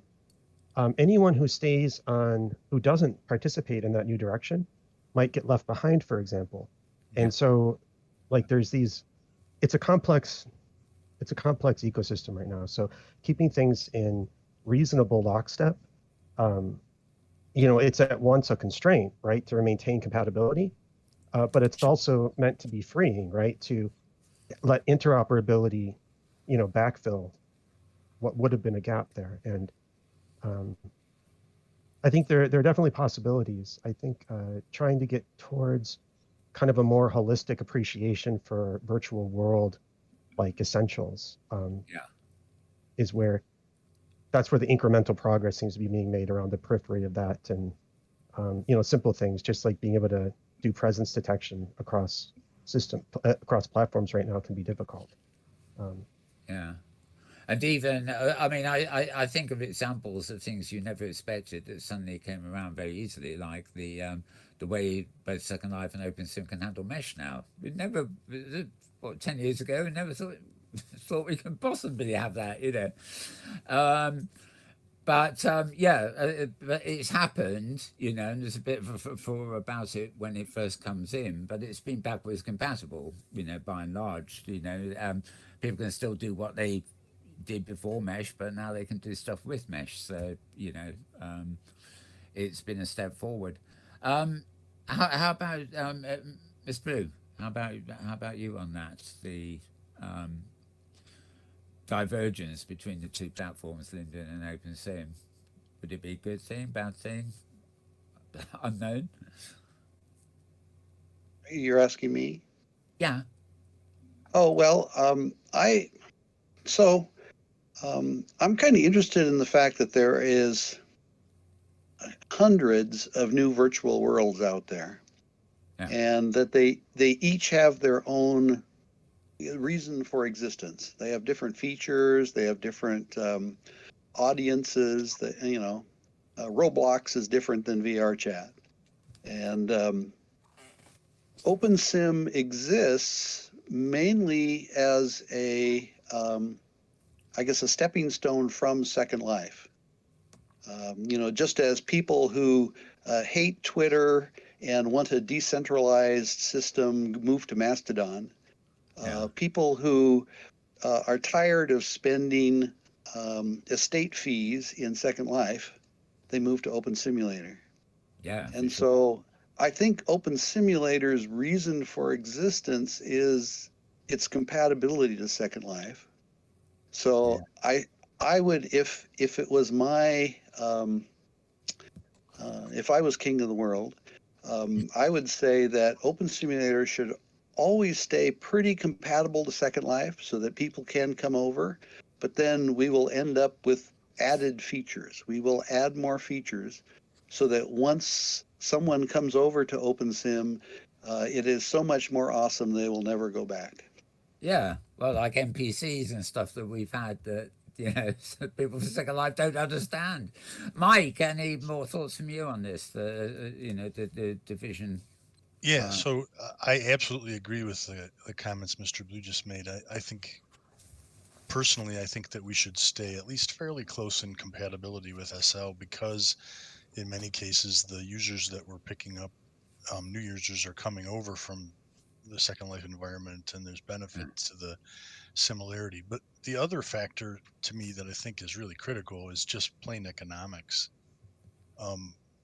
Mr. Blue mentioned during his talk how much work is involved in doing a new viewer, and just the economics of developing and improving and supporting a viewer for the OpenSim community is, it would be great if all of that was done via donations of time, but some amount of compensation is probably necessary to maintain and keep a team together that could actually do that. Another example I can point at is Lisa's presentation where she talked about crowdfunding for the SceneGate viewer and how little donations have been received to date to support the project. So I really think that in some ways we're going to be a little bit of a stepchild to SL just to maintain a viewer that's functional, because it's doing that kind of development's expensive, and I don't think we potentially have the resources to do it well. But I do think there's opportunities to extend it a bit, and and do some things that are new and different. I know that. So I remember Jessica at Firestorm just said, she hasn't been here for a couple of years. I think it's about 1% of the interest in Firestorm development has to do with OpenSim. Everybody else, all her team of devs, who are, as active as they can possibly be, but they're all into the SL side of it. They're not really. Nobody wants to work on the OpenSim variant, so to speak. And actually, well, it's an allied issue, of course. I mean, there's been discussion here around conference for several years about, 1 year the devs somehow managed to achieve quite a lot. Another year there doesn't seem to be much change, but there's always this underlying thing of there's no central person in charge, and there's nobody is paying for the efforts. It's all volunteer efforts. And at the same time, I think the general feeling amongst devs is that they don't want to be paid for something like this. It sort of feels like it shouldn't be. Maybe it just shouldn't be a job or something. But I think that Linden Labs obviously have an advantage. They're a company with lots of people to do that stuff. So I think there's always going to be this question of where, in terms of compatibility with Linden Labs, what do we take and what do we discard? I know the OpenSim Firestorm already has things missing that are in Second Life. On the other hand, we've got things they haven't got. Humble Tim, I'm going to come back to you because I know you've been working on it's like a Firestorm variant, isn't it? I gather. Would you like to tell me a bit about that? Because there you actually have a viewer that you're working with, I guess. Yeah, so Peter Kapler, P373 3R, came up with a pretty simplified strategy to modify Firestorm's rendering loop to pretty much literally render the left and right eye one after the other. So it's not ideal because you don't get any, it's literally double the cost, but it's simple to maintain so that it can be it can track kind of as Firestorm, official Firestorm makes new releases, this set of changes can be reapplied, and so you can, so it doesn't create like a fragmentation effect as Firestorm moves on. And so I'm volunteering to maintain that build, and it's a prototype build. It's rough around the edges. It's kind of awkward to do the first time setup, but it demonstrates that it is, technically, not just possible, but with modern async reprojection on current VR helmets, you can get an acceptable experience. Even if the frame rate in Firestorm drops to like 15 to 20, the async reprojection, if you're just kind of gently moving around and looking around, makes it still feel kind of buttery smooth. So we're passing that kind of Moore's tipping point, maybe, where it may be true that frame rate was a serious challenge before, but it's starting to become, increasingly more and more true that the hardware's caught up, and you can take unoptimized content and get VR frame rates out of it now. And talking of left and right eyes, I see you've changed. Well, thanks to Marcus, I think the lizard may have made it in. It's interesting. I tried to. This is an Outworlds tutorial avatar, and it's finally actually just loading on my mobile broadband for me. Hopefully, it's sitting down in the chair for everyone else. Right. Yeah, it's kind of there now. Oh, there it is. Yes, sorry. You've been weird for a while. And now you've become normal, or at least the normal I recognize from Safari and stuff. This is a quick to touch back on GLTF and import export and stuff. I actually tried to go, because I had this avatar on OSGrid, and I tried to go in and actually export it because I had uploaded this avatar. I had gotten the collada from the Outworlds tutorial website, and I wanted to make my own avatar, quote unquote, right? Yeah. And this was the easy path, and I couldn't actually get the recovery phase to work here. I couldn't export it from Firestorm in OSGrid, even though, like, there shouldn't have been any permissions or anything like that because I'm the one who uploaded it.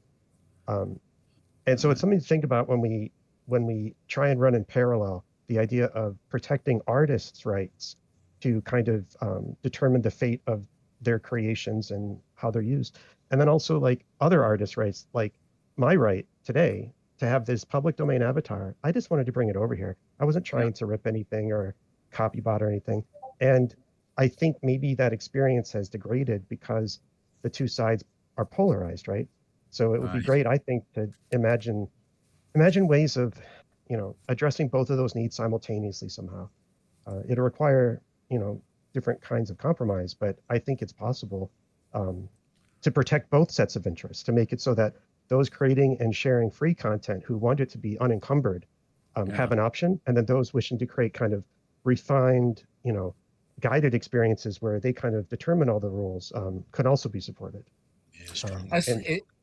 It's actually quite interesting because coming back to the Firestorm thing, I'm not very much helmet orientated, I've got to admit. I mean, I don't like the idea of full immersion. I like to hear a bit of sound around me or see it out the side of my eyes, in case something awful happens. Paranoia, I think it's called. But I get my from what I gather from the news and views and stuff like that, the most successful, I hate using the metaverse word, but a lot of the virtual reality stuff, the helmet world, if you like, most successful things seem to be one-off fewer experiences. So, you might say, well, a Firestorm that's only got 15 frames a second is not going to be really on the par. But if it's designed to be viewing, and as you say, things move slowly, maybe you don't stand up or try running around in OpenSim, it may well work because the people using it won't actually be demanding that huge fidelity. They want the immersion of 3D, if you see what I mean, but will they really want that super slick performance? Maybe, of course, they'll compare it to things that are super slick performing. I don't know, but it seems to me a lot of these things that really just glorify videos are things that have been successful when people, log into their helmet to an experience.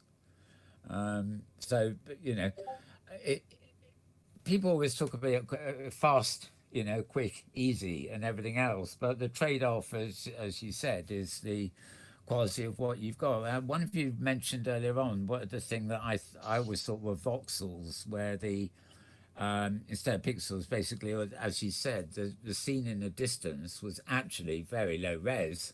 It was just an idea to give you what was in the distance, but as you move towards it, the renderer brought it into a high resolution. So by the time you actually walked up to something, it was in glorious, of fidelity.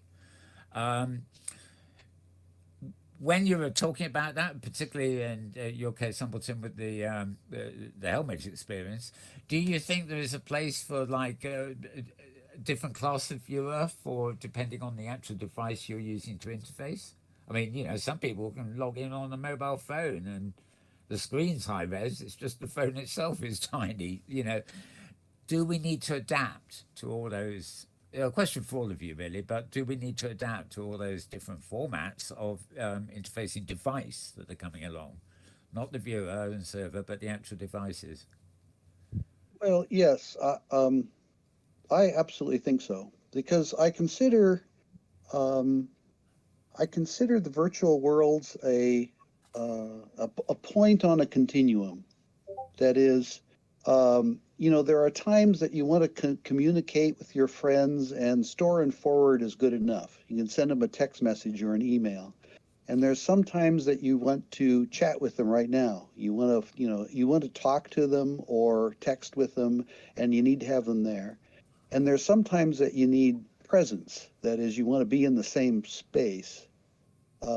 So I think it would be cool if somehow we extended the virtual world so that there was the viewer type things, whether you used a headset or a desktop, to have presence. That is, you're in a place, you're experiencing the space, and then you had, I guess, you could step back to lower level communication for like mobile. I mean, somehow having the whole 3D experience on a phone is not the same as a headset. And so maybe you just need voice and some less graphic intensive thing, and then go all the way down to being able to chat with just text, with the text system. So I think that we could make kind of a continuum of viewers to tie people together in, either socially or, in groups or however, that works out. I don't really see moving the whole 3D experience onto your phone or your watch is really what we want. Yeah, I think getting into it from anywhere and everywhere is one thing, and it's probably good. But yes, I'm on a desktop most of the time, but I still have a program running on one computer, which is Radagast. You probably heard of it, and it basically allows me to get hold of friends in Second Life without having to bother with the whole interface. It's just text channel, and you can activate voice if you really need to, but it's finicky. It's best. It's just like a messaging service, because I don't need to be in Second Life anymore, except on rare occasions. So the other two,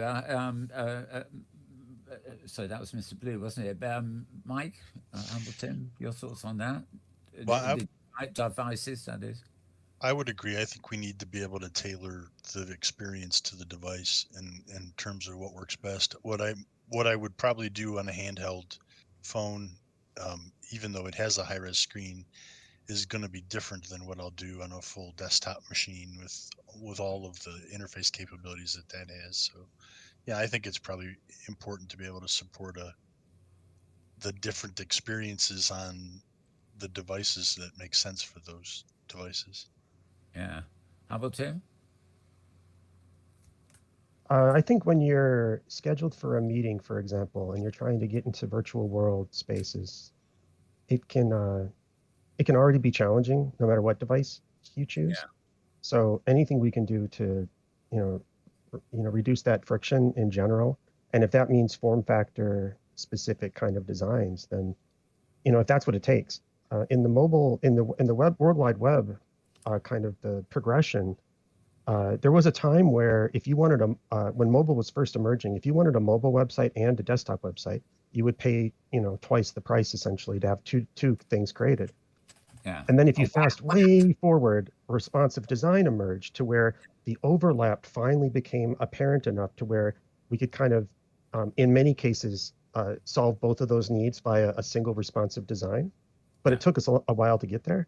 I think that kind of research and experimentation to uncover what actually works, because I don't know why 3D televisions didn't work, but it kind of seems like it was a fad that has kind of subsided. So if we can find out like where those kind of dead ends are, I think that's one of the I read a lot next of news feeds, and I get fed up with if you follow anything with the M word in it these days, you're just flooded. Um, but second I'm getting an article saying nobody's interested in this VR and the helmets and stuff, and then they get another article saying this is going to be the next big thing. None of them actually ever seem to really know what they're talking about. They're probably reading somebody's press release, but I mean. Um, I think a lot of people feel like me about the cumbersome nature of helmet verse, as I call it. Um, if I would love, I wear spectacles now for reading and watching my screen and stuff, so I have to put them on anyway. If I could have a pair of actual glasses that Bluetooth or on a wire or whatever connected to my iPhone, for example, I could quite easily see how the small screen experience on an iPhone with a very fast processor, mind you, and good graphics, could actually just transpose itself into the glasses and be a satisfying kind of experience.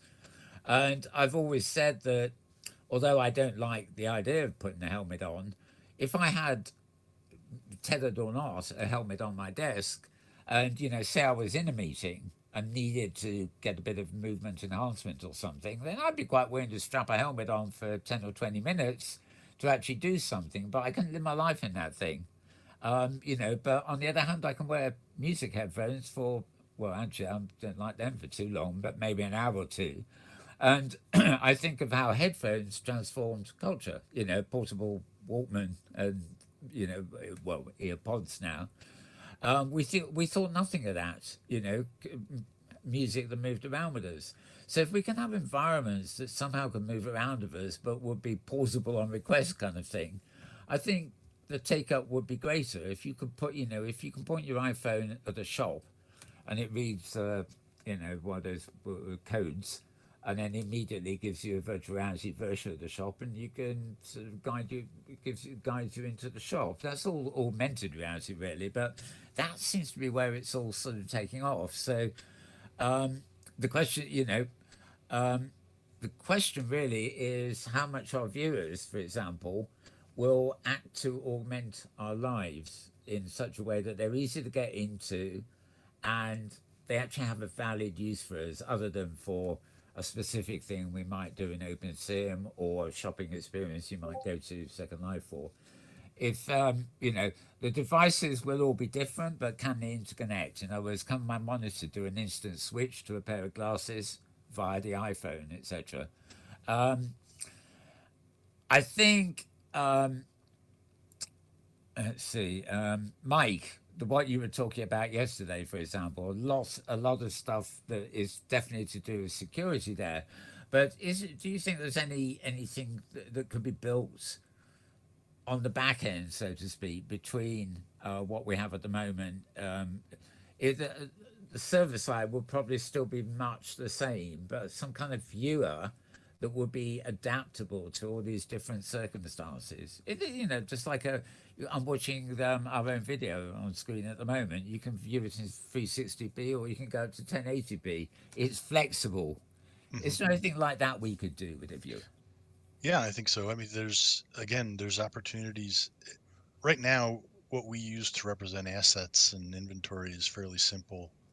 if we can start to add additional information on the server side, and that can get presented to the viewer where it can take advantage of it in terms of how, I mean, for instance, it would be handy to be able to see the provenance of an object and understand, hey, this is where this thing came from, so I can make a decision about what I want to do with it. I think there's definitely things that we can do on the server side that would help drive more usability on the viewer as well.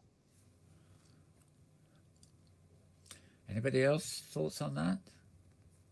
Well, and that for me, I start thinking of that as a question about where do you want to put the optimization in or the adaptation.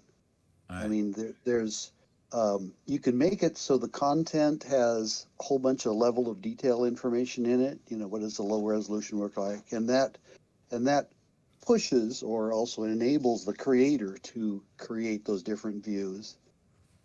Then there's the technology, there's the rendering technology that can take a high resolution picture and use a smart neural network thing to create a low resolution vision of it.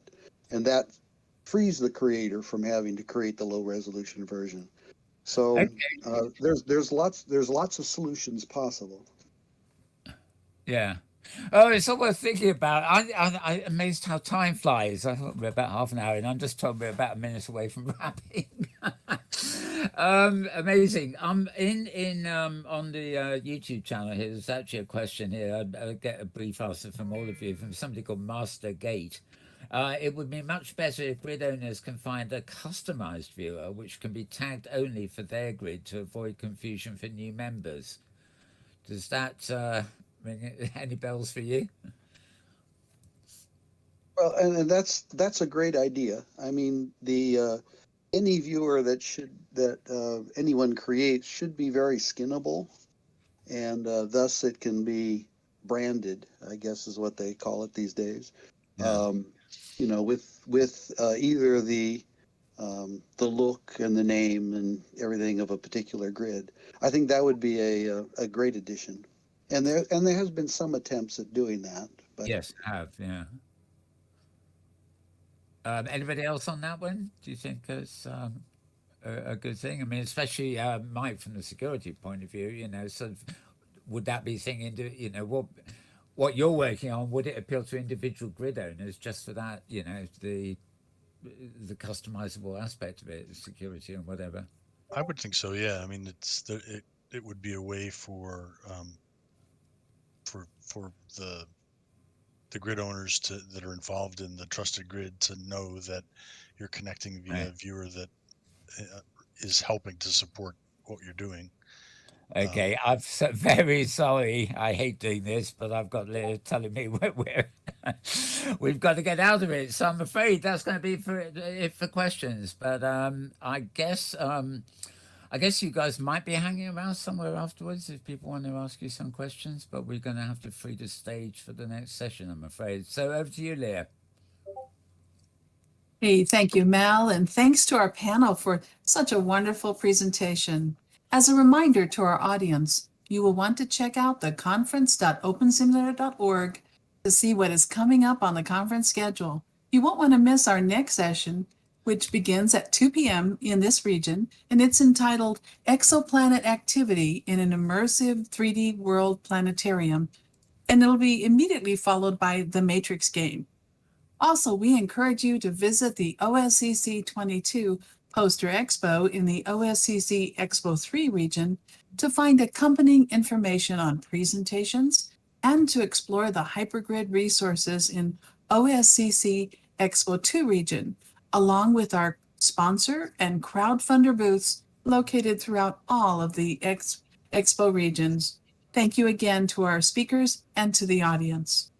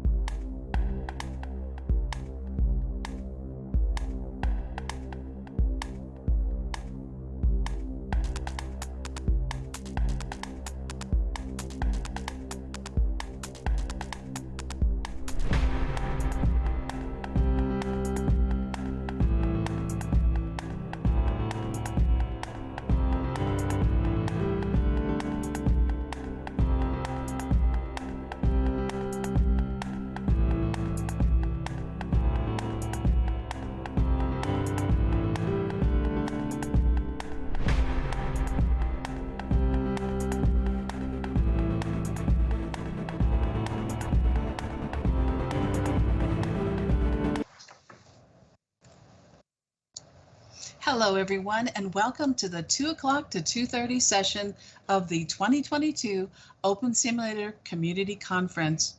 In this session, I am pleased to introduce the presentation Exoplanet Activity in an Immersive 3D World Planetarium.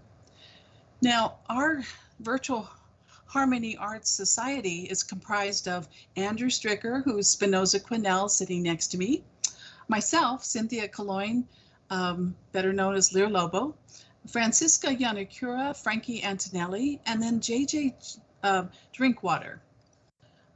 A little background for any of you who are new to us. I want to welcome you to the conference, thank our organizers and volunteers and amazing stream team and everyone else. Well, I'm Lear Lobo, and I've taught 57 university classes in virtual worlds. I've mentored 800 13-year-olds for fun, right? It wasn't my job. I just did it to learn to teach better and to understand how to use these immersive open sim spaces in magical ways, right? And then, of course, this is my 341st conference presentation, but who's counting, right? And of course, I'm painfully shy. The reason I'm able to talk about these subjects is because this world is magic. This software is so moving to me. It provides affordances that we normally wouldn't have. We can create these magical worlds, these great experiences, and collaborate with wonderful colleagues. And so I want to thank everyone, including our core dev team, viewer designers, physics engine creators, Mr. Blue, and others, Ubit, Krista for the hypergrid, Thurza for making the excursions come together. Well, let me introduce my colleague here.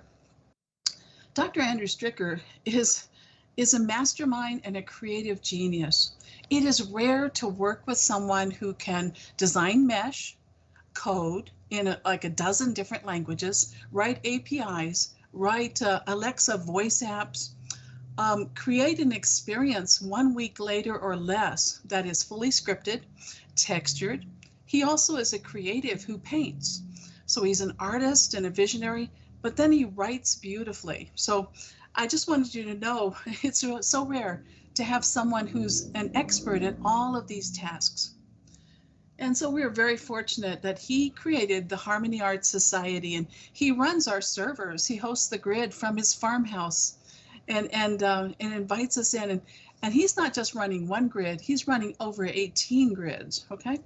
And he optimizes for performance, he tinkers, he follows all of your accomplishments, and it's just amazing how he integrates it all. And so I want to thank him for, for the last 14 years, we have collaborated and made some incredible designs. And we're going to talk about two of them today. We're going to begin with the exoplanet, and then we will move into the matrix game. Both of these designs, you see this map on the wall behind me, on the viewer? We're giving you some locations, but some of them are hidden, so you have to find them, okay? And there are navigational devices that will take you to them, but some are in the basement or the catacombs, so you have to be adventurous. And this is located here on the OSCC grid. It's called the Planetarium region, and if you're looking at the world map, it's in the upper right corner next to the expos and above the landing zones, okay? It does not have OSCC in front of it, and Dr. Stricker Spinoza just upgraded it a couple of days ago. So if you've been there before, it's different today. And of course, Frankie Yanakura is the creative genius and muse at University of Central Florida who runs a team of students. She inspires them to greatness, and she gives them so many skills, so much tinkering and exploration and discovery that they wind up getting courted away for wonderful jobs for six-figure incomes or higher as their starting salaries because they excel under her guidance. And so we're so pleased to work with Frankie. Okay, over to you, Spin. We'll have you get us started. Okay, thank you for such a wonderful introduction. And as always, I am so excited and honored to be here and participate with the conference. As Lear has shared, we benefit so much from the wonderful insights and work that the community offers through Open Simulator, and it's deeply appreciated. You have the first slide showing the planetarium region, and last year we offered this as in honor of Dr. Barbara Truman, a very close friend and colleague, and she inspired us with her Parisian stories over the years. And so we thought it was really a fun thing to do, to put some of our work into this thematic environment to highlight some of the attractions in Paris. And so that's why we've embedded it this way. If you want to go to the next slide, Lear, I can. So, Lear invited everyone to, if you have the opportunity to go out to the region here, and this is, you'll see this map, it's available there so you can explore, and she highlights, there's lots of little activities that you can do, and they're sort of like Easter eggs. So as you go and you look in different areas of the region, you'll find things that will probably keep you involved and engaged. And one area that we're going to highlight today is the planetarium. And this is in what we call the terrazzo level that's below ground. And so we're going to talk about an activity that we decided to put together that emphasizes the competition that the International Astronomical Union has put on. If you want to go to the next slide, Lear, that'd be great. So many of you know that the James Webb Space Telescope has really opened up new frontiers for us with the capabilities for infrared astronomy. And one of those areas that it's opened up is to expand our ability to detect exoplanets. And exoplanets are basically a planet that exists outside of our solar system, and it usually has a star associated with it, and it can have more than one exoplanet per system.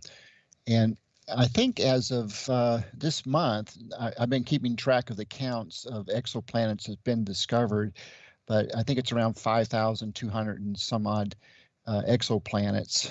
And so that's quite a bit. So you can imagine the importance of trying to put names to them.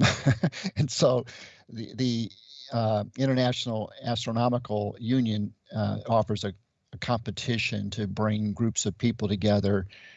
Usually they're amateur astronomers, and you're supposed to bring people from the community into some sort of activity. And for this year, they encourage a virtual approach to bring people in and to name some exoplanets that they offered up for naming. And so you have a scientific designation, and then they want more vernacular types of names that could be inspirational in some ways.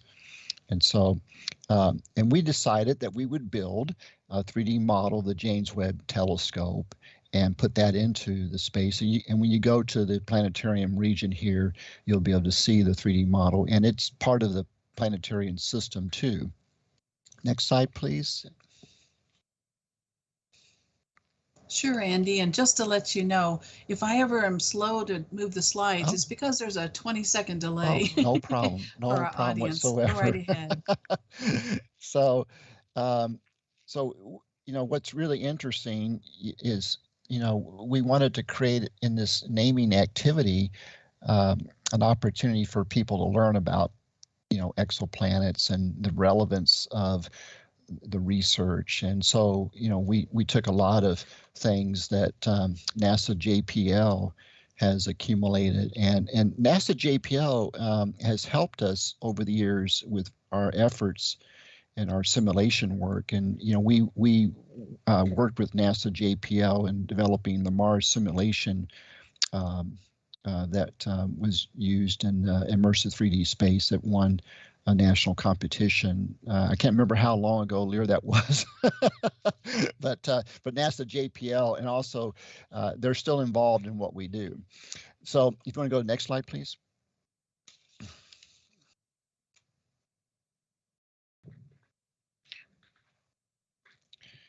and so one of the things that we highlight in the activity is the relationship of this type of research to the issues that we're dealing with on our own planet.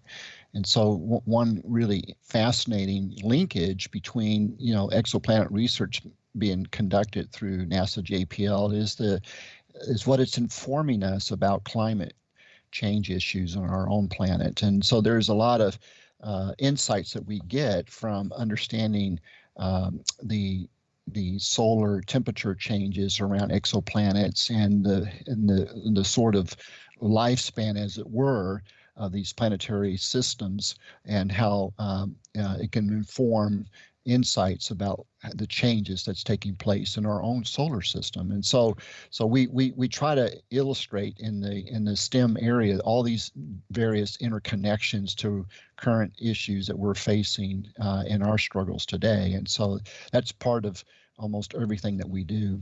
Next slide, please, Sam.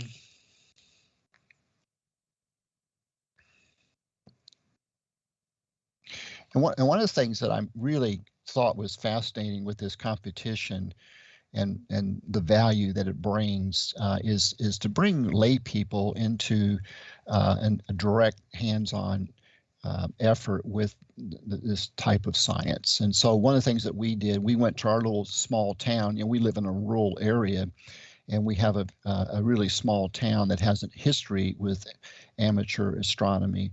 And we approached the community, and they helped sponsor our competition. And so I'll come back to that here in a little bit about the ways that led to their participation. But Auburn University is the university that's just right down the road from our farm, and they have been very involved with this little town and its astronomy work over the years.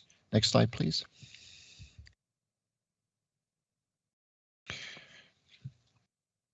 So when you get into the plaza area where you'll see this terrazzo below ground, we have an introductory kiosk that you can explore. And there's many more now there than what you see in this image, but it's worth checking it out.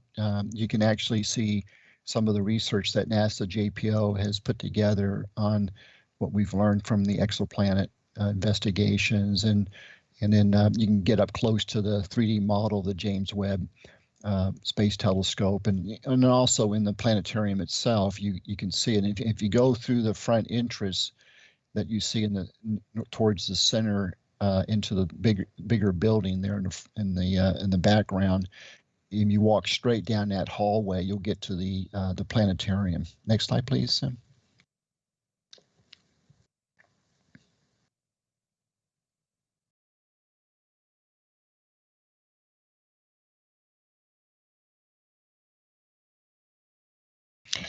So when you go in, it's dark, as you would expect a planetarium to be, and we have these like Jetson chairs you can sit in, but the activities was designed to be active. So when you come in, the control booth, which is above the seating area, has the controls to display the activity, in addition to planetary structures and the James Webb Telescope and so forth, to make it interesting. And so, you can see on this visual here all the different controls that we have. And by the way, when you're over there visiting, go ahead and go up in the control room and press the buttons and have fun. Yeah, it's all good. They you can make them appear and disappear and so forth. Next slide, please. Well, before we move off of this one, and I know we're short on time because we have the Matrix game yet to cover, but as you look at this, what Andy has done is from last year, he has added several different areas, like on the lower right for the James Webb Telescope, for the upper right for the exoplanet naming activity. Actually, that's the lower right? Those are the red-green buttons you see there. It's pretty simple interface. You hit green for turning it on and red for turning it off. And then, of course, for each of the planets, how you want them to encircle the area, you just click them on or click remove, nothing harmful happens. It just removes the planet. That's all it does. But it's a lot of fun. There's also a slide presentation area, so this can be used for briefings and for all kinds of discussions. Okay, Andy, over to you. Great, thank you. So what we do on the instructional level, we have these opportunities to bring up some of the actual visuals that the James Webb Telescope has captured, the images, and you can learn about the contributions that the James Webb Telescope has contributed to exoplanet research. If you want to go to the next slide, please, Lear. I'm getting really good at moving along, don't you think? Hey, you're doing great. This is awesome.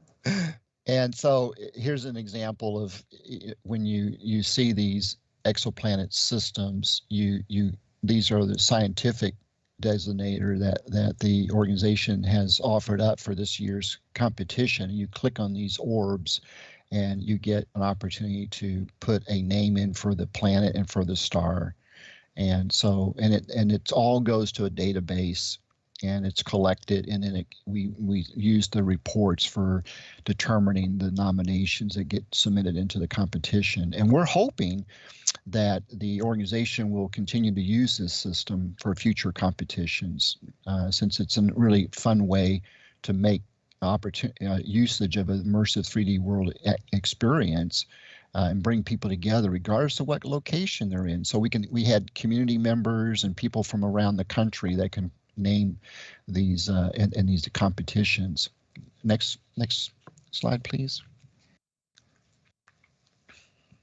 And stepping in there for just a moment, Andy, Yes. you know, the IAU on their form asks that we do not select, you know, names of people like John, you know, that we use names that haven't been used before. And that's a little tricky. There's a lot of astronomical bodies out there with names, right? Yes. Fortunately, there's a lot of fun Wikipedia sites that list a lot of the different names. And you'll notice there's a lot of Greek mythology going on, you know. But there's quite a few that haven't been represented. And so we're going to talk about one of them in just a moment. Back to you, Andy. All right, thank you. And so when we looked at all the inputs, we decided to submit for the exoplanet system HAT P12. And so the name that was picked was for the star was Eclectic, in honor of the small town that has this really rich history with astronomy. And the planet name was Yarrow. And since the town has its original history with Native Americans, we thought yarrow as a healing herbal plant used by the Native Americans. We thought, you know, it was a wonderful way to blend a concept of how we can bring people together and for more of a healing process in our community connections and relationships through science. And eclectic is also known in medical communities because eclectic is a form of medicine that stresses the whole body, whole person treatment. It's back in the early 1800s when the town was formed. It was ahead of its time. Today in modern medical schools, eclectic medicine is actually in the forefront, you know, the holistic approach to how we treat people, you know, with, you know, a quality of life. And so if you want to go to the next slide, please. I sure will, Andy. And I'd just like to mention for a moment, Eclectic's an amazing little town. And Andy's wife, Algernon Loire, you know, she does a horse therapy program with a miniature horse and her quarter horse Hef, and does all kinds of outreach with the community, writes children's books. Well, she got the town together and helped organize with them a museum or gallery, and they had a parade and they had an event. I wasn't there, so I'm describing this, you know, from memory, but and they had over 10,000 people come. That sounds like a lot more than who live in the town, you know. So it was an amazing experience, and we involved that community in our naming project, and of course got quite a few responses, and that's why our submission was Eclectic for the star and Yarrow for the exoplanet. But that's 1 out of 5,200. So Yes. our work is not done. Back to you, Andy. And throughout the town, they have these wonderful statues of stars all spread through the town in honor of its astronomical heritage and astronomy. And so they put together this wonderful magazine article about the work of, putting a heritage museum in place that Sen just spoke of, and the connections to STEM science and bringing youth involved into active participation in things like, exoplanet naming competitions. And one of the things that we really like to show, and we have this on display in the museum now, is this, this really fascinating thing about how the elements in the human body were formed in stars. And, when we talk to young people, they're absolutely fascinated with this, this wonderful, wonderful celestial connections that we have, right? Next slide, please.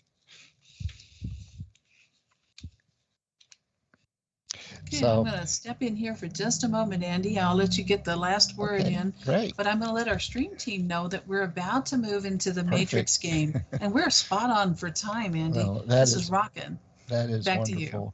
And we can take questions at the end of the second one, too, if something pops up in your thoughts about what we're doing. And always, please feel free to reach out to us. If you go and visit the planetarium region, and maybe a week or two from now, you want to come back around and talk about some of the things that you've seen with the activity, Lear and I will be more than happy to chat with you. And we have a video that we made that was part of the competition that you're welcome to see on YouTube that sort of outlines a little bit of what took place. So, okay, great. Thank you. Andy, as we open this next part, why don't I talk for a moment and you could grab that link, because the slides I have doesn't have that link in it. So I'll let you pass that to the audience if you could put that in the local chat. And let me get us warmed up. So we're ending our exoplanet naming activity. We're moving into the Matrix game. And of course, as soon as you hear the word Matrix, we all start thinking of Neo and, the red pill, the blue pill, whatever, And of course, this notion of what's real, right? Well, we're not really talking about that, although that sounds glamorous, doesn't it? We instead think about strategy. We think about planning for the future, and we think about creative ways for people to think out scenarios. Some might be horrific, some might be war-based, or some conflict or another. But we think of them as, wouldn't it be nice if we used a very loving way of thinking about how do we resolve conflicts? What are the outcomes of terrible conflicts, and how might we move beyond those, right? Grow as a society and mature. And Andy is such an amazing, reflective researcher who has a strong grasp on this. Now, of course, I know you're all thinking chess, right, for a strategy, but the Matrix game takes it to another level and, of course, has a rich history. I'm going to let Andy introduce it. Back to you, Andy. Okay, thank you very much. Interesting enough, we got excited about what we could do to take this really interesting community of gamers that have evolved around this particular type of game called a Matrix game. And so the game, as you can see described here on this slide, is a challenge game, and it's based around dialogue or words, and people get involved in making arguments associated with what move they want to make as part of gameplay. And the consistency of gameplay is really a fascinating process. With you have a judge and usually a couple teams, and they argue for the next foreseeable move, and then it's reconciled with the judge, and they use dice to bring in some element of probability. And what people like about the matrix approach game is that it's so flexible and it can be used in all kinds of game situations, whether it's a mystery game or, like in some cases, military applications. So you're going to go to the next slide, Sin, that'd be great. So the original matrix game structure came up by the British Army, and they were using it to plan for high level strategies for their situations, and that's how I got introduced to the whole structure, was through the European NATO community that is really involved in this. And so Lear and I, we decided, well, why not just make use of it for what we do in the immersive 3D space and have a little bit of fun with it and see what we could do to make it a hybrid structure. So if you want to play it like in a school room, which most people do, why not be able to do it in an immersive space and at the same time maybe involve people in physical spaces from anywhere around the world. So the basic theme of, when you play these kinds of games for an application that is very complex, where, you can't have all the rules specified like in a procedural simulation game. Those games are very complex and very expensive to build, and they're usually one-offs. Matrix games are very flexible, and they are ideal for addressing complex challenges. Go ahead, send for the next one, please. So here is what we've done to create this hybrid structure, and the thing that connects the physical space of classrooms, like in my situation with the military, we have war colleges, right? And so these war colleges are in all parts of the world.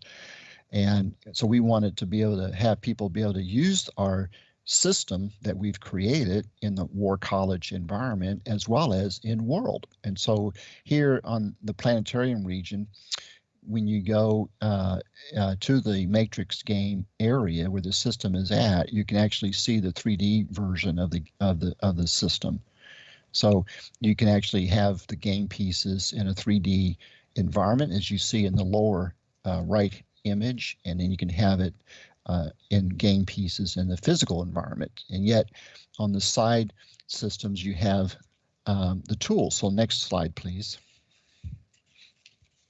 So what we've done for the tools is we've created a dashboard for the umpire that is involved in reconciling which argument's going to win between the team's discussions, and we have a dashboard for each team.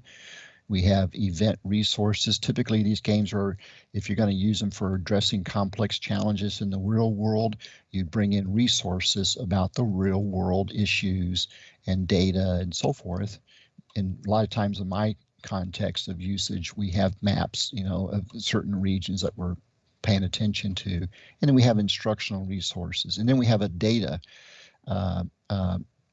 interface that where all the data is collected from each of the contributions of the players, and that data is used by the umpire. Go ahead for the next slide, Lear. Thank you.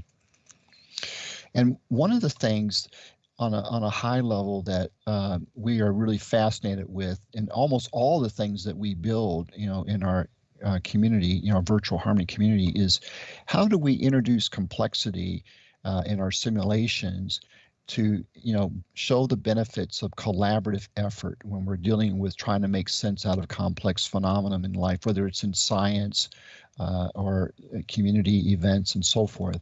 And one of the things that we strongly believe in is that diverse perspectives are fundamentally important. You bring in a very mixed group of people, they're going to be able to offer you insights that you would probably never ever consider, but because of their unique experiences and so forth, it adds tremendous value. And so we wanted to come up with this model that supports the ways that people present their viewpoints. And in the formal language, it's called argumentation. And we came upon a model called the Tolman model. If you want to go to the next slide, Lear.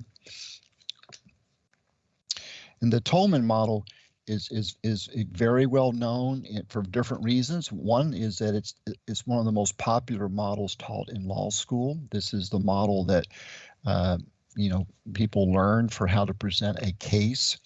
It's also taught in military schools, and it's often taught in scientific communities about how to actually talk about complex topics and give evidence and talk about the assumptions that underline your arguments for a particular theory and so forth. So the basic model is where you will present a claim, and you have to support that claim with some evidence, and people can give you a rebuttal. They can say, well, have you thought about this? Well, what if this condition arises? And so when you go back and forth in that dialogue, a more richer picture that is shared among the participants emerges. You develop your sense making. And when you're dealing with complexity, that is the fundamental approach to deal with complexity, because there's no textbook solutions to deal with complexity. You have to make sense of things because it's constantly changing. Next slide, please, Lear. Before we move to that, there's a thought here. We've spoken in the past about the difference between complicated problems and complex problems. And when we use the word complex, we're thinking of a problem that doesn't necessarily have a solution, or at least we're not aware of it. Whereas complicated ones, we may know all of the constraints or the information about it, but finding the path to the solution is murky and uncertain. Is that what you mean there, Andy? Yes, absolutely. And we're really big at trying to help people recognize that most of the big problems in the world are very messy. They don't cooperate very well with our linear solutions, and so we have to help people experience, particularly when they're new to their professions, whether it's medical, law, or the profession of arms. We have to introduce them to a process for how to engage with others in this sense making that requires real time reflection. And there was a question there about, for government applications and policymakers. I saw in the text window. Absolutely, this would be a great format for engaging people in ways that goes beyond just sitting there and armchairing, a discussion about a complex topic, but you have a formal, semi-formal way of capturing, right, as it were, the argument. So as you see here in the dashboard for teams, you have to give reasons for your suggested course of action. You have to identify some assumptions that go behind your reasons for why a certain action should be taken. And this is the structure of the argument. And so all this information that you feed in to the event gets put into the database, and then an umpire looks at it. Now, when people use the matrix game structure, you could have more than one umpire. You could have a panel of experts, for example, and a panel of experts looks at the inputs and decides, okay, how do we now say that we are going to go to the next level of this discussion so we can get towards solutions and approaches or courses of action? Next slide, please. So one of the things that's really cool that helps keep things moving along and introduces chance or probability into outcomes. Because again, if you're dealing with real life problems or challenges, there's always an element of chance, right? Things don't always go to plan. And so people that, have lived, a number of years in their profession, as you evolve in your professional practice, right? It's not uncommon to hear that, right? A mark of a high-level professional is this recognition that you've got to be prepared to adapt when things don't go, as you might expect. So here what we have is the dashboard where the umpire basically can assign handicaps. So there's some arguments that are not as strong as they could be. This would be a good teaching tool, for example. You could help your students, learn how to make and construct very strong arguments and provide the evidence for. And some conditions, people may have very wishful thoughts about what's possible. And so an umpire can assign handicaps on that basis. And then like a common probability technique is to use die, and you roll that, and you can go through a series of, rolls to get at, some kind of distribution probability for outcomes. And this is what you see here. In our system, you can set for how many rolls of the dice, how many faces of a die. And we have two teams in this particular example, and you can see then the outcomes are determined and who the winner is for a particular event, discussion or argument that has been made. And so this gives you a way to progress. Next slide, Let me please. pop in here, Oh, sure. Andy, at just a moment. Speaking of dice, I don't know how many of you have ever done tabletop gaming. You've probably played a board game in your life, right? Most people have. But if not, many games have a 6-sided die, but in this game, you can play with a 20-sided die, or in other words, you can change the number of faces on your dice to increase the potential, or you can mimic a D20 type of tabletop role-playing game. How many of you in the audience have ever played a role-playing game that used a dice that had more than 6 sides? Give us a yes or a Y or something out there, and I'll turn it over to Andy, and we'll move to the next slide, and I'll come in on that one. Hey, there's a +1 with James. Thank you. Yeah.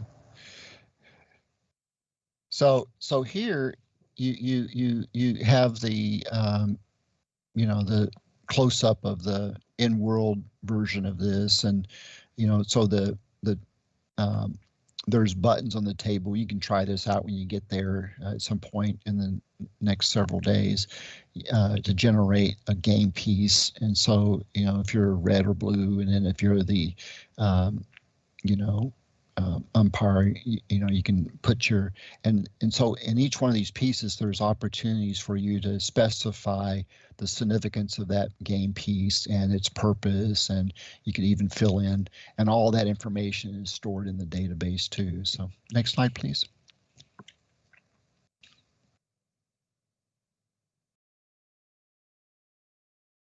Another view. Next slide. Well, before we leave that, we have 12 minutes. That's the good news. Good. You know what I love about this? Finding this space will take you a little bit of work. I know some of you go, nah, I'll be right there. But trust me, I'm not going to tell you the name of the location. It doesn't say Matrix Game on the navigational device. So when I arrived over there the other day to test it, I was like, where'd we put that? And I was thinking to myself, it's not where I expected. So I'm just going to leave that as a little challenge to our audience. Can you find the Matrix Game? Back to you, Andy. I'm so surprised I didn't blurb it out. Yeah, but I'm not going to tell, because Andy is fascinated with interesting ways of placing things. And I'm not talking about a skybox here. That would be way too obvious, right? Back to you, Andy. Okay. Yeah, a little Easter egg. Okay, next slide, please. So here's a view of that environment.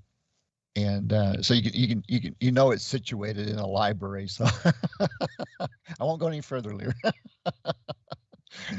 And what we're going to try to do over time is enrich the library with these resources about game strategies and templates and theories and history of gaming, just to kind of have an exploratory space for gamers. Next slide. So the library part of this is, of course, ongoing. You never have enough information, do you? You always need more. But so this will be augmented. So don't walk in there thinking it's the fount of all knowledge and we're done, right? Yeah. No. Yeah, but of course, it's an opportunity. Definitely a work in progress. Right? That is absolutely right. What was that, Spin? I said you're definitely right. This is a work in progress, very fresh work. Now, here's what's fascinating. I'll say, Andy, it would be great if we would do something like this. I didn't say this one, but with others. And a week later, he comes with the mesh, with the textures, with everything scripted. And of course, I'm the kind of person who tests it and says, now, wait a minute, the permissions aren't set. Or I can't collaborate and kibitz and contribute, because we we have such a wonderful symmetry in our group, a serendipitous relationship where we're loosely coupled. We're all over the country, right?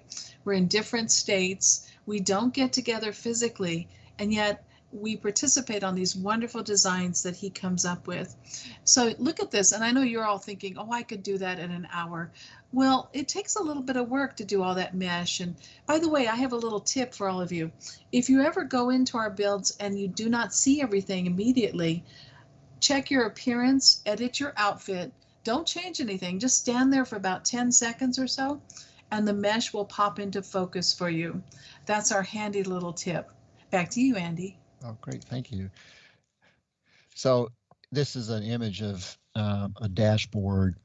And so what we do is, we have these interface, almost every simulation that we do, we always collect data, and then we have a reporting mechanism. So you can go in as someone that's functionally using the simulation and get access to the data and use it for research. So you can print out to spreadsheets and different formatted structures for importing into other programs, or you print it out as PDFs and so forth. So that's one of the things that we've found over the years is very, very useful.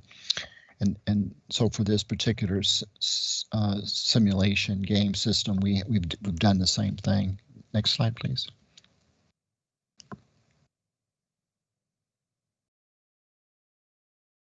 There were two slides Yeah. that were similar, Andy. Okay. Here you go. So here's an example of where you can select to have the data from the matrix game system put in Excel if you want to do additional analysis for research, and then also for PDF. So we're working with the Norwegians actually on this system, and so one of the things that this has been very helpful is the Norwegians are able to, we're able to share our data back and forth, on demand with our different games. And so that's been very, very powerful. If you want to, do things, with people spanning halfway around the world. Okay. I think we're up for questions. How are we for time? We still have 7 minutes. This is like a Okay. first, right? We normally have, You mean I was normally too have like fast 30 this slides. time? Well, here's some thoughts. We did have some comments in the chat, and I want to thank you all for wonderful chat. I love the chat. That's my favorite thing about online conferences is the fact that the audience is not voiceless. We can share and have that richness. James Out Loud mentioned that it's a very nice interface on that dashboard. I'm going to boogie back to some visuals. Yeah, this is our data dashboard. And of course, all of these things are evolutionary. He keeps working and refining them because we'll use them and then we'll go, well, what about this? Or we'd like to see that, And so that's what I love about this. By the way, on the exoplanet activity, the OSCC organizing committee came over. Marcus, James, I don't know if Sun joined us, and of course Joyce and Fran, and friends and a few others, and they helped us to refine our design, and we love that. We love feedback. Few things in life are perfect the first time you develop them. Sometimes you need that collaboration of a community to really get something designed that's usable and useful and easy for everyone to participate with. A few years ago, Andy and I gave a little talk in here, and I see your question there, Lisa. I'll get to that. And he was talking about that voice app he wrote. And the reason he writes voice apps for Alexa is because imagine for a moment if you were playing in VR or you were wearing a headset for VR, you were doing an inside out world where you're in OpenSim, with your avatar, and you're also in one of those collaborative tools in, let's say, the Meta VR device, right? And Andy has slides where he does that, where he says, if an instructor wanted to get data out of this dashboard, like the umpire, how would they do it if their eyes were preoccupied? So of course we needed voice interfaces, and Alexa was a natural choice. And we were given that talk, and you remember, Andy? Next thing you know, Alexa starts talking with us during our presentation, and we got to giggling so much because there's no quieting her once she gets going. Now, Lisa asks, let's see. Lisa asks, is the Matrix game open source and freely available? Well, it's brand spanking fresh new, Lisa. So let me turn that over to Spin. Yeah, we readily try to be as open as we can be with the things that we design and build, and so the best way to kind of go through that process with us is to come visit us, and we meet every other Sunday in virtual harmony at one of our grids, and so. Because we want you to understand that almost everything we do is got multiple apps that support it. So common PHP, Python, we program in C++, and then we use Linux environments for bringing it all together. And so if those areas of interest you have, then we'll work with you if you want to try to implement it in your setting or university and so forth. Because this is what I mean. We've actually benefited from people all through the years, so we're big believers that it's community effort here. That's exactly right. This is what I mean by it's wonderful to work with such a gifted team, because Andy, he'll just pick up whatever language we need, and there'll be a new one, there'll be another one. He will also look for open source ontologies like MIT's ontology or others to map to how other groups can create these kinds of simulations, and also to he builds AI and of course machine learning tools to help evaluate and rank and prioritize and create knowledge that helps us to discover other elements about it. In other words, it's not just what we do and it's not just what we say, but it's also how, of course, we're trying to build some knowledge about this and understand the value of our AI component as well. Yeah, we often have guided help. We never find that one particular platform or language fulfills all the needs that we want to try to address. So we're very eclectic, coming back to that word again. we like to construct an ecosystem of sorts using different tools and languages that really help us. So yes, we use a lot of open source from MIT. I'd say at least half of our work has genesis out of MIT. Now I have to clean up that last comment. Lisa asked us if we were no Ada programming language. What's funny is I was certified as an Ada programmer in 1989. And of course I was maintaining systems for the Air Force Space Command written in Ada. And Ubid and I were talking about that yesterday because, while it was a fun, flexible language, it also had some undisciplined moments. Some of the programmers would write a self-documenting variable name that would go on for an entire page. And of course, it's a bunch of words with hyphens between them. Is all one variable. And I'd get to laughing so hard because there'd be 25,000 lines of code in other words, 25,000 pages of that nonsense. And of course, self-documenting sounds wonderful until you have to go maintain it, right? But we're not using Ada to the best of my knowledge in the current development, Lisa, to answer your question. Well, I see we only have one more minute. Are there any other questions? There was one, Lear, I saw about where this is at, and you may want to go over about where it's at here in OCSS, the region. I guess they can call up the map, right, and get to it from here. Yes, that's what I mean by exploring over at the planetarium. Andy has put in a hypergrid map that when you click different destinations on it, it may or may not allow you to come visit. And the reason I say that is we don't keep all 18 or more grids up at the same time. And I noticed that map, Andy, had the first 18 or first 12 you created. It doesn't have some of the others that we've been using here recently. But every other Sunday we get together in in the virtual harmony environment, we agree on a grid to meet on, and then of course we explore, we play, we laugh, and we work for about an hour and a half. Yeah. And I can't really call it work, right? Because it's fun. It's like tinkering, you know. Yeah.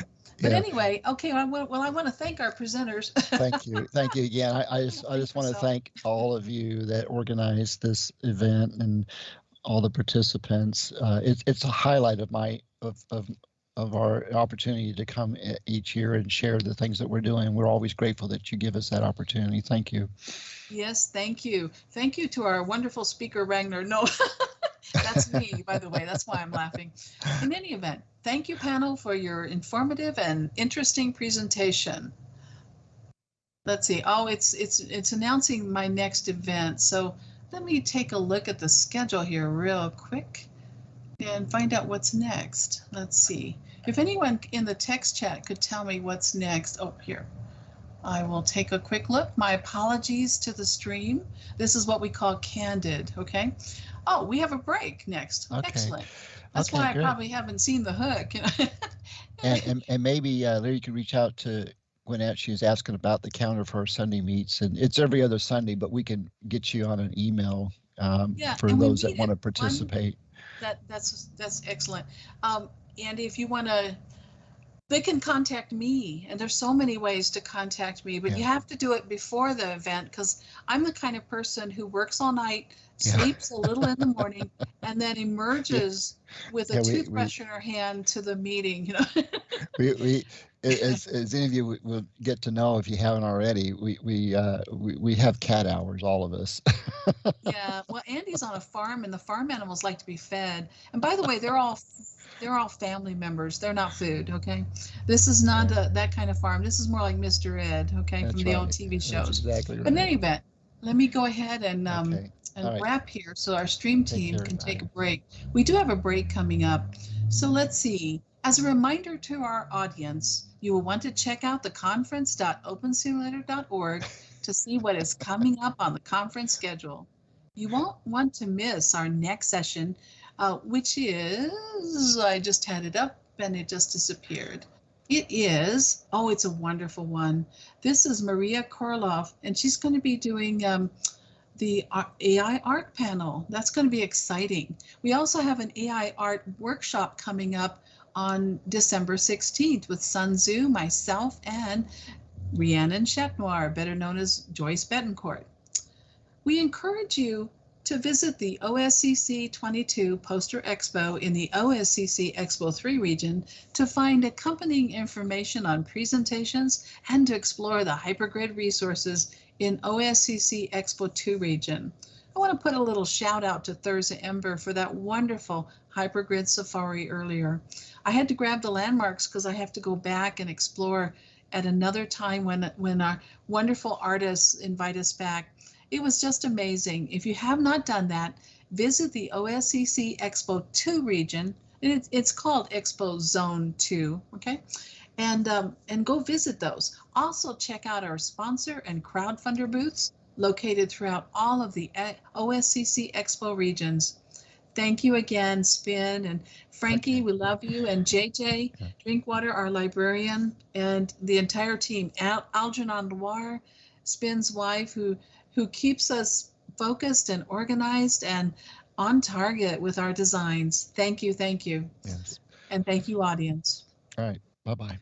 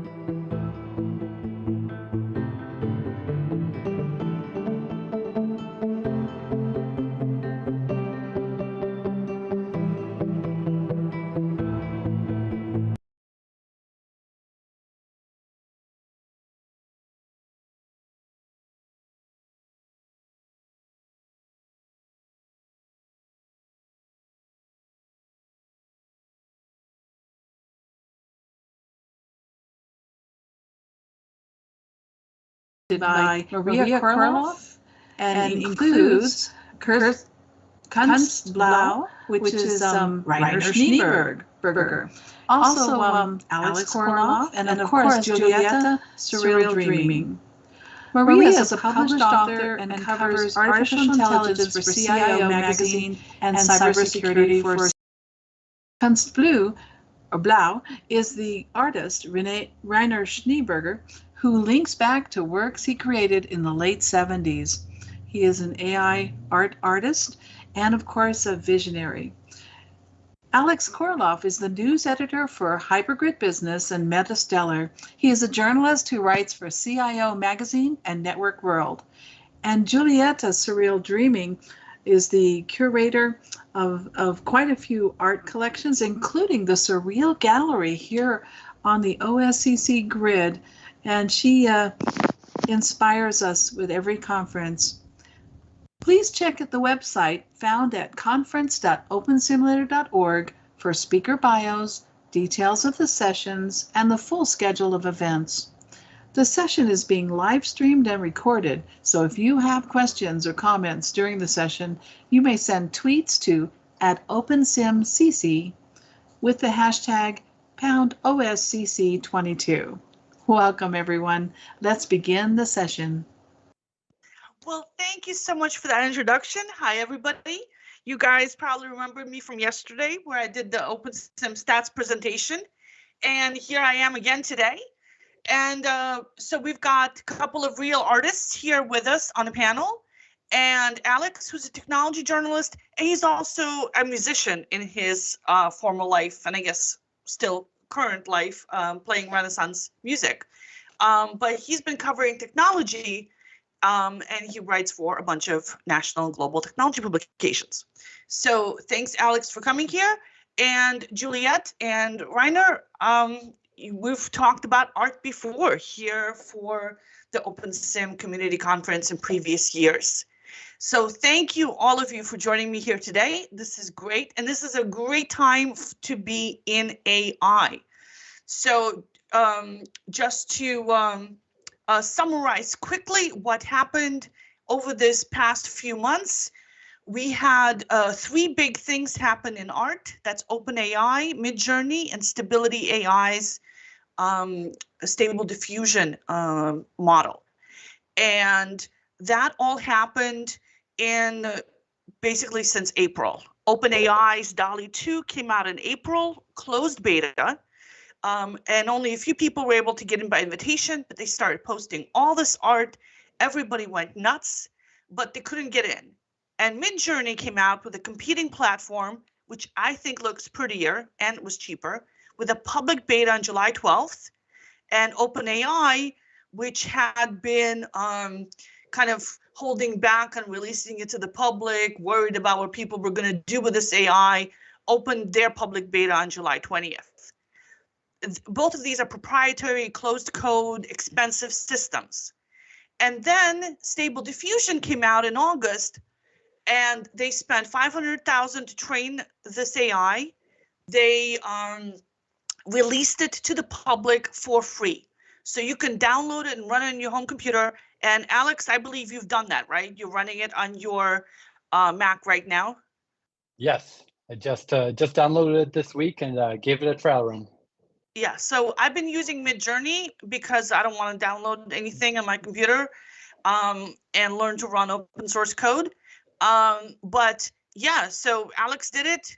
It's definitely doable, and you can generate free AI images just by typing in a text prompt, something like dog riding a bicycle on the moon, and it will draw you a picture of a dog riding a bicycle on the moon in the style of any artist you want. So which is where the problems come in.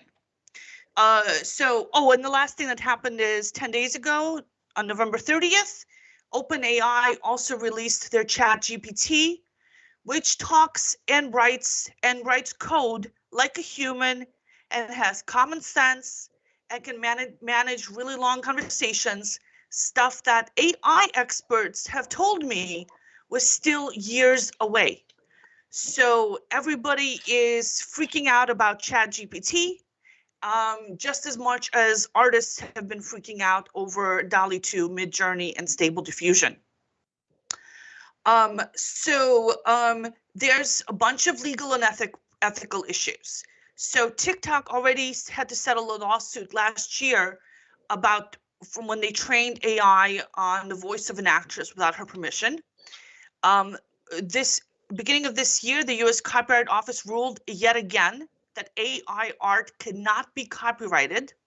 So if you create something with AI, currently you cannot copyright it. On the plus side, a little bit of positive news, Shutterstock will begin paying artists for using their work to train AI. So finally, something good's coming out of it.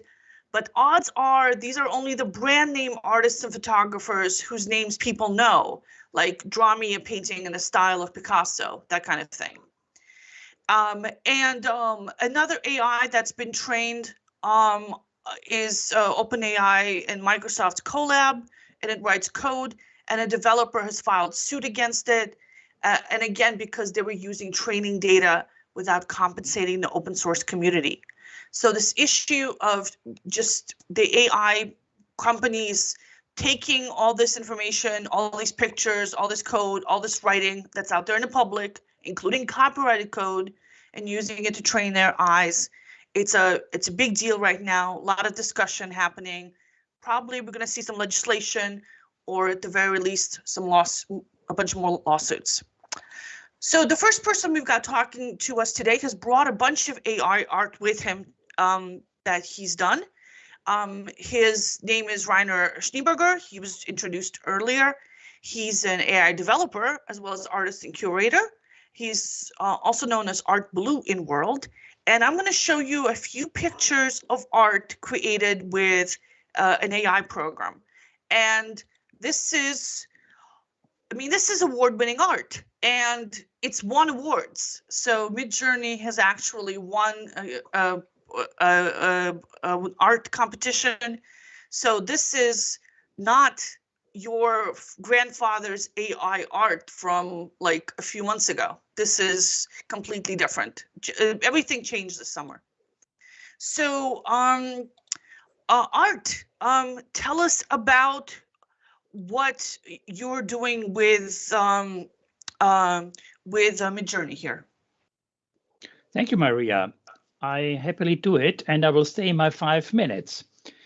So, listening to introduction, my thoughts drifted to Sherry Munga's installation Insanity. We talked before, and you said to me that it is all insane now. So I thought, yes, it fits. In 2014, in Insanity, human bodies have moved their octopus-like arms up and down of dunes of sand and some heads dancing on balloons. And there is a nice machimina on it. So if you have time during one of the breaks, it's worth to look at it. It was 2014. Yeah, when I tried my first experiments with the Midjourney AI, I was a bit prepared on it. My son Georg presented in 2019 here at the OSCC conference how to bring an installation from OpenSim to Unity. He's now working on his master degree in big data science, so I'm following quite close up what AI technology does look like. I came to the conclusion that we as humans don't understand them, the AI systems, but we can use them. I thought, what an insanity happens here when Midjourney created the first pictures from my text prompt, how to explain pictures to a dead horse. When I saw the first AI paintings, I was stunned.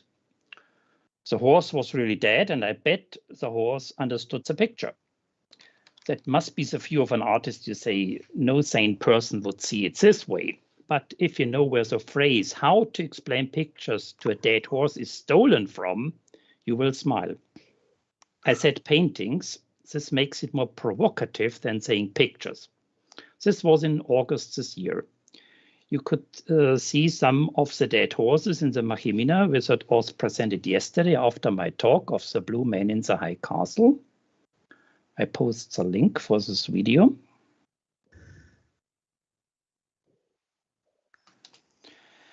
Yeah, then I got an invite by the Divine Feminine movement. So we had a look now at some of the works I submitted. I gave my works a pleasing title, God is a Woman. I was the only man among the Guild of the Divine Entities. Everybody who was there yesterday knows that I'm a machine, so I'm genderless. So I think that I called myself Kunstblau is the reason I slipped through the scanners as a man. Yeah, Kisma? This is my right as a machine to change gender, even to be a code. Yesterday was a talk I gave in a more funny way about this, but there is truth behind. By the way, I have a passport by NSK, the new Slovenian Kunst movement, which proclaims the existence of a stateless state of art by this name. So don't say Kunstblau is a fake. For all who could not attend yesterday's talk of the Blue Man, I post the slides, so you can read back a lot of what I think about this, this upcoming technology and the impacts. Yeah, I plan to do much more in this field, to work as an artist. Why is it so? I feel as a curator, let me link to the last project, the America Art, that I can sometimes do as good as the artists I work with. I post the link for the catalog of America Art in chat. So we can page through the catalog. Here it is.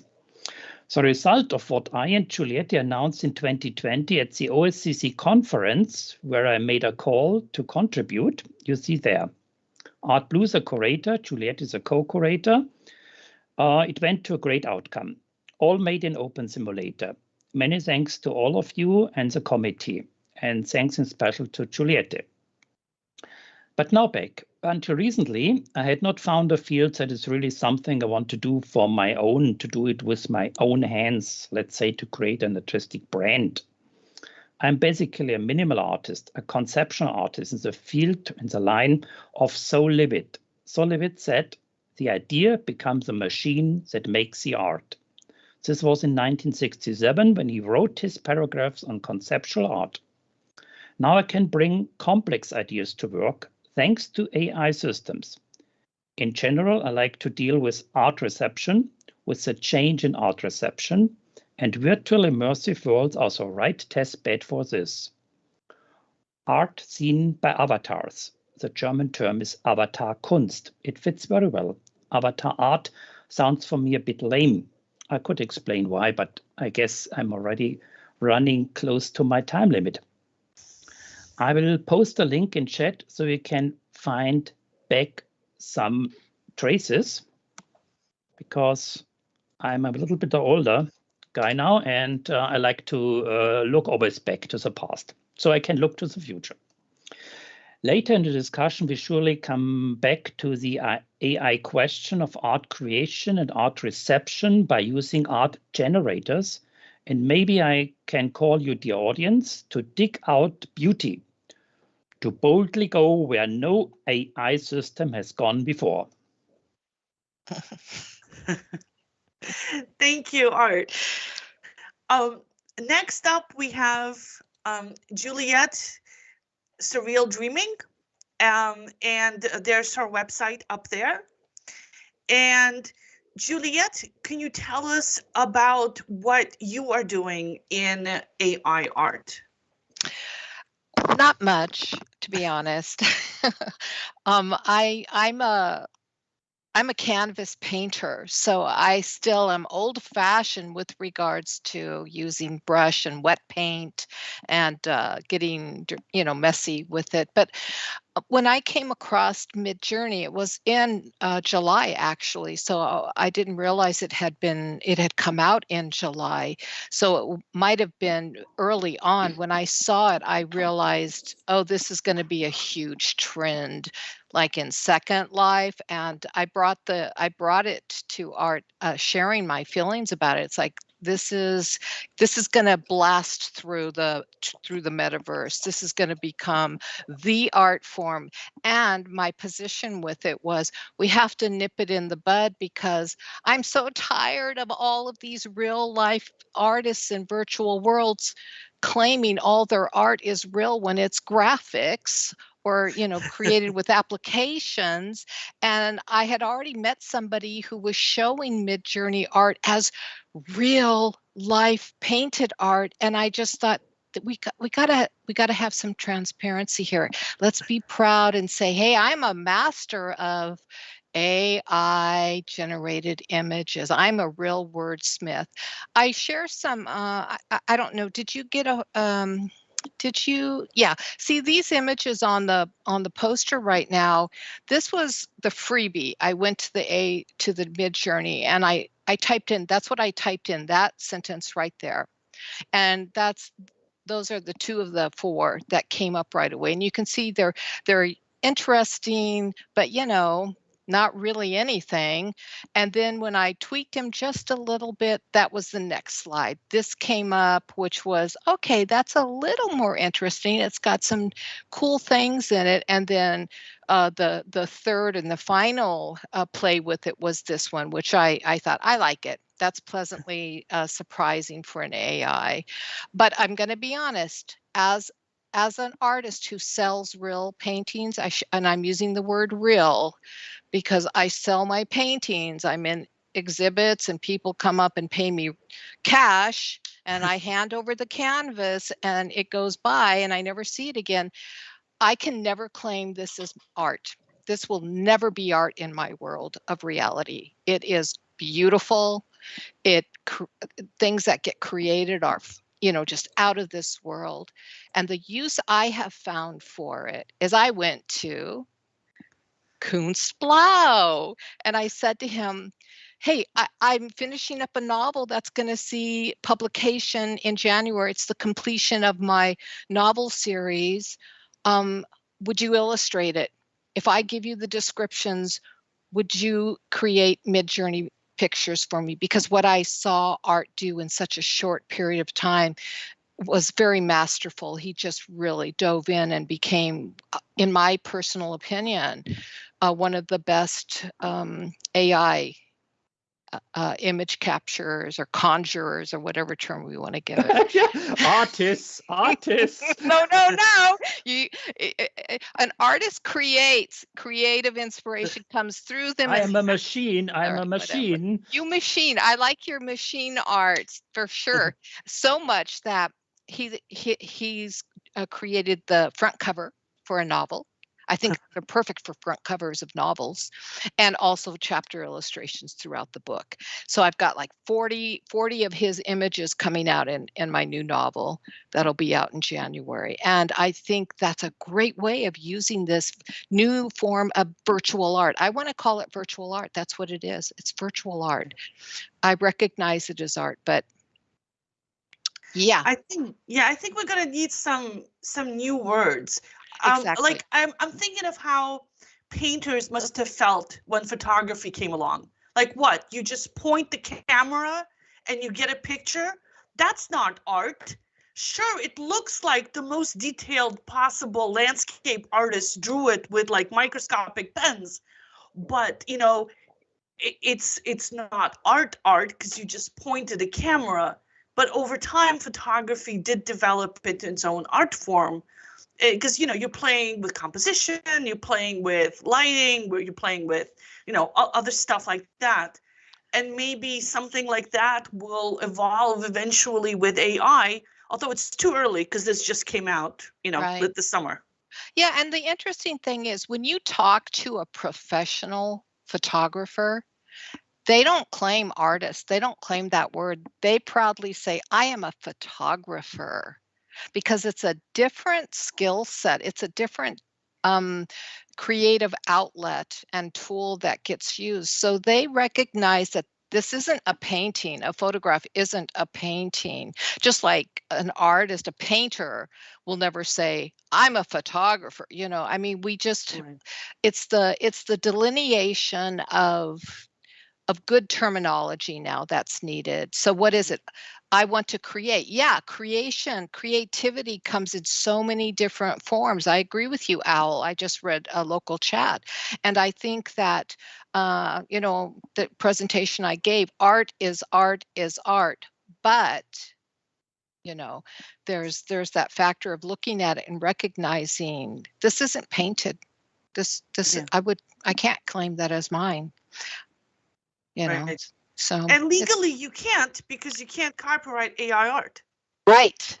Which is a little weird, because you can spend days tweaking the prompt to get just the right one out of it. And then you might have to do some more edits in Photoshop or something just to get it to look exactly right. But that and the prompt that you save, you're not really so much creating this picture as discovering it somewhere in that vector space that is the AI model, because somebody else with exactly the same prompt, exactly the same settings, and exactly the same random number seed will get the same picture out at the end, or close to it. Or close to it. Yeah. And Yeah. here's something, I didn't go past the freebie. Let me tell you, I ran through those, 25 clicks they give you. I went through them so fast before I even realized what I was doing, and ended with this little guy. But there's I think there's like a whole index. Art, you know this better than I, but there's certain words and phrases that have been developed now that you pop in if you want the sky to look a different, if you want to, so it's becoming its own skill set. It's becoming, really polished. And I think it needs to be defined as something pretty fantastic, but I can't call it art. I'm sorry. But then again, Jackson Pollock throwing paint at a canvas. Yeah, but we were familiar with abstract art when Pollock started throwing paint, so abstract has been around Right, before. but you can make the same arguments about the amount of effort that it goes into. That he didn't paint this. Yeah, he just splashed a bucket of paint on a canvas, randomly generated a picture by splashing it with paint. Is that art? It's freeing. I did it and it was fun. Oh my God, it was so fun. All right. So, is there anything else that you'd like to talk about? No, I just really think there's a place for it. Absolutely, there's a place for it. And I just would like to come up with an incredible title for it. AI is so blasé. AI image generation, art, whatever, but is it digital art? You can't call it graphic art, because the graphic artists are going to go, that's not graphic. Everybody's going to grumble because we're stepping on toes with this new creative format, but it's not even creative. And that because you're just typing in words at a prompt. You're doing nothing except putting it in a description. So you're not creating it, period. Right. So what is it? I don't know. I really honestly don't know. All right. So next we have my little brother, Alex. Alex, thanks for joining us. Hi, Maria. So as we mentioned, he's a freelance technology journalist. He writes for CIO, Network World, CSO, and the New Stack. And he's the news editor at Metastellar and Hypergood Business. If you write an article for Hypergood Business, there's a good chance that he'll be working with you to edit it and get it up on the site. And he's recently done an article. Well, first of all, he recently had an article done, did an article that was completely written by ChatGPT. And he's also written an article for Hypergood Business about how virtual worlds are using AI art. Yeah, I have the links. Let's see. Let me pull up. I just posted did you get the those? link. Great. Posted a link to your Hypergood Business article on how people are using AI art. And here's the link to the ChatGPT article. Great. So can you summarize that for us? How do you see virtual worlds and virtual environments using AI generators? Sure. Yeah, so you can see this slide here. I just downloaded Stable Diffusion myself this week, and it worked just fine on my Mac. This is a J.R.R. Tolkien 3D inspired fantasy setting that was created in under 30 seconds. Now, in my case, I don't pretend to be an artist. I don't call myself an artist, but in some way, I feel like I created that, even though I just typed a few words into this random little box. It's truly amazing. I remember Maria first showed me Midjourney, probably about just February or March of this year. I remember how impressed I was. I'm just as impressed by Stable Diffusion. These text-to-image AI generators are taking over. They're everywhere. You see people posting whether, I'm going to leave that up for the world to decide whether the person's the creator or not. But this art is everywhere, and it's in all sorts of virtual worlds. What Maria has here on the slide, that's a Second Life user. Her name is Handheld. Those two paintings are AI generated, and that's in her Second Life home. What you have here, this next slide, this is the AI in Dreams gallery in Kitely. Those are all AI generated images by Dale Innes. This is everywhere. There are all sorts of museums. This is the Mers Dalium. All the art that's created in there is created on DALI 2. It's by a German artist, Mers Mensch. You can view that museum on your computer. I walked around on my computer, but he even says on your website, you can strap on your Oculus Quest 2 or your Meta Quest 2, whatever you want to call it. You can just walk around in virtual reality. There's tons of museums like this. This is an example of some art from the Mers Dalium right there. That's inspired by a marble from an ancient work of marble from 200 BC. This slide here, that is something that was created in Stable Diffusion by a developer named Scotty Fox. You have a still image here, but that's actually a 3D image, and you can actually walk around in it. You can kind of get closer and farther. You can look 360. If you have a VR and headset around, you are in this virtual world that was created by AI. And it's not a big world. It's just a 360 view of this image that this developer, Scotty Fox, asked to create, but it's its own little virtual world. So these little works of art can be their own little worlds. They can be put in worlds. So like in Second Life, the user who put in their home just to decorate the home. The AI Dreams, it's a whole museum, a whole region. An open sim, you can go around, you can walk around, you can enjoy the art on your own time. This is everywhere. I think there's only going to be more and more of this. This all just started this year, and this stuff is everywhere already. My mind is blown. It's like magic to me. So can you do you have control of the slides, Maria? Can you go back a little bit? Okay, can you freeze there? So I want to talk a little bit, and now we're all using the big ones are DALI 2, Stable Diffusion, Midjourney. You just saw some examples. They're everywhere, more to come. And when I was researching for my article, I saw so many sites, 10 best options for AI text to image generators, 12 best options. There's more than these. These three are just the big ones. There's more out already. Well, all the others are either licensing Stable Diffusion or licensing OpenAI. But the actual AI generators are just those three. Sure, but you're going to be seeing more and more variations, I think, popping up, right? Oh yeah. Yeah. So and Stable Diffusion is open source, so people can tweak it and like make it 3D or make it video or all sorts of things. Yep. So in a year, going to be like 100 best options, even if they're all based off Stable Diffusion. These articles, it's all going to be out there, right? I think the Pandora's box is open. The explosion's just beginning. This is the birth of a new universe, right?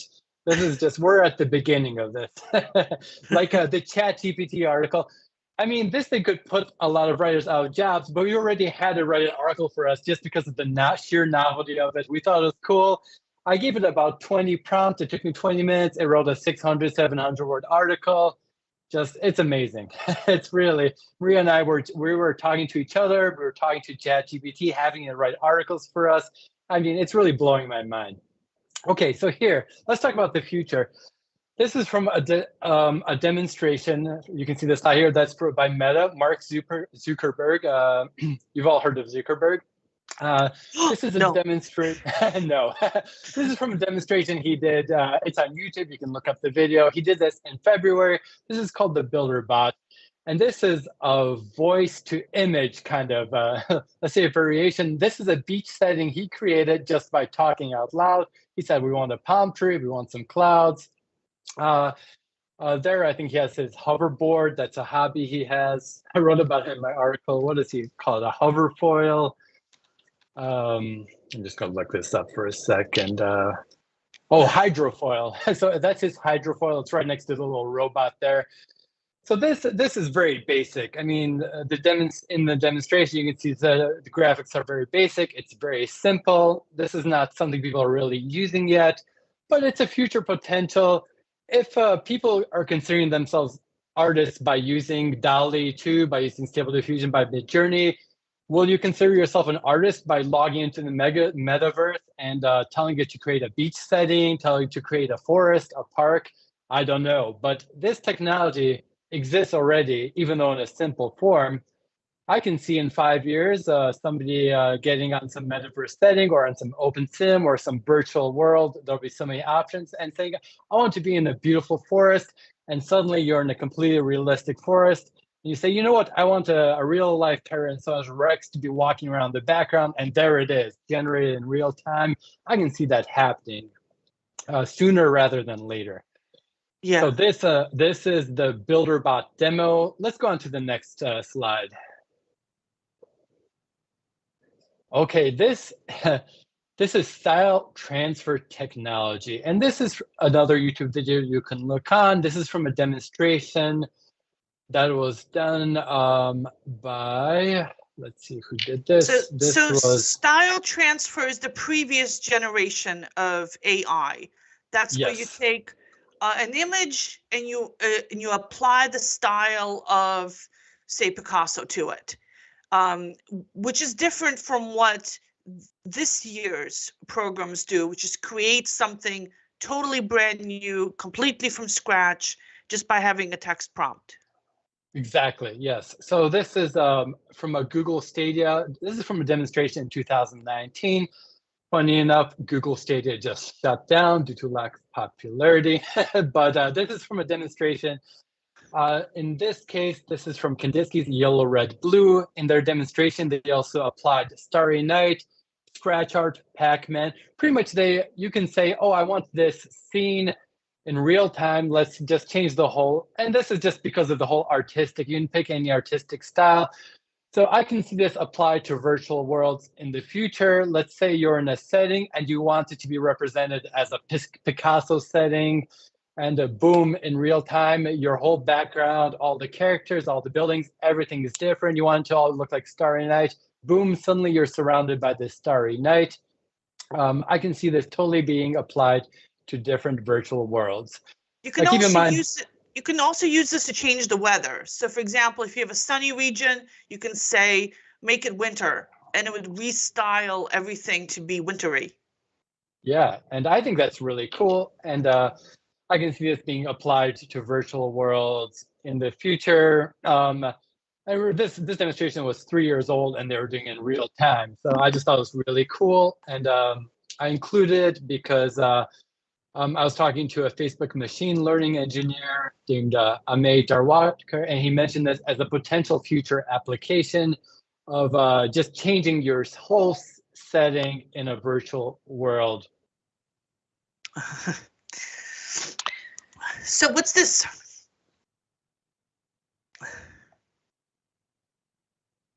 When I talked to the machine learning engineer, he mentioned this as a possible future application.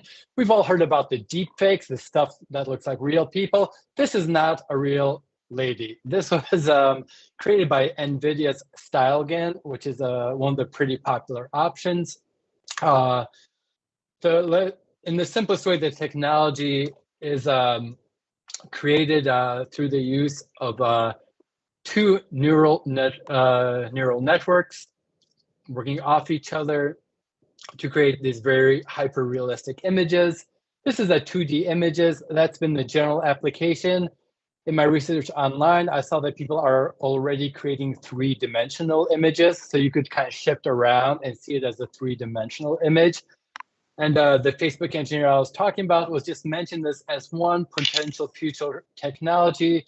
Imagine an entire virtual world created in real time where all the people look like this girl, except they're 3-dimensional. And imagine something like ChatGPT is creating real-time conversation. So you feel like you're talking to a real person. They look like a real person. They look like a real person. I can see stuff like this popping up. I mean, it's so hard to predict in the next 2 to 5 years. So this is the GAN, the Generative Adversarial Network. I think it's super cool. If I didn't know this was an imaginary girl, I would have thought this is a real image. Yeah. Well, it's in the eyes. If you look in the eyes, you can tell it's not a real person. Yeah, once you start looking, that's what I noticed too. After I stared at her for a few minutes, I was like, those eyes are a little creepy, right? Yeah. But yeah, there's something about them that's a little off. But let's say if you're scrolling, you're reading a news story, this is the first image you see. If you don't look too closely, you just think, oh, that's just some lady, right? So it's fooling people left and right already. Just these 2-dimensional images. Yeah. I do agree the eyes are creepy if you look at them. And I did for a while, I said that looks a little fake, but that doesn't mean that they can't make them look real or that they won't be able to. Well, and to use this for skin generation for avatars would be awesome. Absolutely. Yep. Yeah. One of the issues that the AIs are currently having is that the issue of symmetrical, not symmetrical. You don't want to be too symmetrical, but you don't want to be too asymmetrical either. And they're gonna get it, but it's very creepy. And it's hard to predict. I mean, this stuff is exploding so quickly. How fast will they get it? It's hard to predict. It could be in a month. It could be in 5 to 10 years. I mean, people are guessing, but it's so hard to tell. There's just so much happening so fast. I think when Maria and I were talking about ChatGPT, the AI we used to generate article, she had spoken to experts and they had predicted that this would be years down the line. Is that true, Maria? Yeah. And we were doing it this week. So now there's a few developers out here in the audience, or at the very least LSL scripters. And the thing that really astounded me about ChatGPT was you could ask it to write some code. It would write the code and you could say in plain English, typos and all, no, I wanted a different variable names, and I wanted to use a different sort, and I want to do it differently, and it will just do it differently for you. You could give it a piece of code and ask it, what's wrong with my code? And it will say, well, I don't know, it depends on what you want to do with your code, but at first glance, it looks like you have an infinite loop over here. Here's how infinite loops work, and here's why you have it. Here's how to fix it. Here's the corrected code for you. That is a kind of level of common sense thinking that nobody expected us to see this year, or maybe even this decade. And if you go on YouTube and type in ChatGPT, which I strongly recommend, you will see programmer after programmer after programmer using it to code real stuff with their jaws on the floor. So, and same thing for journalists. You can go online and you can see not just our publication, but multiple publications are already having ChatGPT. The AI that could potentially put you out of a job. All these publications are having it write articles, I think, just for the sheer novelty of what it can accomplish already. And it's just in beta, it's just in testing, right? Yeah, so amazing. Yeah, so they have some constraints on ChatGPT. It doesn't have access to the internet. All its information is a year old. It does not have training on LSL. As far as I can tell, it can't write LSL scripts. It's GPT 3.5. But like with the AI art programs, remember OpenAI released DALL-E 2 in the spring? and then Midjourney came out, and then Stable Diffusion came out. And it does cost a lot to train this, but Stable Diffusion spent $500,000 training their AI model and then just released it for free and open source for people to use. I fully expect something like that to happen with chatbots now that OpenAI kind of is like broken the dam. So we're going to have AI generated people in world who can talk like real people, and Chat GPT is coming really, really close to passing the Turing test. So this happened this year. It's a very fast acceleration of AI, and it can write code. It can improve code, it can debug code, and it can optimize code. This is the scary moment we've all been scared of. That moment happened 10 days ago, people. Wake up, sheep. It's truly, I spent, just an hour or two with ChatGPT, and it blew my mind. It's really amazing. Really. You know what? Lear posted a question.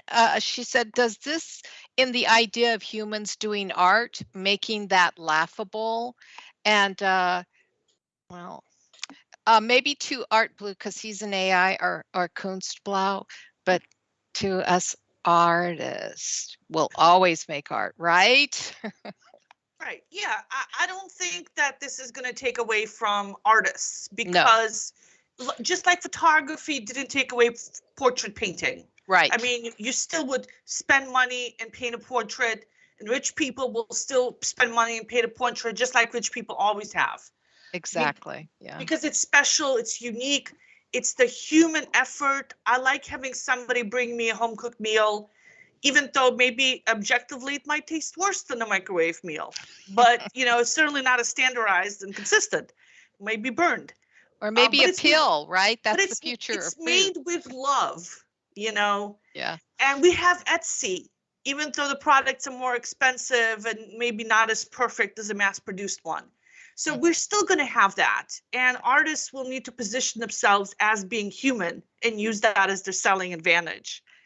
But the availability of AI art is going to make the production of art available to everybody, just like photography and cameras made the production of images available to everybody. And so what is this going to do for virtual worlds? What is this going to do for OpenSim? What is this going to do for other environments if we have this? We had a big quantum leap this year. We're on an accelerating curve of development. What are we going to see next year, guys? Nothing but AI art. I believe that there will be another step forward, and I have a blue poster, if you can bring it up, for this, not this, the blue man. And okay, that's also a good one. You see avatars looking at art, and that's in a way we are look at art now, but we decide also on art. We say, this is a good picture, this is a painting, this I want to buy. And if you bring now, Maria, up the other one with blue, that is, I think, a little bit forward, this blue man, then you see the vision I have, that the selection, what is good art, will be given into the hands of machines. And now it will come soon. We have to, yes, that's it. That was it. There we go. Yes, that's it. You see here the functionality of AI in one picture. Now you see AI number 1.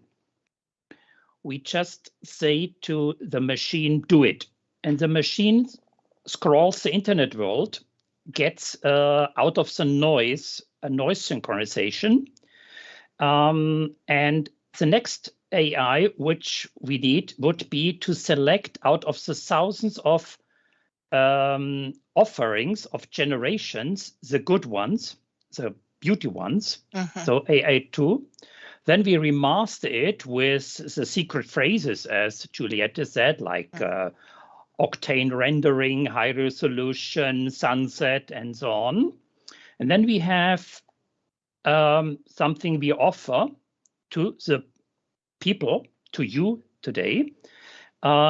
It's a painted noise, I call it, and I sign it. So depending on the point, is it copyright? Yes, it is, because I signed the works. And as soon as I signed it, it's a copyright. So I signed two pictures here, one for an archaeologist, Jack Doe, and one for Jane Doe, because the thinking preferences are to be found. And for this, we need AI number 4. AI number 4 scans the whole world for humans, checks their use of MasterCard, for example. So what do they buy? How do they think? What do they read? What do they watch? And what is behind this gives an input to the AI number 1. So we get the optimum of an art experience for each individual. And if we scroll now down to the end of the slides, I want to do with you this little challenge that we have not AI 4 right now, but we will have it. And this is my prediction, that the selection out of the masses of offerings needs an AI.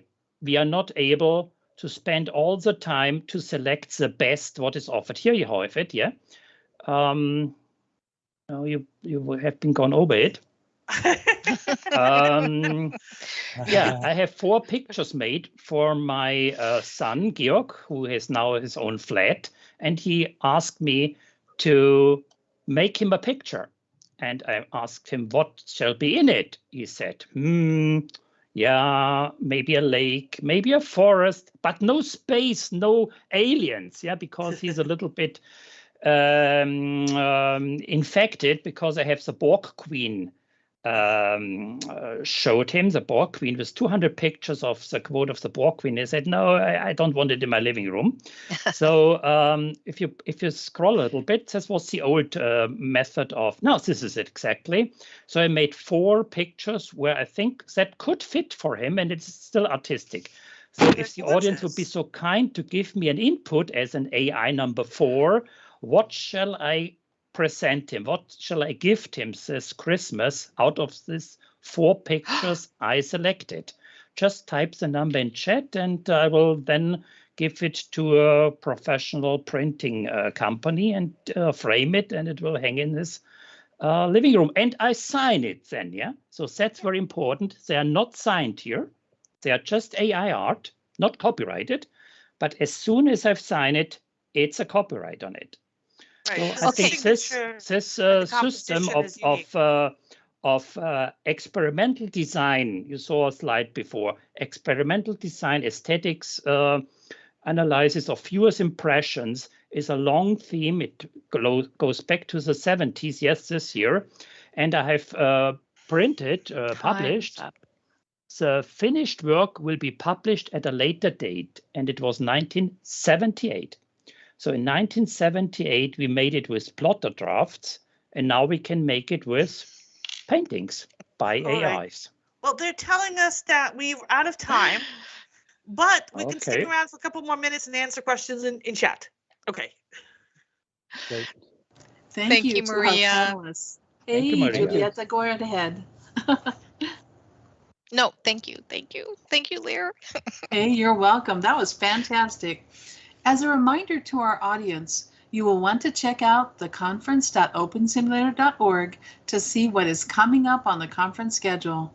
You won't want to miss our next session, which will begin at 4:30 p.m. in this keynote region, and it's entitled Perceptual Hashes for Copyright Protection and Copybot Detection. Also, we encourage you to visit the OSCC 22 Poster Expo in the OSCC Expo 3 region to find accompanying information on the presentations and to explore the hypergrid resources in OSCC Expo 2, along with the sponsor and crowdfunder booths located throughout all of the OSCC Expo regions. Thank you again for our panel and for the audience. Thank you.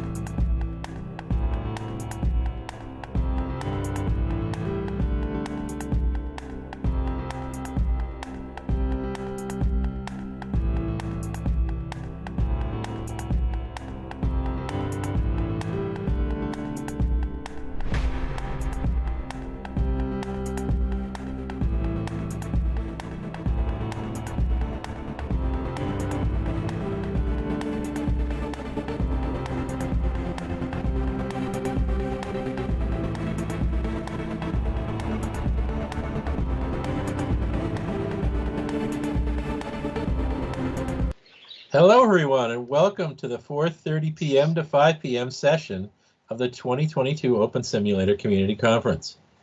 In this session, we're pleased to announce the presentation, Perceptual Hashes for Copyright Protection and Copybot Detection. Our speaker is Kayaker Magic. Kayaker teaches classes every week on using the 3D modeling program Blender to create objects in World. Please check out the website found at conference.opensimulator.org for speaker bios, details of sessions, and the full schedule of events. The session is being live streamed and recorded, so if you have questions or comments during the session, you may send tweets to @OpenSimCC with the hashtag #OSCC22. Welcome, everyone, and let's begin the session. Hello. Hi, I discovered a way of comparing images called perceptual hashes. Well, I didn't discover it. I discovered that there's lots of literature on the subject, and it's a way of comparing two images by generating a fingerprint of each image, and then you can compare the fingerprints later. There's a web page called tineye.com. I don't have anything to do with Tineye, but they've apparently crawled the web and created perceptual hashes of millions of images. And if you give their web page an image, it finds similar images all over the web instantly. It's really incredibly impressive. But some of you may not know what a programmer means when he says hash. A hash is a mathematical algorithm that generates, that takes a large piece of data and it generates a fixed length string of bits, and we call that string a hash. You'll see some examples of that down below. SHA-256 is a popular modern hashing algorithm that's used all over the place, even in OpenSim. And it's called a cryptographic hash because if you take an object and you change one bit in it, you take a picture and you change one black pixel to white in the corner where you would never notice it, the hash will be very different. So here's some hashes on the bottom of the slide of a hash of an image, of a 3D modeling, a Blender file, a hash of a text file that has some code in it. And cryptographic hashes, you can't use them for deciding if two images are similar to each other because it's a design feature of a cryptographic hash that changing one bit will, or one pixel in the image will change the entire hash. And here's an example. I'm not a big fan of JPEG. And if you take a JPEG file and you load it into any program, I used GIMP here, and save it as another JPEG file, the two files are no longer remotely identical, and the hashes, as you see, these two strings are completely different just because I loaded and saved the JPEG file. I'd say this is one reason not to use JPEG. I'm not fond of it. So perceptual hashes is a really hot topic in research right now, and there are some very clever algorithms, but I am writing in PHP because I want to build this into a website, and I have to keep the algorithm simple. So I found some literature that had some fairly simple algorithms that do a pretty good job, and I implemented them myself. And here's the one that I used. It takes an image and it shrinks it down to a standard size, and then it turns it into black and white, and then it does an analysis of where the image changes by scanning it in a fixed order and checking for where it gets brighter or dimmer and storing a 1 or a 0 bit. So this has the advantage that it's easy to calculate. It has the advantage that if somebody changes the size of an image, it has no effect on the hash. If they change the color, it has no effect on the hash. But it has a disadvantage that if they rotate the image or they flip it, then it won't detect that change to the image. But this finds a lot of similar images, and it's easy to implement. So once you have two hashes where each bit in the hash it has a 1 or a 0, depending on some feature in the image, you can compare them with an algorithm called the Hamming distance. And even MySQL can calculate Hamming distances between numbers. And so that means that MySQL can search huge databases very fast and find similar images. And if you take those two JPEG images that I showed you before that I hashed with SHA-256, if I hash it with this algorithm that based on the articles I read, you can see these two hashes on the bottom of this slide. They look almost identical, but there's one bit of difference. One letter changed from a 7 to a 3. And so if you set some threshold, like find all images that are within 7 bit counts of each other, then you can say those images are similar. So images are nice, but what else can we do with perceptual hashes? I would like to use it on meshes because I create, well, not a lot of meshes, but some, and I build things for Open Simulator, and I worry about them getting copybotted. So is there a way to generate a perceptual hash of a 3D object? All the literature seems to be concentrating on images. So what does a 3D object have that you might be able to generate a perceptual hash from? Well, it has several different images, and hey, I already know how to hash those, so we're in good shape. It has several different mesh prims built into it. I don't bother to hash the system prims like the cube and sphere is part of the system, and I don't need to copyright those. Maybe their locations, but not those prims themselves. And every mesh has a list of vertices, a table of UV map locations, and normals and triangles actually are important. They stitch everything together, or polygons.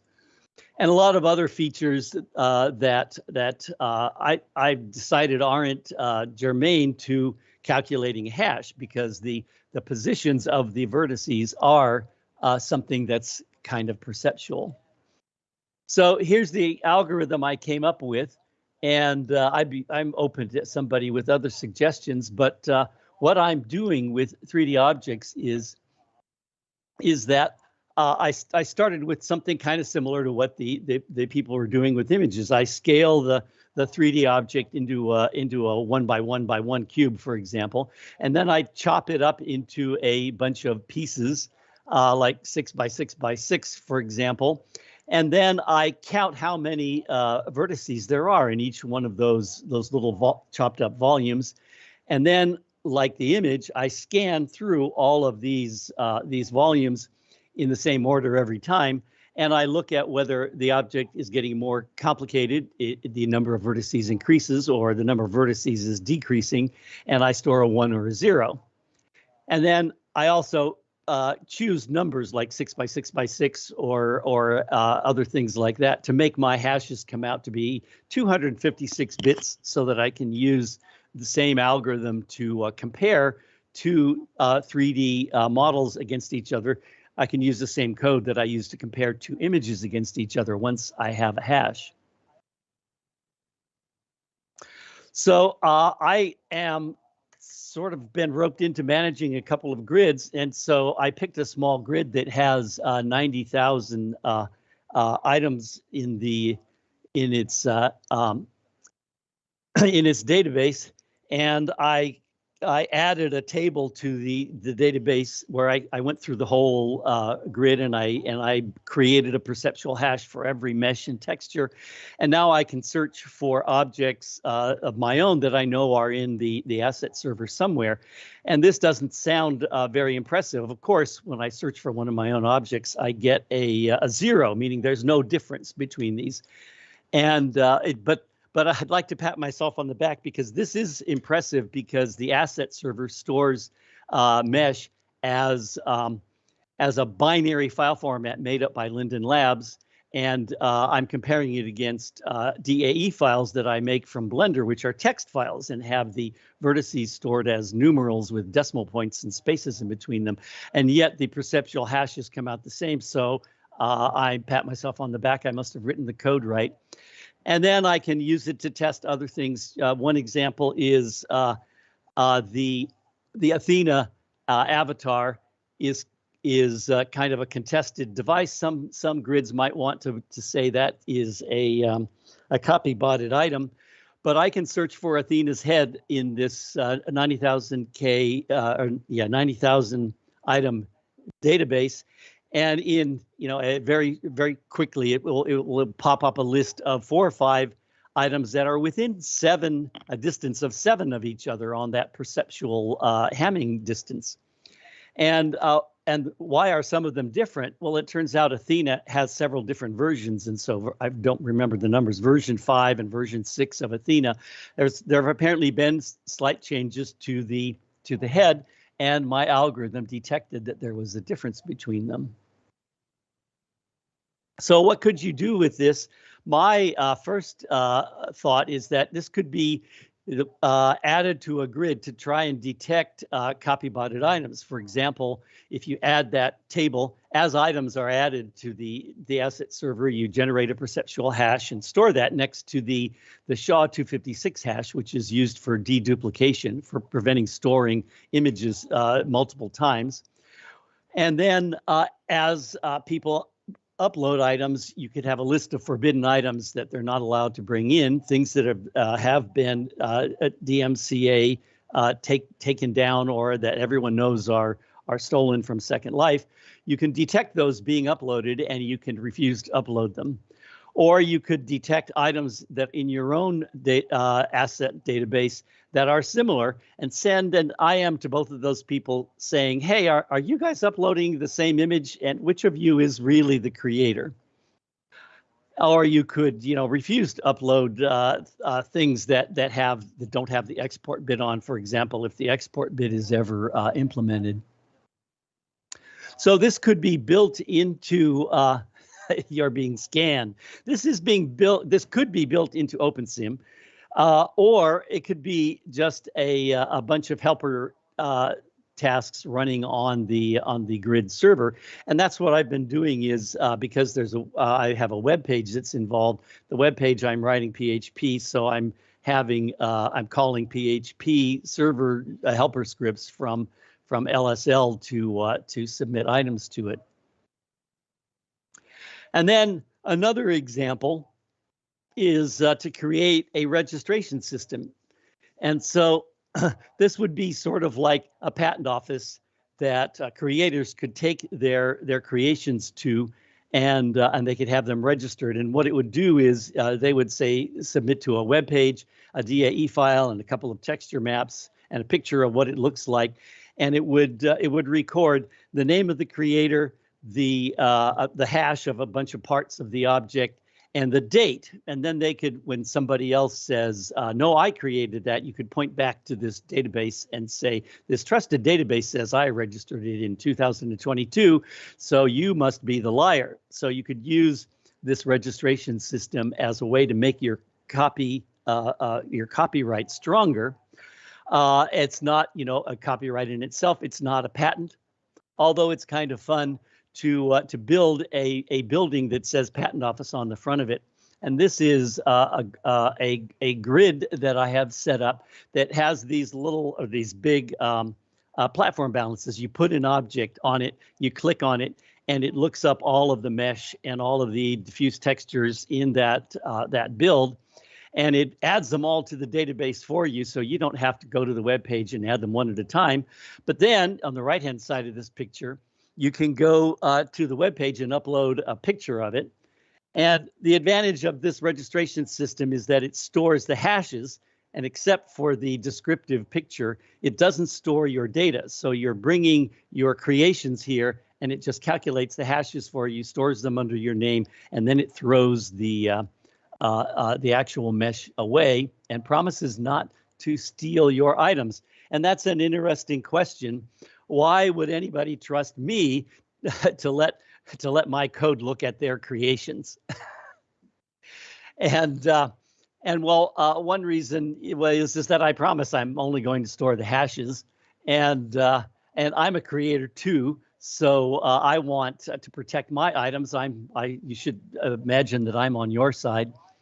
And then I'm looking at finding a nonprofit that will take over control of the web page and the grid and the GitHub, which has the sources that I'm using to do this. So I'm giving the sources away, hoping that people will include it in their grids, for example. And so I hope that makes me look a little bit more trustworthy, that you can look at my code and see that it's not stealing your stuff.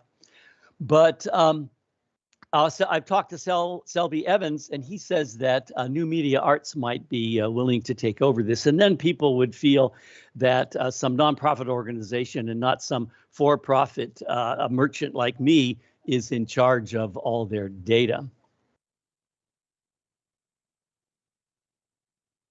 So what's next? This is a very preliminary system, although you can go and play with it if you like. And there's a lot of things I'd like to do. I'd like to, let's see. I'd like to, as a scripter, I would love to have a way to generate a perceptual hash for a script, but I can't find anything in the literature yet that does that. So maybe I'll have to invent that myself. I'm currently only looking at the diffuse textures, and I'd like to do the normals and the specular. I don't look into the items prim inventory yet, and that I'd like to add. I'd like to write a command that I could, or a program I could hand out for free that runs on Windows and Mac and whatnot, that you could point at a file and it would generate a perceptual hash for you, and then you could compare that against numbers of items of your own or of suspected copybotted items. And I'd like to convert the algorithms into other languages. And of course, I'd like to hash more different file formats like FBX and GLTF, which are more modern 3D model formats, and KTX, which is a modern image file format that's specifically designed for GPUs. So where do you want to go next? I don't have a booth in Expo Zone 2 because I volunteered a couple of years ago when they ran low to move everything to Expo Zone 4, where I have had a booth there for years now. And there's a web page now, which isn't painted blue, called mvragency.org.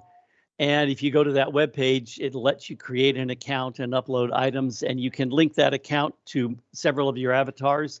In my case, since I live on several grids, I wanted to be able to have Kayaker Magic on Kitely and Kayaker Magic on OS Grid both use the same database. And then there's the grid that has the patent office that talks to that web page's database called mvragency.org:8002 is how you log on. You can hypergrid there. And I have the sources for these hash algorithms in PHP. It'd be nice to have it in a more modern language. At this GitHub, you can go look at the code. And I recommend that you play with TinEye. It's really a fun search engine. And here's a couple of references that I can't paste into text into chat here because I had to switch computers and it's on the other computer. So I think that's the end of my talk. How did I do for time? You did pretty well there, Kayaker. There's a few questions from the audience. Yeah, I hope you wrote them down. One asks, is there a charge for registration? No, I am currently not charging for the MVRA. I never intended to. One day I might like to ask for donations to help keep the server running, but instead I may turn it over to New Media Arts, and then they would fund the server perhaps, or just put it on one of their servers. So I don't think there's ever going to be a charge for this. Another question is, what if an object is modified in World or in Blender, for instance? And you might want to refer to the rocket engine experiment you and I did. There's a term that people who write code for this sort of thing, they call it an attack. For example, you take an image, you change it from red to blue. Haha, that's an attack. Well, this image algorithm that I got would think that the red and the blue images are the same because it only looks at the monochrome version of the image. And yes, there are attacks that would cause this to fail, like going into Blender and adding an extra triangle that's way off away from the center of the object would make the hash change. And so I actually I'm working on a different algorithm that instead of using the bounding box to shrink the object, it uses 2 standard deviations instead, and then one outlying point wouldn't disturb the standard deviation enough to change the bounding box so the scaling would still be the same. And of course, rotating an object, my hash for 3D objects would get a very different hash if you rotated it. So there are ways to fool it. Yeah, Owleyes is actually the person who suggested that I use the standard deviation instead of the bounding box to generate the scale factor. Someone says, could you have a score percentage that would compare things? Well, it does generate a number between 0 and 255. And you could, divide that by 255, multiply by 100, and say this object is 100% different than that object over there. Lisa asks, how will fair use be handled? Well, the registration system, The thought is that when somebody registers an item, it does ask you for each image. Do you solemnly swear that you are the creator of this image? And if, for example, plywood shows up as one of the images, you say, no, I didn't make that one. So the idea is that only the images that you actually made yourself, would you be able to register them as part of your creation. And so if you had an image that you bought from someone with the permission to reuse it, you would have to say, no, I didn't make that one. It's not part of my creative component of this creation. And if I could contribute a bit to this, I was telling Kayaker about the rocket engine experiment we did. I had taken a model of a rocket engine off of some download site for my spaceflight museum work, and it was like 75,000 vertexes, and I vastly simplified it down to, I think, 15 or 17,000 vertexes, and then made different levels of detail models. So the next one was like 8,000, and then 4,000 and 2,000, and I gave those to Kayaker, and he was able to identify that all of those different complexity models were duplicates of the original. According to my hash algorithm. Yes. Yeah, and on the patent office, I only look at the highest level model when I generate the hash. I ignore the LODs, the smaller and smaller versions of the same image. And it's certainly possible if all you do is decimate the points, the amount of the locations in a reduced size version of the object might still land in the same places. I think you would get a pretty similar hash if you went back to the large model, and then your improved model, you might get a similar score. Now, and it's kind of an interesting point in the law.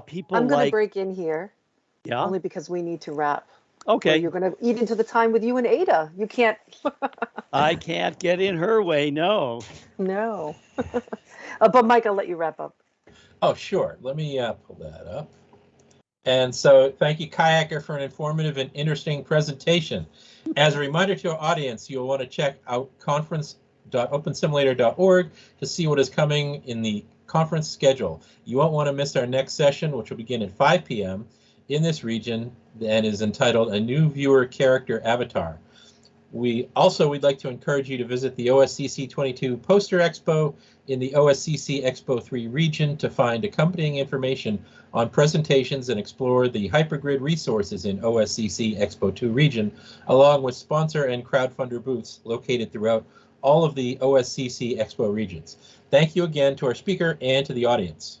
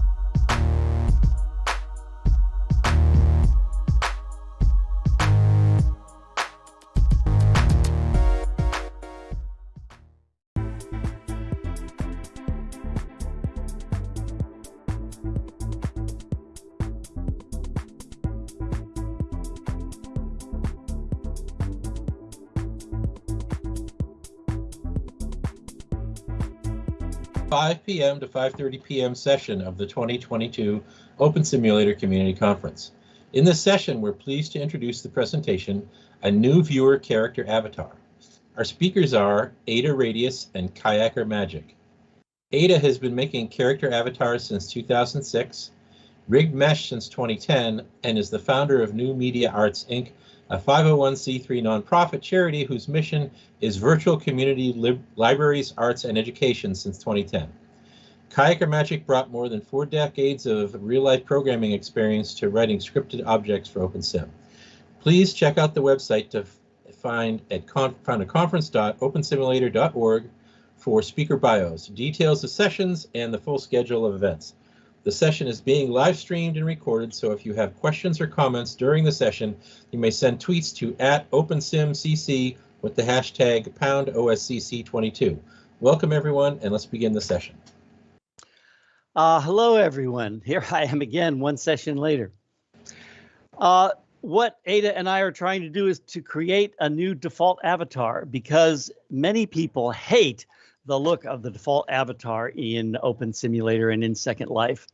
And many of us, especially people who run grids, are horrified at what a huge burden the current style of mesh avatars put on the poor, long-suffering servers.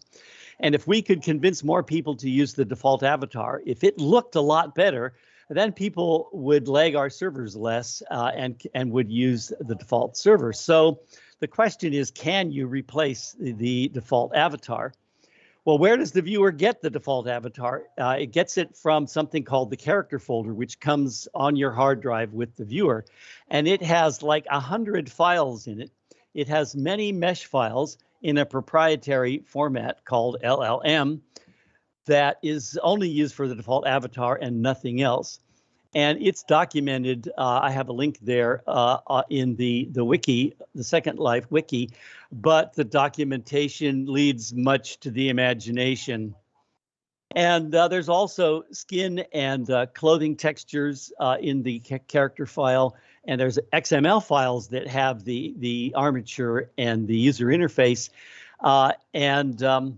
And unfortunately, there's a lot of other things that are built into the viewer. And so there are things you cannot change.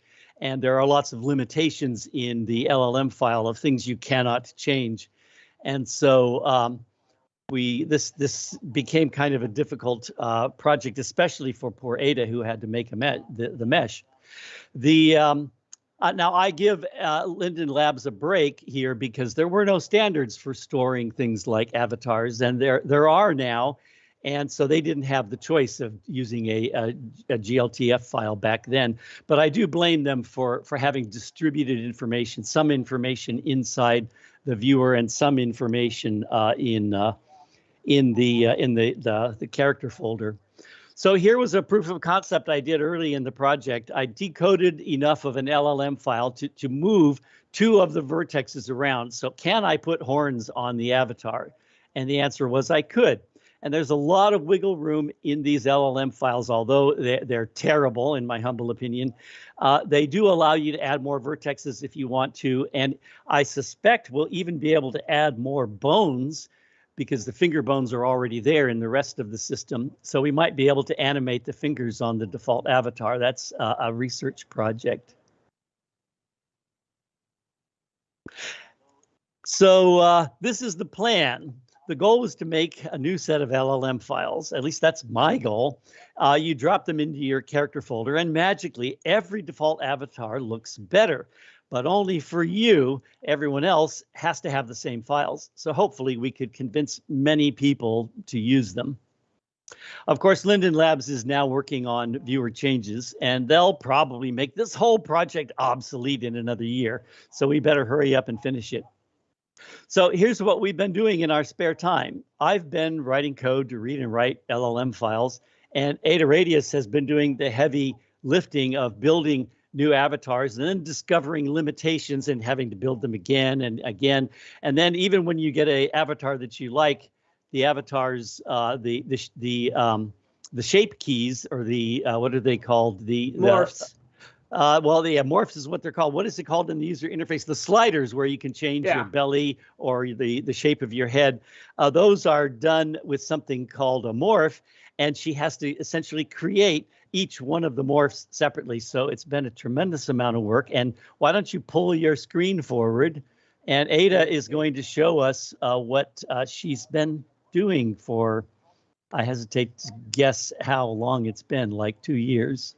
Yeah. Well, when did I first announce that I needed some help? And you said, okay, that sounds like fun. Okay. For some reason, this is not displaying, and it was a few minutes ago, and I don't know what happened. Let me see if I could. It just turned white. It just turned white, and we both saw it backstage there. So let's try this again. Just so you know, we got a message saying you stopped the screen share. Yeah, I see it. Okay, there we go. Back. It's back. This is the. I'm astonished. Can you see it now in World? Yeah. Okay. Yes. There's a 20-second lag, so I don't know. So okay, I'm gonna now leave our World here for a minute and show you this. What I've been doing. This is the character folder and then Mike or Kayaker will let me know if the thing starts fluking again. This is the first time we've done screen sharing in OSCC. But first I want to thank some people. I want to thank Avicon. I want to thank Kayaker and Mike for helping here. I also want to thank Tom Ernst, aka Owl Eyes. He's out in the audience today, who is absolutely critical to the progress of this. I had to learn some new stuff. And Owl Eyes explained quaternion geometry and object-based logic and a whole bunch of other stuff that I didn't know because I'm not a programmer, and that I had to learn to get this thing going. And I'm very, very grateful. Anyway, he's probably going to be far more critical to the project as time goes forward. This is the character folder in your viewer. It just said meeting full. There's too many people watching it. It told me it was infinite. Okay. Well, okay. I gave you a link. There's people. Well, what should I do now, Mike? Oh Lordy. Are we screwed? Why don't we close our windows and then you could reload yours and then show it. Oh, you're saying. See, some of us are logged directly into it. It just came back. So. Who's videoing this? If they can get the copy of it, at least the YouTube video so later will be good. So everybody log out. Forget that link. Okay, you never saw it. Okay. All right. So anyway, if you can see, some of you can see. I hope some of you can see that this is the viewer folder in your viewer. That it's called character. This is the character folder in your viewer, and this is where almost all, not quite all, but almost all of the character data is defined. First, there's a bunch of TGA files. The artists in the audience will recognize those with horror, but anyway, we use PNG more often for that. There's the LLM files that Kayaker's been working on, whole bunches of those with all the LODs. And then there are XML files. I've been working a lot with the XML files, and I'll show you one. I am using a program called, and I'll blow it up here. I'm using a program called XML Notepad. It's the same as Notepad, except it arranges things in an XML format that we can follow. So this is the one for avatar skeleton. This defines all the bones in our skeleton, and so forth, down and down. Anyone who's been doing any rigging will recognize this bone hierarchy structure. And eventually I'll get down to the neck. The neck, here's the neck. And here's a line here.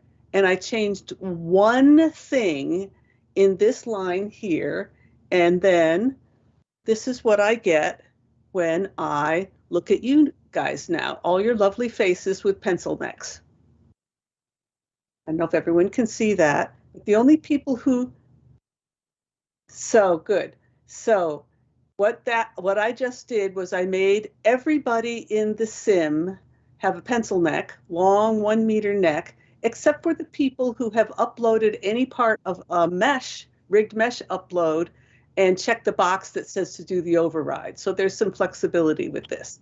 Now, of course, nobody is going to want to use a folder, a character folder that has everybody as a pencil neck unless they're doing giraffes or something like that. So the actual application of this, there are two. One is that I can fix the flaws in avatar skeleton.xml, and that's a lot of errors in there. These files were mostly built in 2002 and haven't been upgraded since. There's no documentation, and some of it, the documentation we do have is wrong. It's a mess.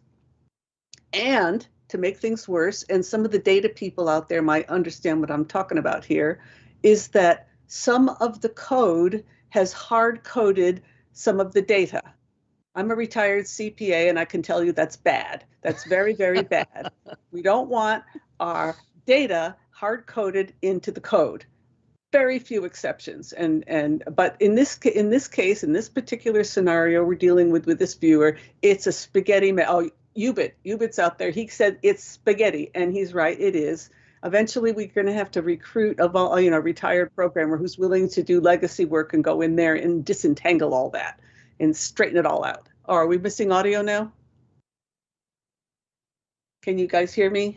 Lisa just said there's no audio. Can you hear me? I still hear it. Yeah, but you're in Skype with me. Nope, I lost audio. Eventually, we're going to have to recruit retired programmer. It's 20 seconds late, but you're still there. Okay, that's fine. So anyway, so this is what I did.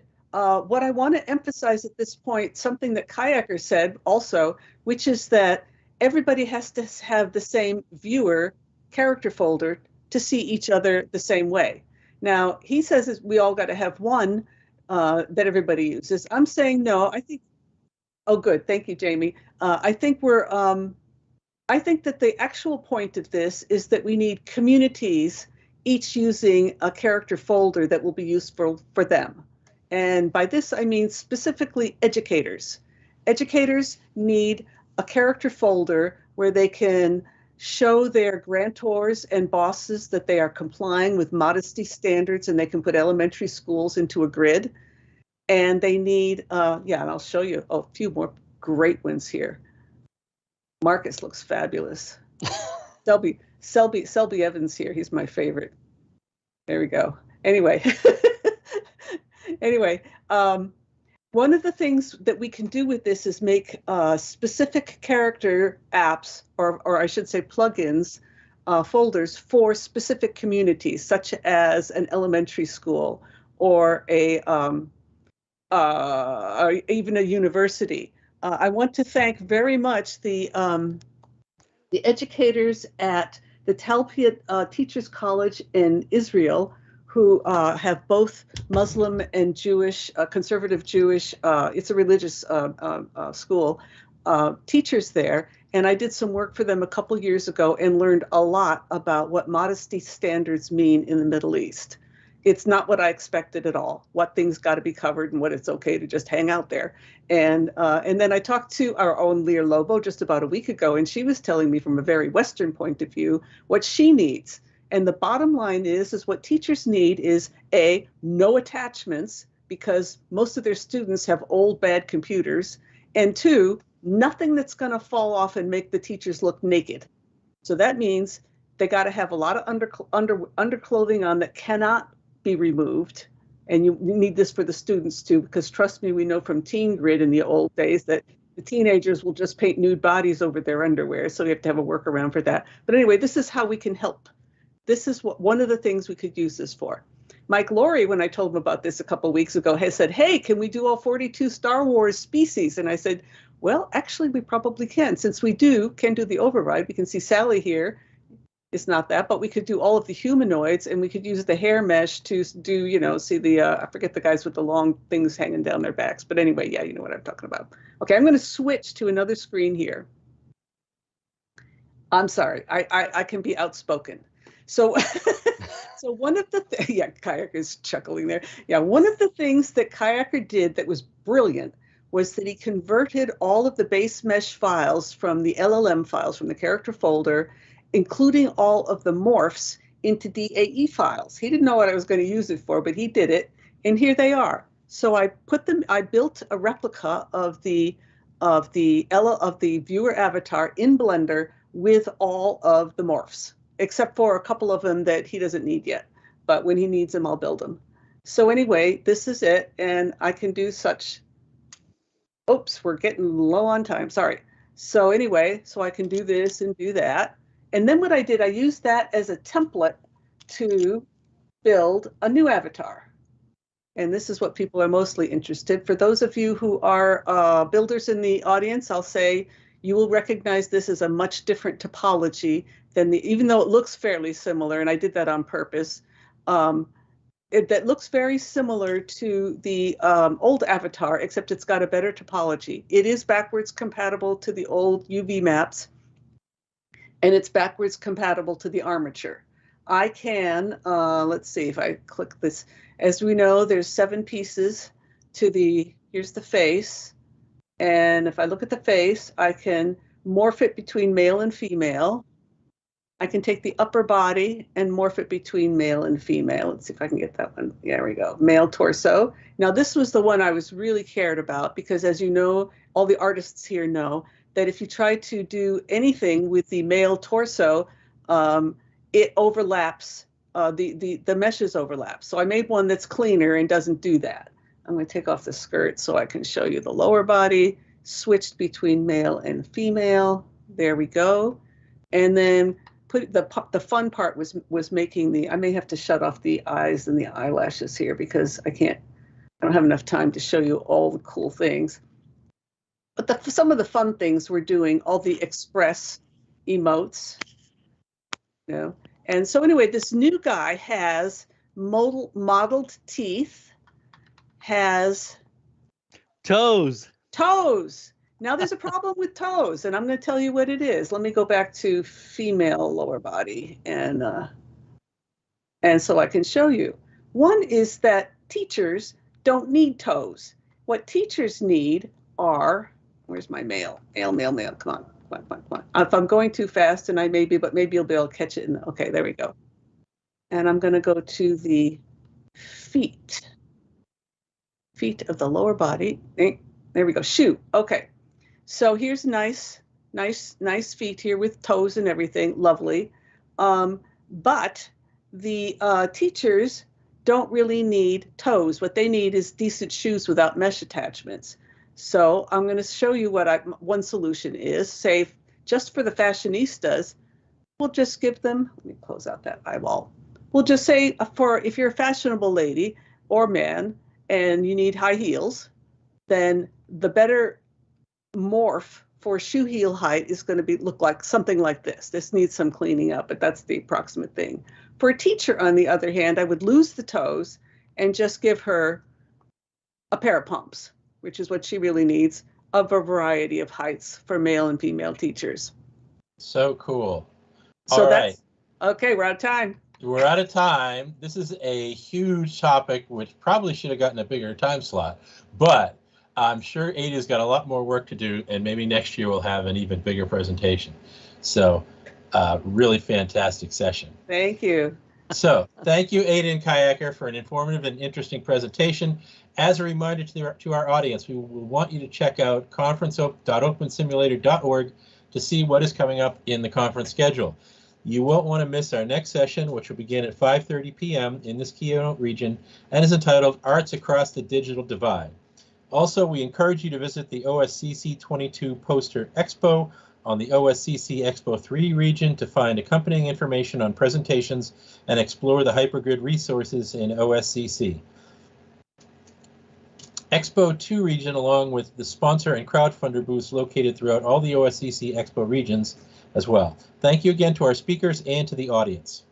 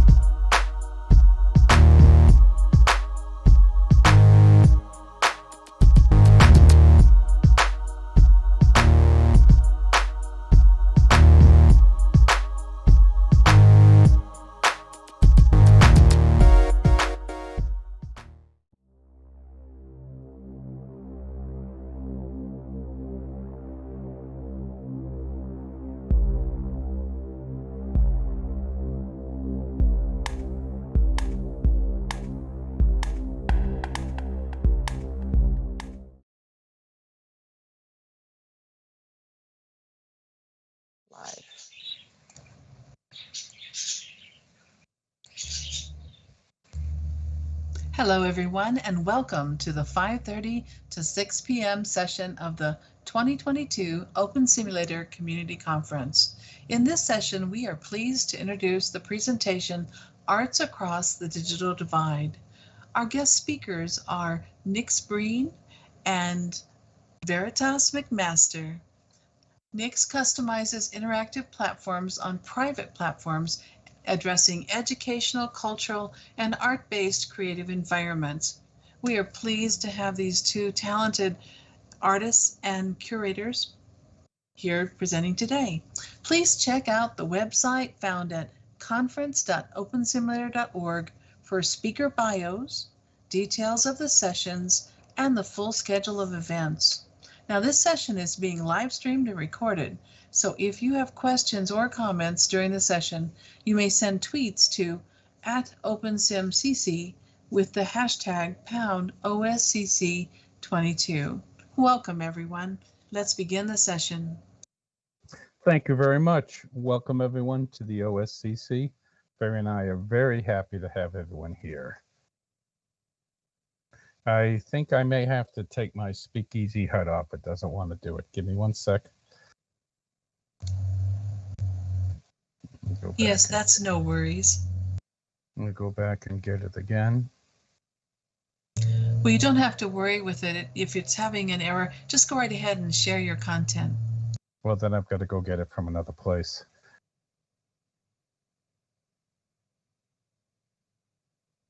One way to do is open the note card. It's called Speak Me. I'm looking for that. You should check this one along with the other one.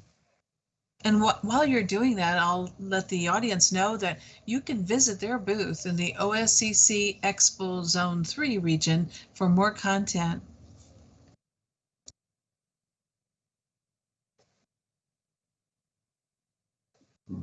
One second, getting a little bit of a lag.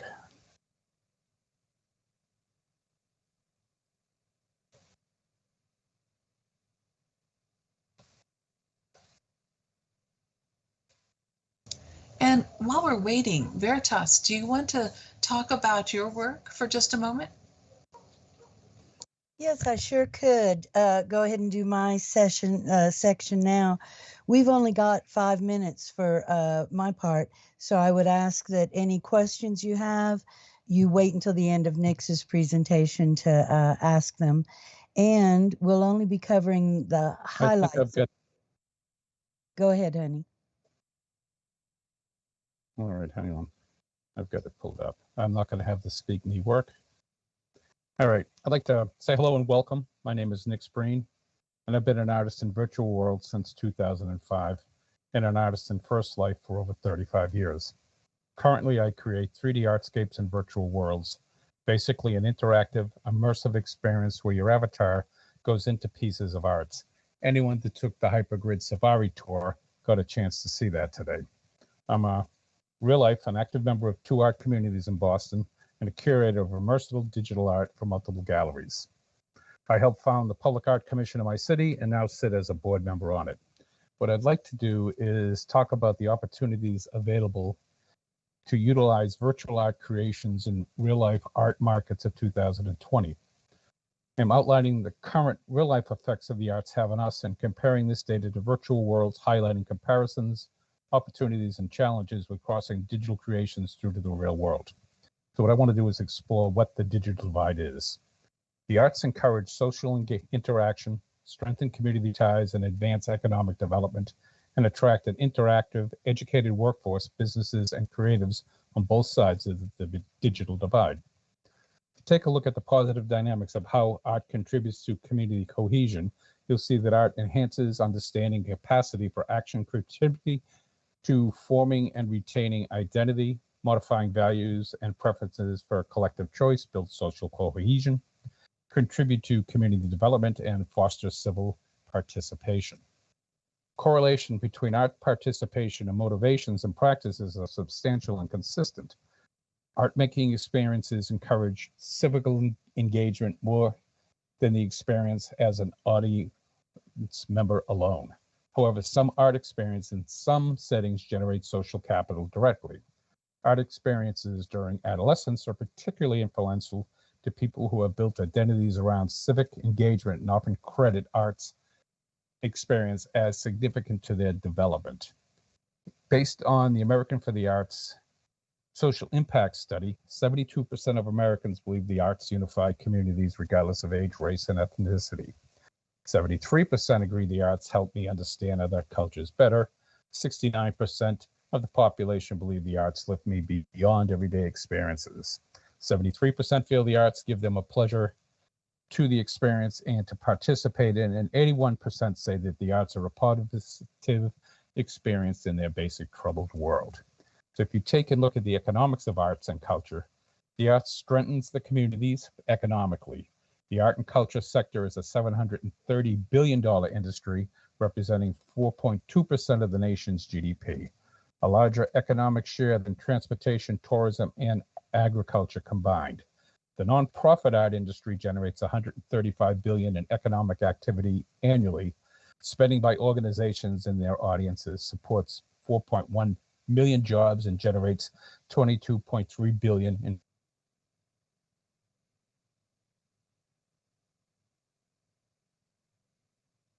$24.60 per person per event, beyond the cost of administration of items such as meals, parking, babysitting, variable revenue for local commerce and community. Arts are an export industry. According to the BEA, the arts and culture industry posted a $30 billion international trade surplus back in 2014, while U.S. exports of arts goods, namely movies, paintings, jewelry, exceed over $60 billion. That's based on the AmericanForTheArts.org. So what I want you to notice is that movies, which are a digital format that we sort of lead the world in, are sold worldwide. The takeaway from the data is that there's an opportunity for virtual digital creations to participate in this market. The challenge is the inherent lack of knowledge, skill sets, and bias on both sides of the digital divide. Multiple competencies in marketing, technology, and practicing real-life artists are required to successfully show and virtually be able to sell virtual art in real-world markets. So the first step to determine the results, and this is based on what I went through in a virtual world, crossing it over into a real-life setting, into galleries in the city of Boston, where art was sold that was digital. I took in is you need to determine the results of you and your organization and what you want from applying a virtual crossover application with your current model that you're using, incorporating customization into marketing, technology, and real-life artists involved with the project. What this means to you is that the studying, understanding, and initiating this endeavor with knowledgeable, motivated individuals leads to success. All right, what I'd like to do is pass it over to Barry. Let her talk a little bit about marketing, and most of what we're talking about today is 101 stuff. Barry, thank you very much. You're up. Thank you, Nix. Art marketing is a systemized process of creating awareness and interest for an artist or an artwork, leading to a desire to engage others to own the products. Marketing communicates the offerings, promotes the brand, identifies new prospects, and strengthens bonds with existing customers. The basics of marketing are the same in real or virtual worlds, as well as for any field or product. The art of marketing comes in how it's tailored to you, to your product, and to your customers. The first thing that you want to do is research the market, identifying your target audiences and where they gather or get their information. Then develop a strategy, set your goals, make a business plan and a marketing plan, personalize your marketing. Most of the marketing in virtual worlds is going to be in text, and so engaging your audience emotionally, which is advisable, can be more challenging. Some tips on how to do this are to speak as if you are, to write as if you're speaking to just one person. Use stories and focus on the benefits to that person.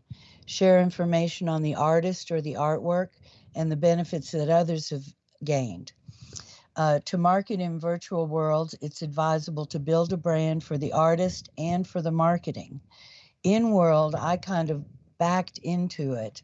I had a group called Varies Vagaries, and even though marketing isn't my field, I used it in my business and philanthropic endeavors. But I found that my skill set that had the most utility in virtual worlds was networking. So I had this group, and then I expanded it by networking as I explored other grids, came into Open Sims. In-world marketing is done through group notices, group websites, event calendars, online magazines, ad boards, and through announcements at community meetings, events, and gatherings. Blogs are used widely in world. If you don't have one, or if it's not well followed, engage with bloggers who do have a wide reach to get your product covered. Sending note cards as invitations to events and sending TPs at the start of an event can get results. Word of mouth may be your most effective tool. Seek tie-ins and conversations to share your event. Find, join, and use all the formats your target groups use. For instance, your grid may have a Facebook or a Discord channel. I do network by attending events, finding people and groups who are doing the same, watching trends, learning, researching, and testing. Social media is the main format for marketing. And let's see here. We have some slides. We're not going to go through them. Oh, and they're not working. Yeah, Oh, you need a re-add. yeah. Well, the slides aren't really important. We weren't going to go through them, but there's a box up here on stage that you can right-click, take a copy of, and it has the slides in them.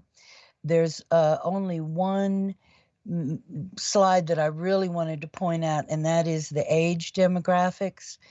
There's two age groups that can be really important for us in virtual worlds. One is the baby boomers, who's still a significant, large part of the population. And the other and most important is the younger demographics. In one of those graphs, you'll see a 20 to 29 year old age group. That group and younger are going to be vital for us in Open Sims to thrive. So anything we can do to draw that population here, I strongly support and encourage. Create a network of patrons, supporters, and past customers, and then stay in touch with them. Expand your network through leads, meeting new people, and interacting. Build a community. Host events to showcase your art or artists. Integrate virtual and real world art at exhibits, as Nix does. Use music, dance, and other activities as ways to engage patrons with the arts. Continually assess your impact and effectiveness. Gather input and then note what works. Get rid of what doesn't. Professionalism, consistency, repetition, management, and oversight will be important to your success. Use every marketing source you can find. Seek and test new sources and keep doing it. Every step, whether or not you see immediate results, you'll be building your brand and your name recognition.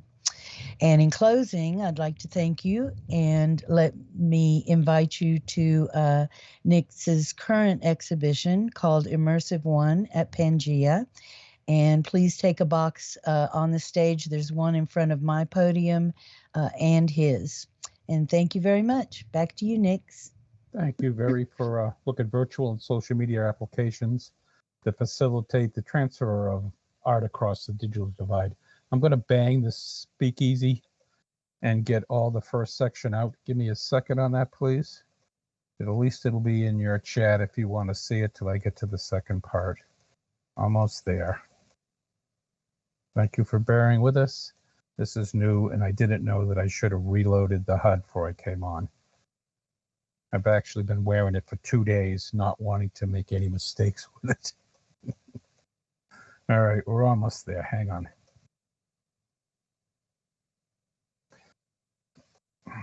All righty, we're back to where we need to be.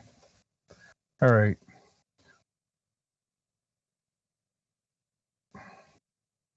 An ingrained art perception, the need for more skill sets in technology, and effective marketing of this unique product challenged the growing prospects of digitally produced art from the virtual worlds crossing into mainstream markets.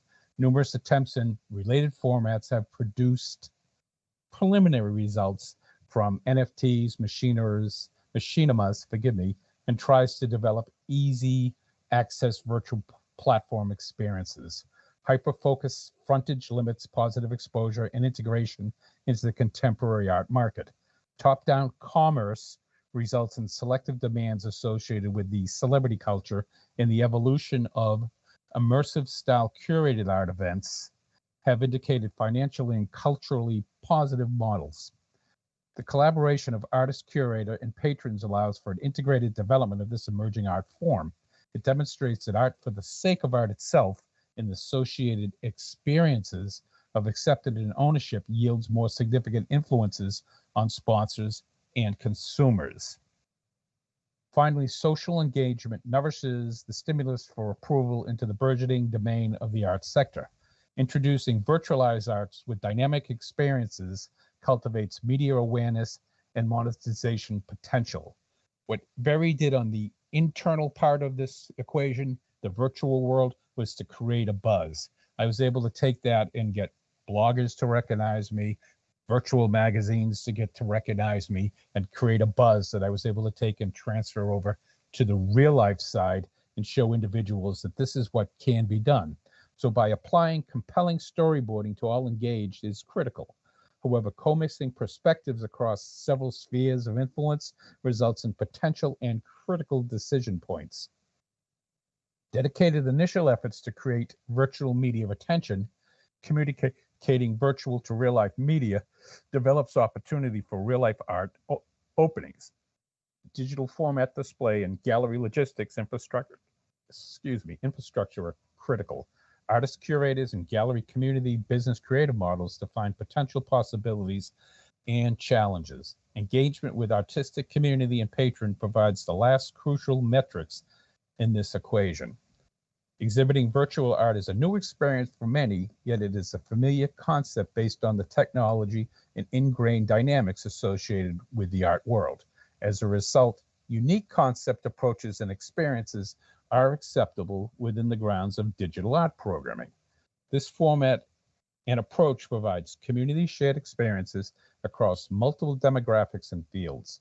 Virtual images and machinimas display at galleries provide a transitional experience for new and traditional audiences. VR headsets and 3D printing, emerging possibilities with a divisive inducement factor, and the process can be applied to multiple products and campaigns using a similar procedure with hyper-gridding marketing. So what I'm going to do is show a couple of slides. All right, now that's old me in real life. I'm a professional fine arts photographer, and I take and delve into a bunch of different things. And one of the things I've been really into is street photography. So sometimes I'm out doing pre-production looking for things. And I shot this reflective image of a bar.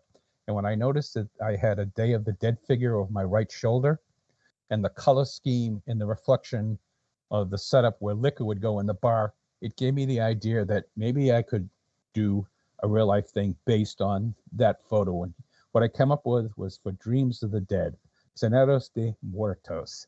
This was held over on the Pangea Sim. I want to thank Marlon. I want to thank Lampenthal Artist.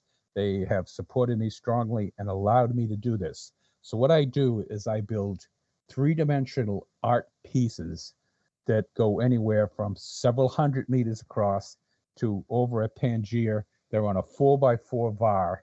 So some of the prims are 1,024 meters long, and you go inside of the art and explore it. So the basic deal is it's immersive 3D artscape. This is called data streams. There are moving textures on the prims. There are alpha textures. There are no particles. I use a lot of alpha bleed effects so that when you're inside there's always something going on with it. An external view from outside looking in. This is a 60 by 60 meter by about 800 meter tall piece of art. And then finally, if you cam back far enough out at 1,000 distance, this is about one of 20 floating art pieces that are over the 8FX sim in immersive build developments into 4x4 bar creations. And then finally, I've got a close-up where we're actually inside of this, and this is moving around. I had statements made that you could come and look at my piece for 5 seconds. If it's too much, you go. 5 minutes, if you really liked it, you could stay there for 50 minutes or 5 hours just exploring what it is. So I developed this. Very helped me with the push internally. I took all the data, information, the videos, the links, all of it, and brought it over to my side of what I do in real life and presented it to the 4 Point Art community, which I'm a member of, and they took and looked at this and were blown away. What we do is we project onto the walls, the floor, the ceiling, and 2 glass walls. One's 35 foot long by 18 foot high. Another is 28 foot long by 18 foot high. And we have material on our glass that you can project onto so you see it from the inside and the outside. We turn the lights down. We open up the drinks and the music, and we take and enjoy it. So here I am. You could see a projection in the backside. I want to thank you very much for your time. And if you have questions, please, in chat, give them out or contact Barry or I, and we'll be glad to give you them answers. What a fantastic session. Thank you. Thank you. And Barry, did you want to say something for just a moment and then we'll cut? Thank you very much. It's been a joy. Wonderful.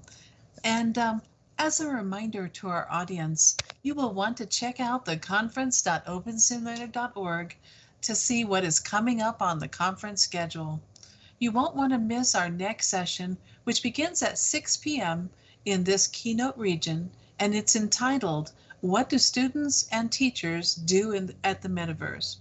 Also, we encourage you to visit the OSCC 22 Poster Expo at the OSCC Expo 3 region to find accompanying information on our presenters and to explore the hypergrid resources in OSCC Expo 2, along with the sponsor and the crowdfunder booths located throughout all of the OSCC Expo regions. Thank you again to our speakers and to the audience.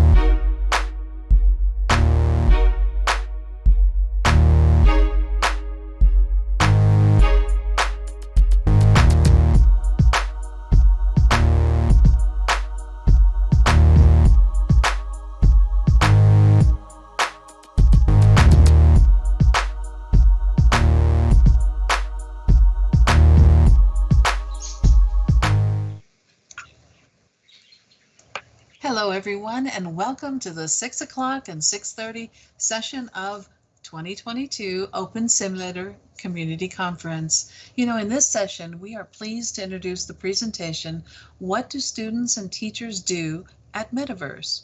Our speaker is Maria Magdalena Marcel Mosswood. Maria is an educator and a metaverse builder and also an artist. Please check out the website found at conference.opensimulator.org for her speaker bio, details of the sessions, and the full schedule of events.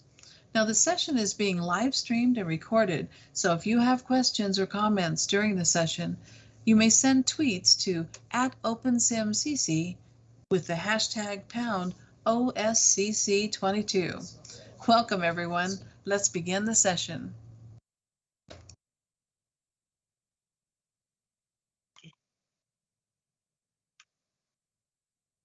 I will start with the Speak Easy.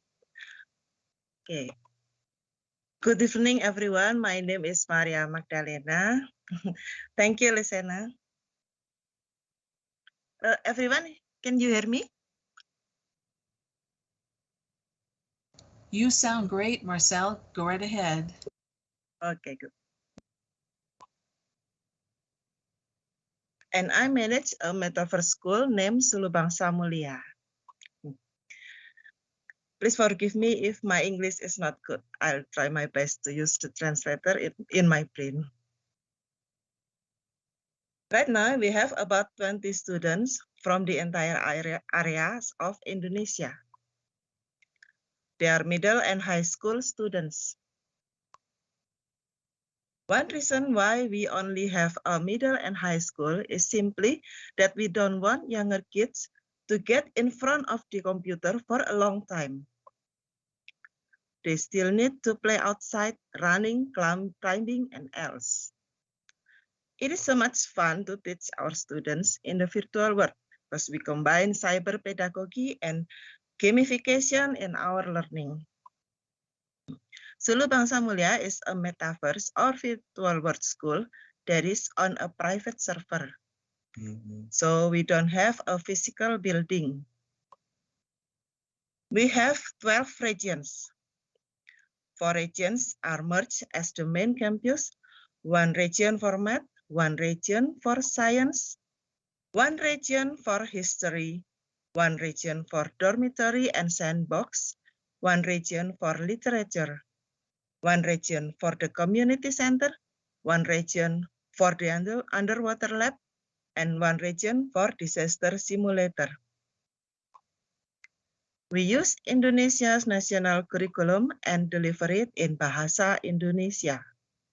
So here we are, what we do in Sulubangsa Mulia.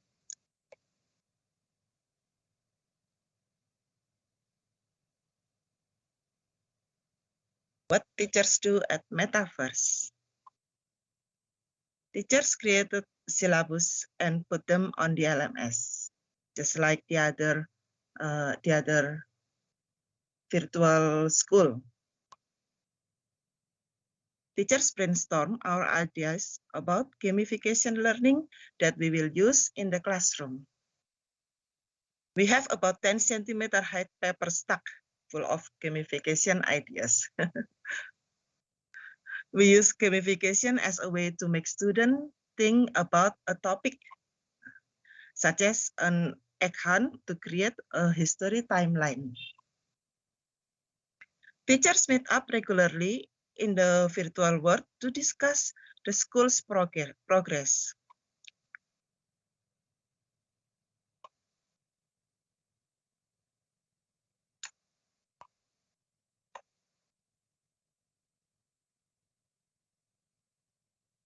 Teachers interact with the students using Metaverse and Discord as voice tools.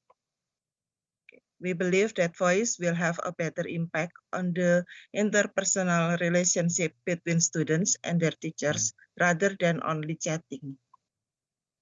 We choose the Discord voice channel because this is what our students often use to play games, so they are familiar and have no difficulty accessing it. So Okay.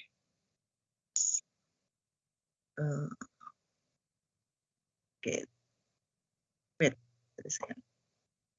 Teachers help students overcoming learning difficulties by using building tools in OpenSIMS viewers and external sources as YouTube videos and books, and even suggesting that the school invite an expert in the field that student wants to master to discuss and practice the topic. The teachers create assessment and manage the student report card and other administration as in the regular school.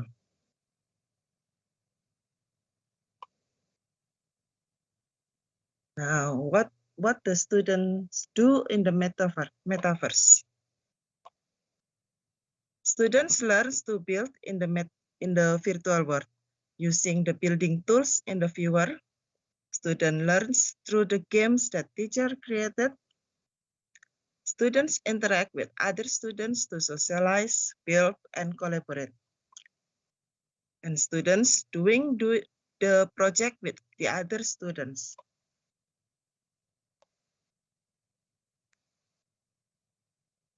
Students learn to build in. Students learn from many research that they can get to study.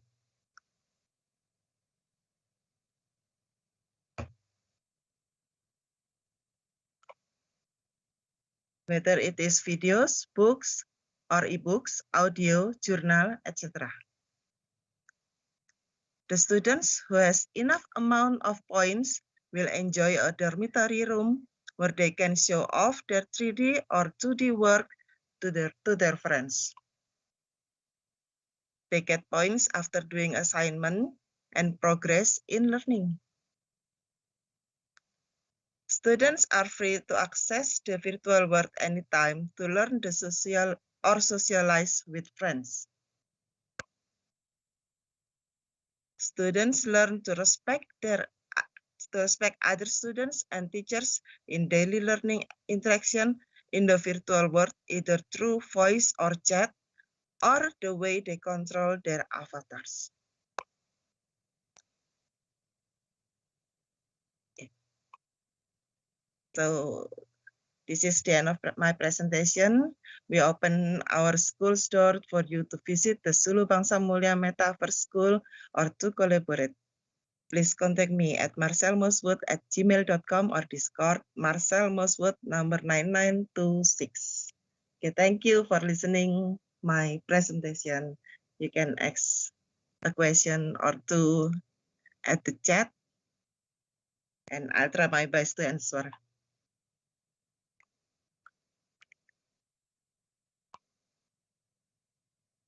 Clear? Hello?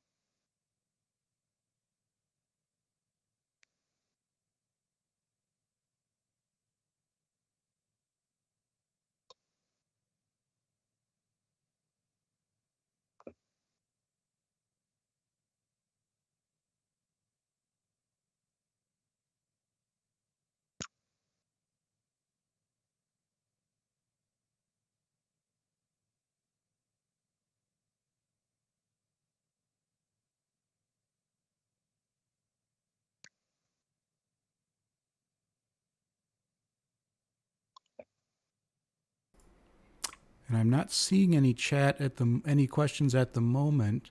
Oh, here's a question from Josh Garrett. Is there any direct integration with the LMS, the Learning Management System?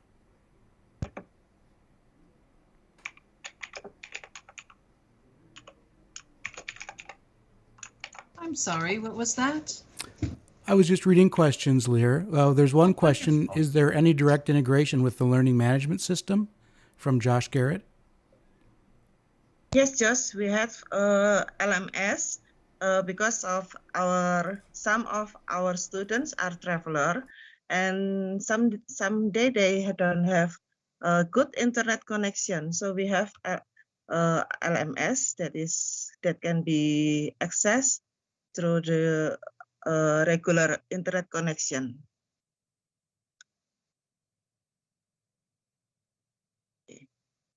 Lisena, I've been doing this 2 years. It's our 2 years here in Sulu Bangsa Mulia. Thank you. Are there any other questions? Veritas, we have no physical building. We only operate in metaverse, in virtual world.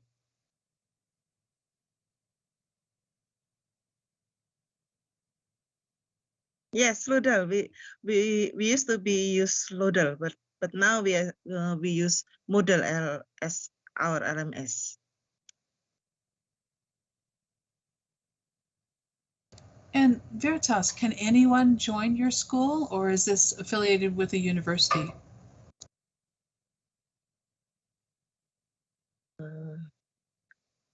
Can anyone attend classes at your site?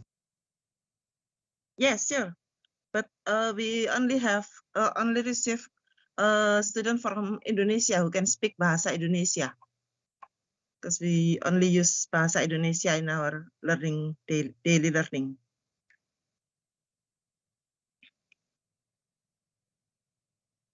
Next, do you receive support from outside sources, governor, business, etc.? Yes, we have Medusa technology that is support us to provide the virtual world and the metaverse. Yes, only that. We have no support from governor. Okay.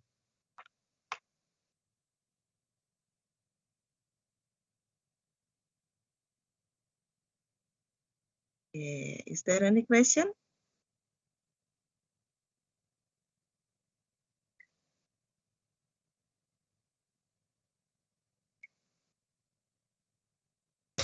Well, thank you for such a great session and for your hard work. As a reminder to our audience, you will want to check out conference.opensimulator.org to see what is coming up on the conference schedule. You won't want to miss our next session, which will begin at 6:30 p.m. in the keynote region, and it is entitled VR for Novice Users. Also, we encourage you to visit the OSCC 22 Poster Expo in the OSCC Expo 3 region to find out accompanying information on presentations and explore the hypergrid resources in OSCC Expo 2 region, along with the sponsor and crowdfunder booths located throughout all of the OSCC Expo regions. Thank you again to Marcel for the great session, and to you, the audience. I think I have one question. Go right ahead. Veritas, from Veritas. Okay, I am in Jakarta, Indonesia. The teacher are spread in Indonesia area. Some of them in Jakarta, and I have a teacher in Bali also. And about the students from Sumatra, Kalimantan, Papua, Bali, we have all of them. Oh, we have a student also from Singapore. So they are Indonesian, but they are spread in some areas of Indonesian and also outside Indonesian.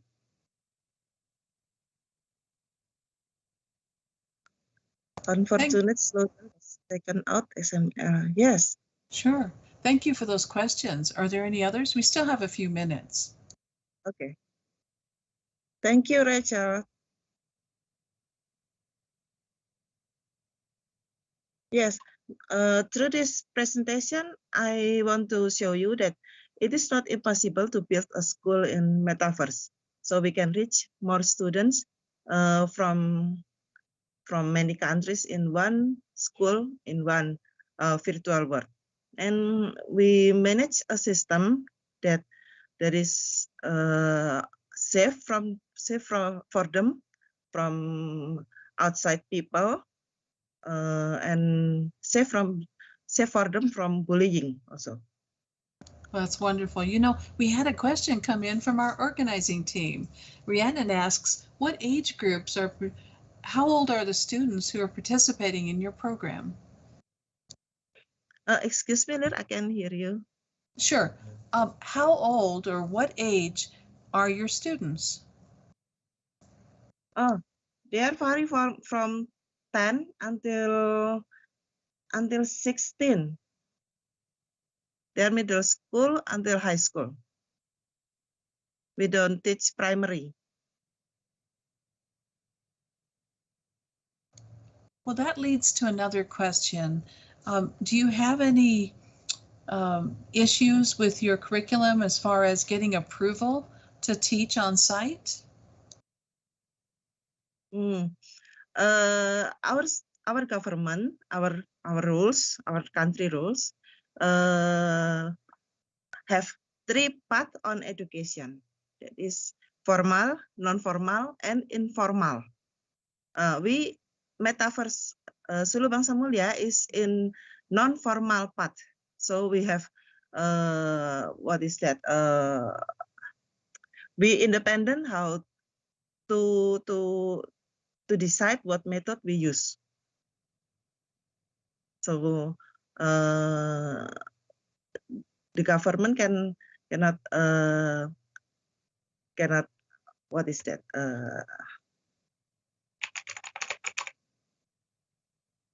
Cannot prohibit our method in the metaverse.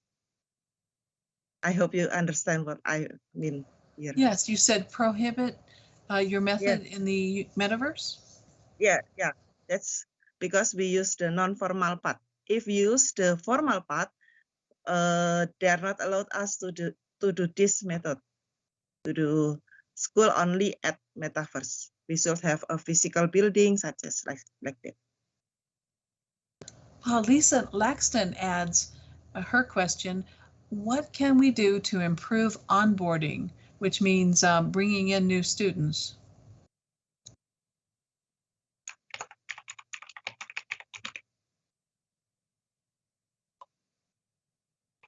What can we do to improve onboarding? What is onboarding means? Onboarding is when you bring new students in and they're not familiar with the viewer and your virtual world. And so they have to get adjusted, right? Comfortable. Oh, they are so easy to comfort with the metaverse. So we use the Open Simulator and we use the Firestorm, and they can easily manage their avatar to proper walk, fly, and else. No difficulties. Yes. Thank you. Children, my children is so much smarter than us to play games. Professor Merriman adds, it's not really a question. He's adding that in Japan, their biggest problem is security and their firewalls. Do you have any issues with that? No, we don't have any issue with this. We have a team in the what is this? The server to manage the server. So we have do it good.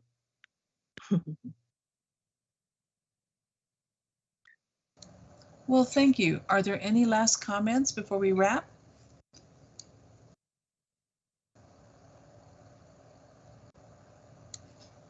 Well, we want to thank you for joining us today.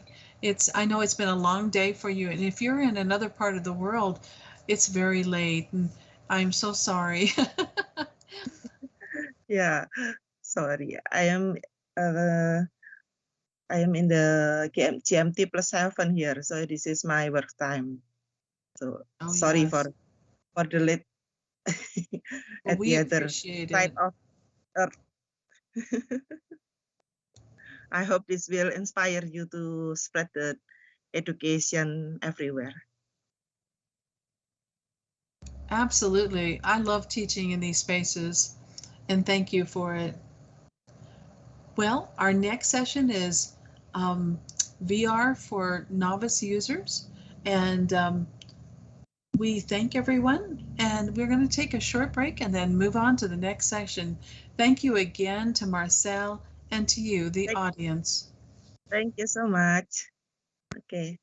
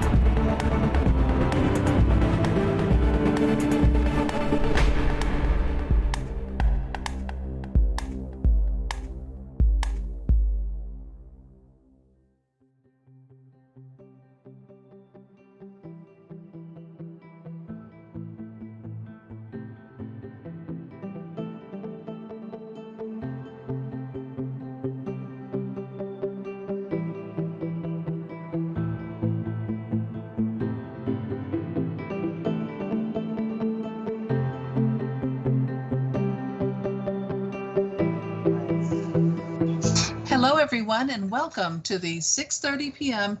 through 7 p.m. session of the 2022 Open Simulator Community Conference. In this session, we are pleased to introduce the presentation, Developing Virtual Reality Simulations for Novice Users.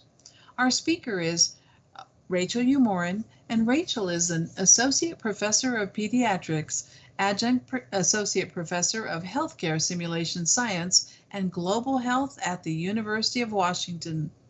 Jasmine James is a recent SIU SOM graduate with a background in global health, public health, and currently completing a research year with the Neonatal Education and Simulation-based Training Lab at the University of Washington, prior to continuation of her residency training in obstetrics and gynecology. Please check out the website found at conference.opensimulator.org for speaker bios, details of the sessions, and the full schedule of events. This session is being live streamed and recorded, so if you have questions or comments during the session, you may send tweets to @OpenSimCC with the hashtag #OSCC22. Welcome, everyone. Let's begin the session. Thank you so much there. I really appreciate that lovely introduction. I'm very excited to be here as always, very inspired by all the sessions so far, and a little bit sad that I'm standing between you and dancing, but we will try to get through this so that we can get on with the after party. I'm delighted to be here with Jasmine. Dr. James, as was introduced, and I have been working on a research project to bring virtual reality simulations to novice healthcare users. And we're really happy to present our more recent work and the lessons learned on developing virtual reality simulations for novice users. And I'll turn it over to you, Jasmine. Okay, and so we have been working on a project to bring virtual reality simulations to novice healthcare users and present some of these lessons learned. And so as we start with looking at goals established by the World Health Organization, child mortality continues to be a major problem, with over 2.4 million babies dying each year.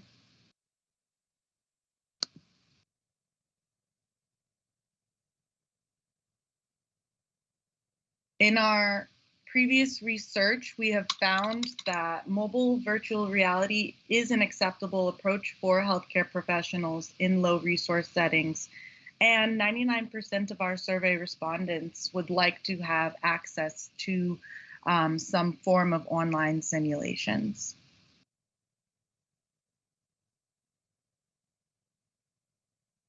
Thank you, Jasmine. So we have focused on this issue of newborn care training using mobile VR for 5 years now, and developed an initial prototype we call the Electronic Helping Babies Breathe Simulations, or EHBB. That prototype included 3 simulation scenarios that covered a healthy newborn and care for a newborn requiring some intervention at birth, as well as care for newborns requiring resuscitation with bag and mask ventilation. And this project was funded by the Gates Foundation and really enabled us to establish the feasibility, usability, and acceptability of mobile VR for healthcare workers in low resource settings. So the EHBB VR and mobile apps are available for free download on the Google Play Store. And our team subsequently received some funding from the NIH to expand on this work in collaboration with technical partners in low resource settings. So we're very excited to have been working on this aspect of the project, the virtual essential newborn care simulations this year. And we've designed 12 new scenarios that cover both resuscitation and early newborn care for both term and premature newborns. So the scenarios feature newborns that require some intervention at birth, all the way through resuscitation with bag and mask ventilation, and then care for that newborn afterwards, which was a piece that was missing from our previous study. So in addition, the virtual essential newborn care simulations are designed based on the most recent WHO essential newborn care curricula that were just released. And we have new interactions and dialogue features. Now, today, however, we're going to really talk about the usability testing with healthcare workers, which in our current work had even less exposure to technology and VR. And that has posed a really exciting challenge. So usability tests recruit end users to provide feedback during development. And I know a lot of us are educators or have interest in education. And one of the key questions that keeps coming up is how can we more easily and quickly orient learners to the lessons that we're teaching them so that they can get going quickly. And so we recruited end users with a broad range of age and experience, both with clinical care as well as with technology and with VR. And we asked them to use the prototype application and measure their experience through surveys and direct observations. So we're going to highlight some of these surveys and direct observation approaches that we use. So in the first impressions test, the user views the simulation for 5 seconds and then answers the question on their first impressions. And interestingly enough, even very basic graphics and simulations that don't necessarily, I think for us, carry a lot of weight, are viewed as very appealing and very interesting. Even our basic mechanics test is not viewed as low quality. So that was kind of encouraging. And then as we move on to more concrete testing with the first click test, the observer asks or notes what the participant did first to accomplish a task, and why they took that action, and what they would expect to happen as a result. So if the first click was unsuccessful, then they're asked what they would do next and why. And so we collect data over time on that first time user performance. We certainly have users come back for second and third times, especially as we do further iterations. But that first time user performance is key because that's what your learner who's never been exposed to your activity is going to experience on their first time. And that's what's going to impact whether they continue to use that educational activity or whether they give up. So this is an example of a basic mechanics test. We had a first click test tracking task completion on first attempt by first time users. And you can see we started out pretty low, about 60%. It got worse and then it got better. Then it kind of flattened out. And so we were wondering, why is this not continuing to track up? And so we delved into this in more detail. And looking at the more detailed data, we were better able to understand where the challenges were and to make adjustments. So on this graph, you can see that on the x-axis, the different task types that we had them use, and over time, you can see kind of improvements in performance. Generally speaking, we're tracking upwards, with the exception of the ventilation task. And they had a lot of difficulty in the strategies that we were using to show how to provide bag and mask ventilation. So we had to do a complete rethink of that design approach. So other important notes from usability tests include how much difficulty did the user have in knowing what to do? How much difficulty did they have in knowing how to perform the task? Because they may not know what to do, and especially with experienced users, that is often not the problem. Like they know how to perform bag and mask ventilation, or they know how to take a temperature on a baby, or they know that it should be done, but they don't know how to do it in the virtual environment. And so, determining whether that's the disconnect, or whether they know how to do it, but then they don't know how to, they have difficulty in performing it. We use gaze tracking. So, focusing the gaze on a specific area could be a challenge for some. And so looking at these different elements and breaking them down is really important in improving the design and improving the experience for the users. So other lessons that we learned on design were that novices may not respond to the same types of game interactions as experienced gamers. And so it's really important to design as much as possible to make orientation unnecessary, to discover and adapt to the learner's needs. And that's through the process of extensive usability testing. And then knowing when to give up on an interaction that's not working for your learners. Very hard choice sometimes, but very important. Other lessons that we learned specifically on the user interface were simplify wherever possible, provide really concrete directions. Don't assume that they know exactly what you want them to do unless you've specified that. Provide readily accessible hints, avoid over-reliance on text. This was specific to our user group, for which sometimes English was not the primary language. And so we had some pictures that we included in the hints as well as basic text. And then finally, some lessons learned on access. Well, designing for devices and platforms that are readily available is super important so that your users will have access to whatever you're trying to present to them. We tried to limit the file size for easier download. We recognize that learners may not have reliable internet access, and so thinking about ways to, whether you're using a virtual environment or some other software, make it so that it can stand alone and not be wholly reliable and reliant on the internet. And then monitoring for changes in platform and device compatibility. There's been a lot of discussion during the sessions about changes and evolutions in virtual environments and other platforms, and so keeping track of those. But overall, despite the challenges, there remain many opportunities globally for XR educational curricula, and I think we were all inspired by the last session with Mary Magdalena and her work in Indonesia. And I know that there was some mention of Japan, and I think there's definitely a lot of opportunity beyond the US and Europe to use virtual spaces because XR awareness is increasing globally.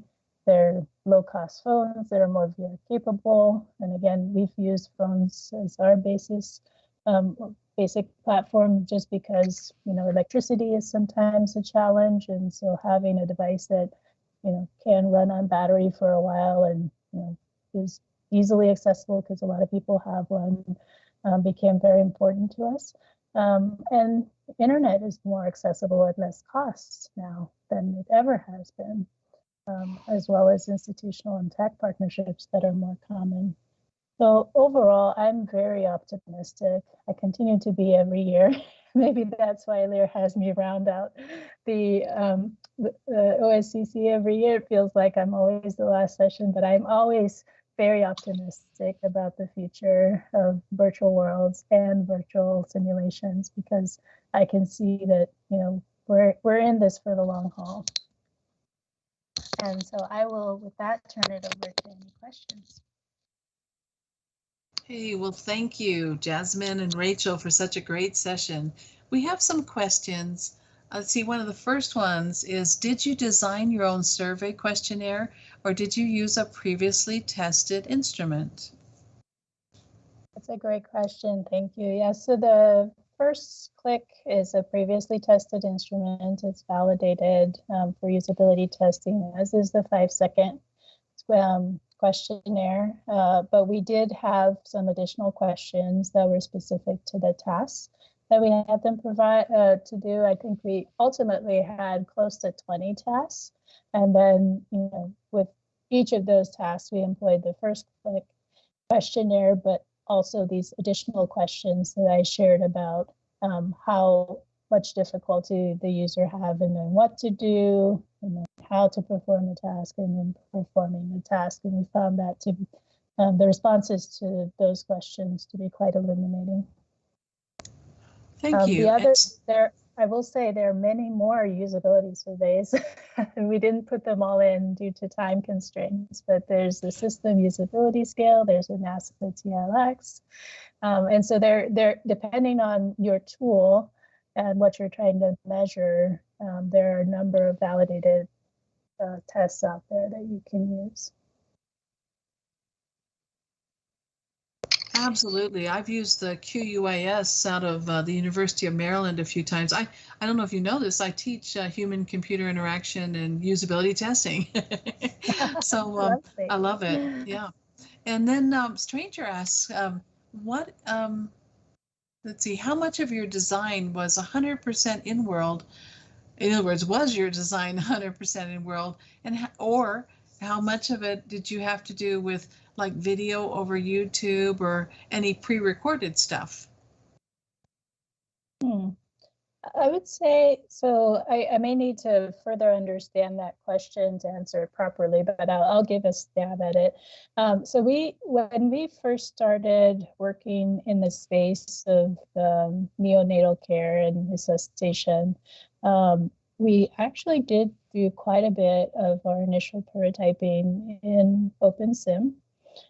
Then we recognized that for the end users that we were targeting, which were healthcare workers in low resource settings, their limited access to the internet and to laptops and things that would run OpenSim made us shift over to Unity as a platform. But design itself occurs, at least for us, in the form of storyboarding and sometimes even pen and paper. A lot of it occurs outside of the development environment and then proceeds into it for the initial usability testing. So I don't know if that's answered your question. Yeah, that's a great answer. Pre-recorded things, but right. We do have them actually use the software and interact within the environment to do the usability testing.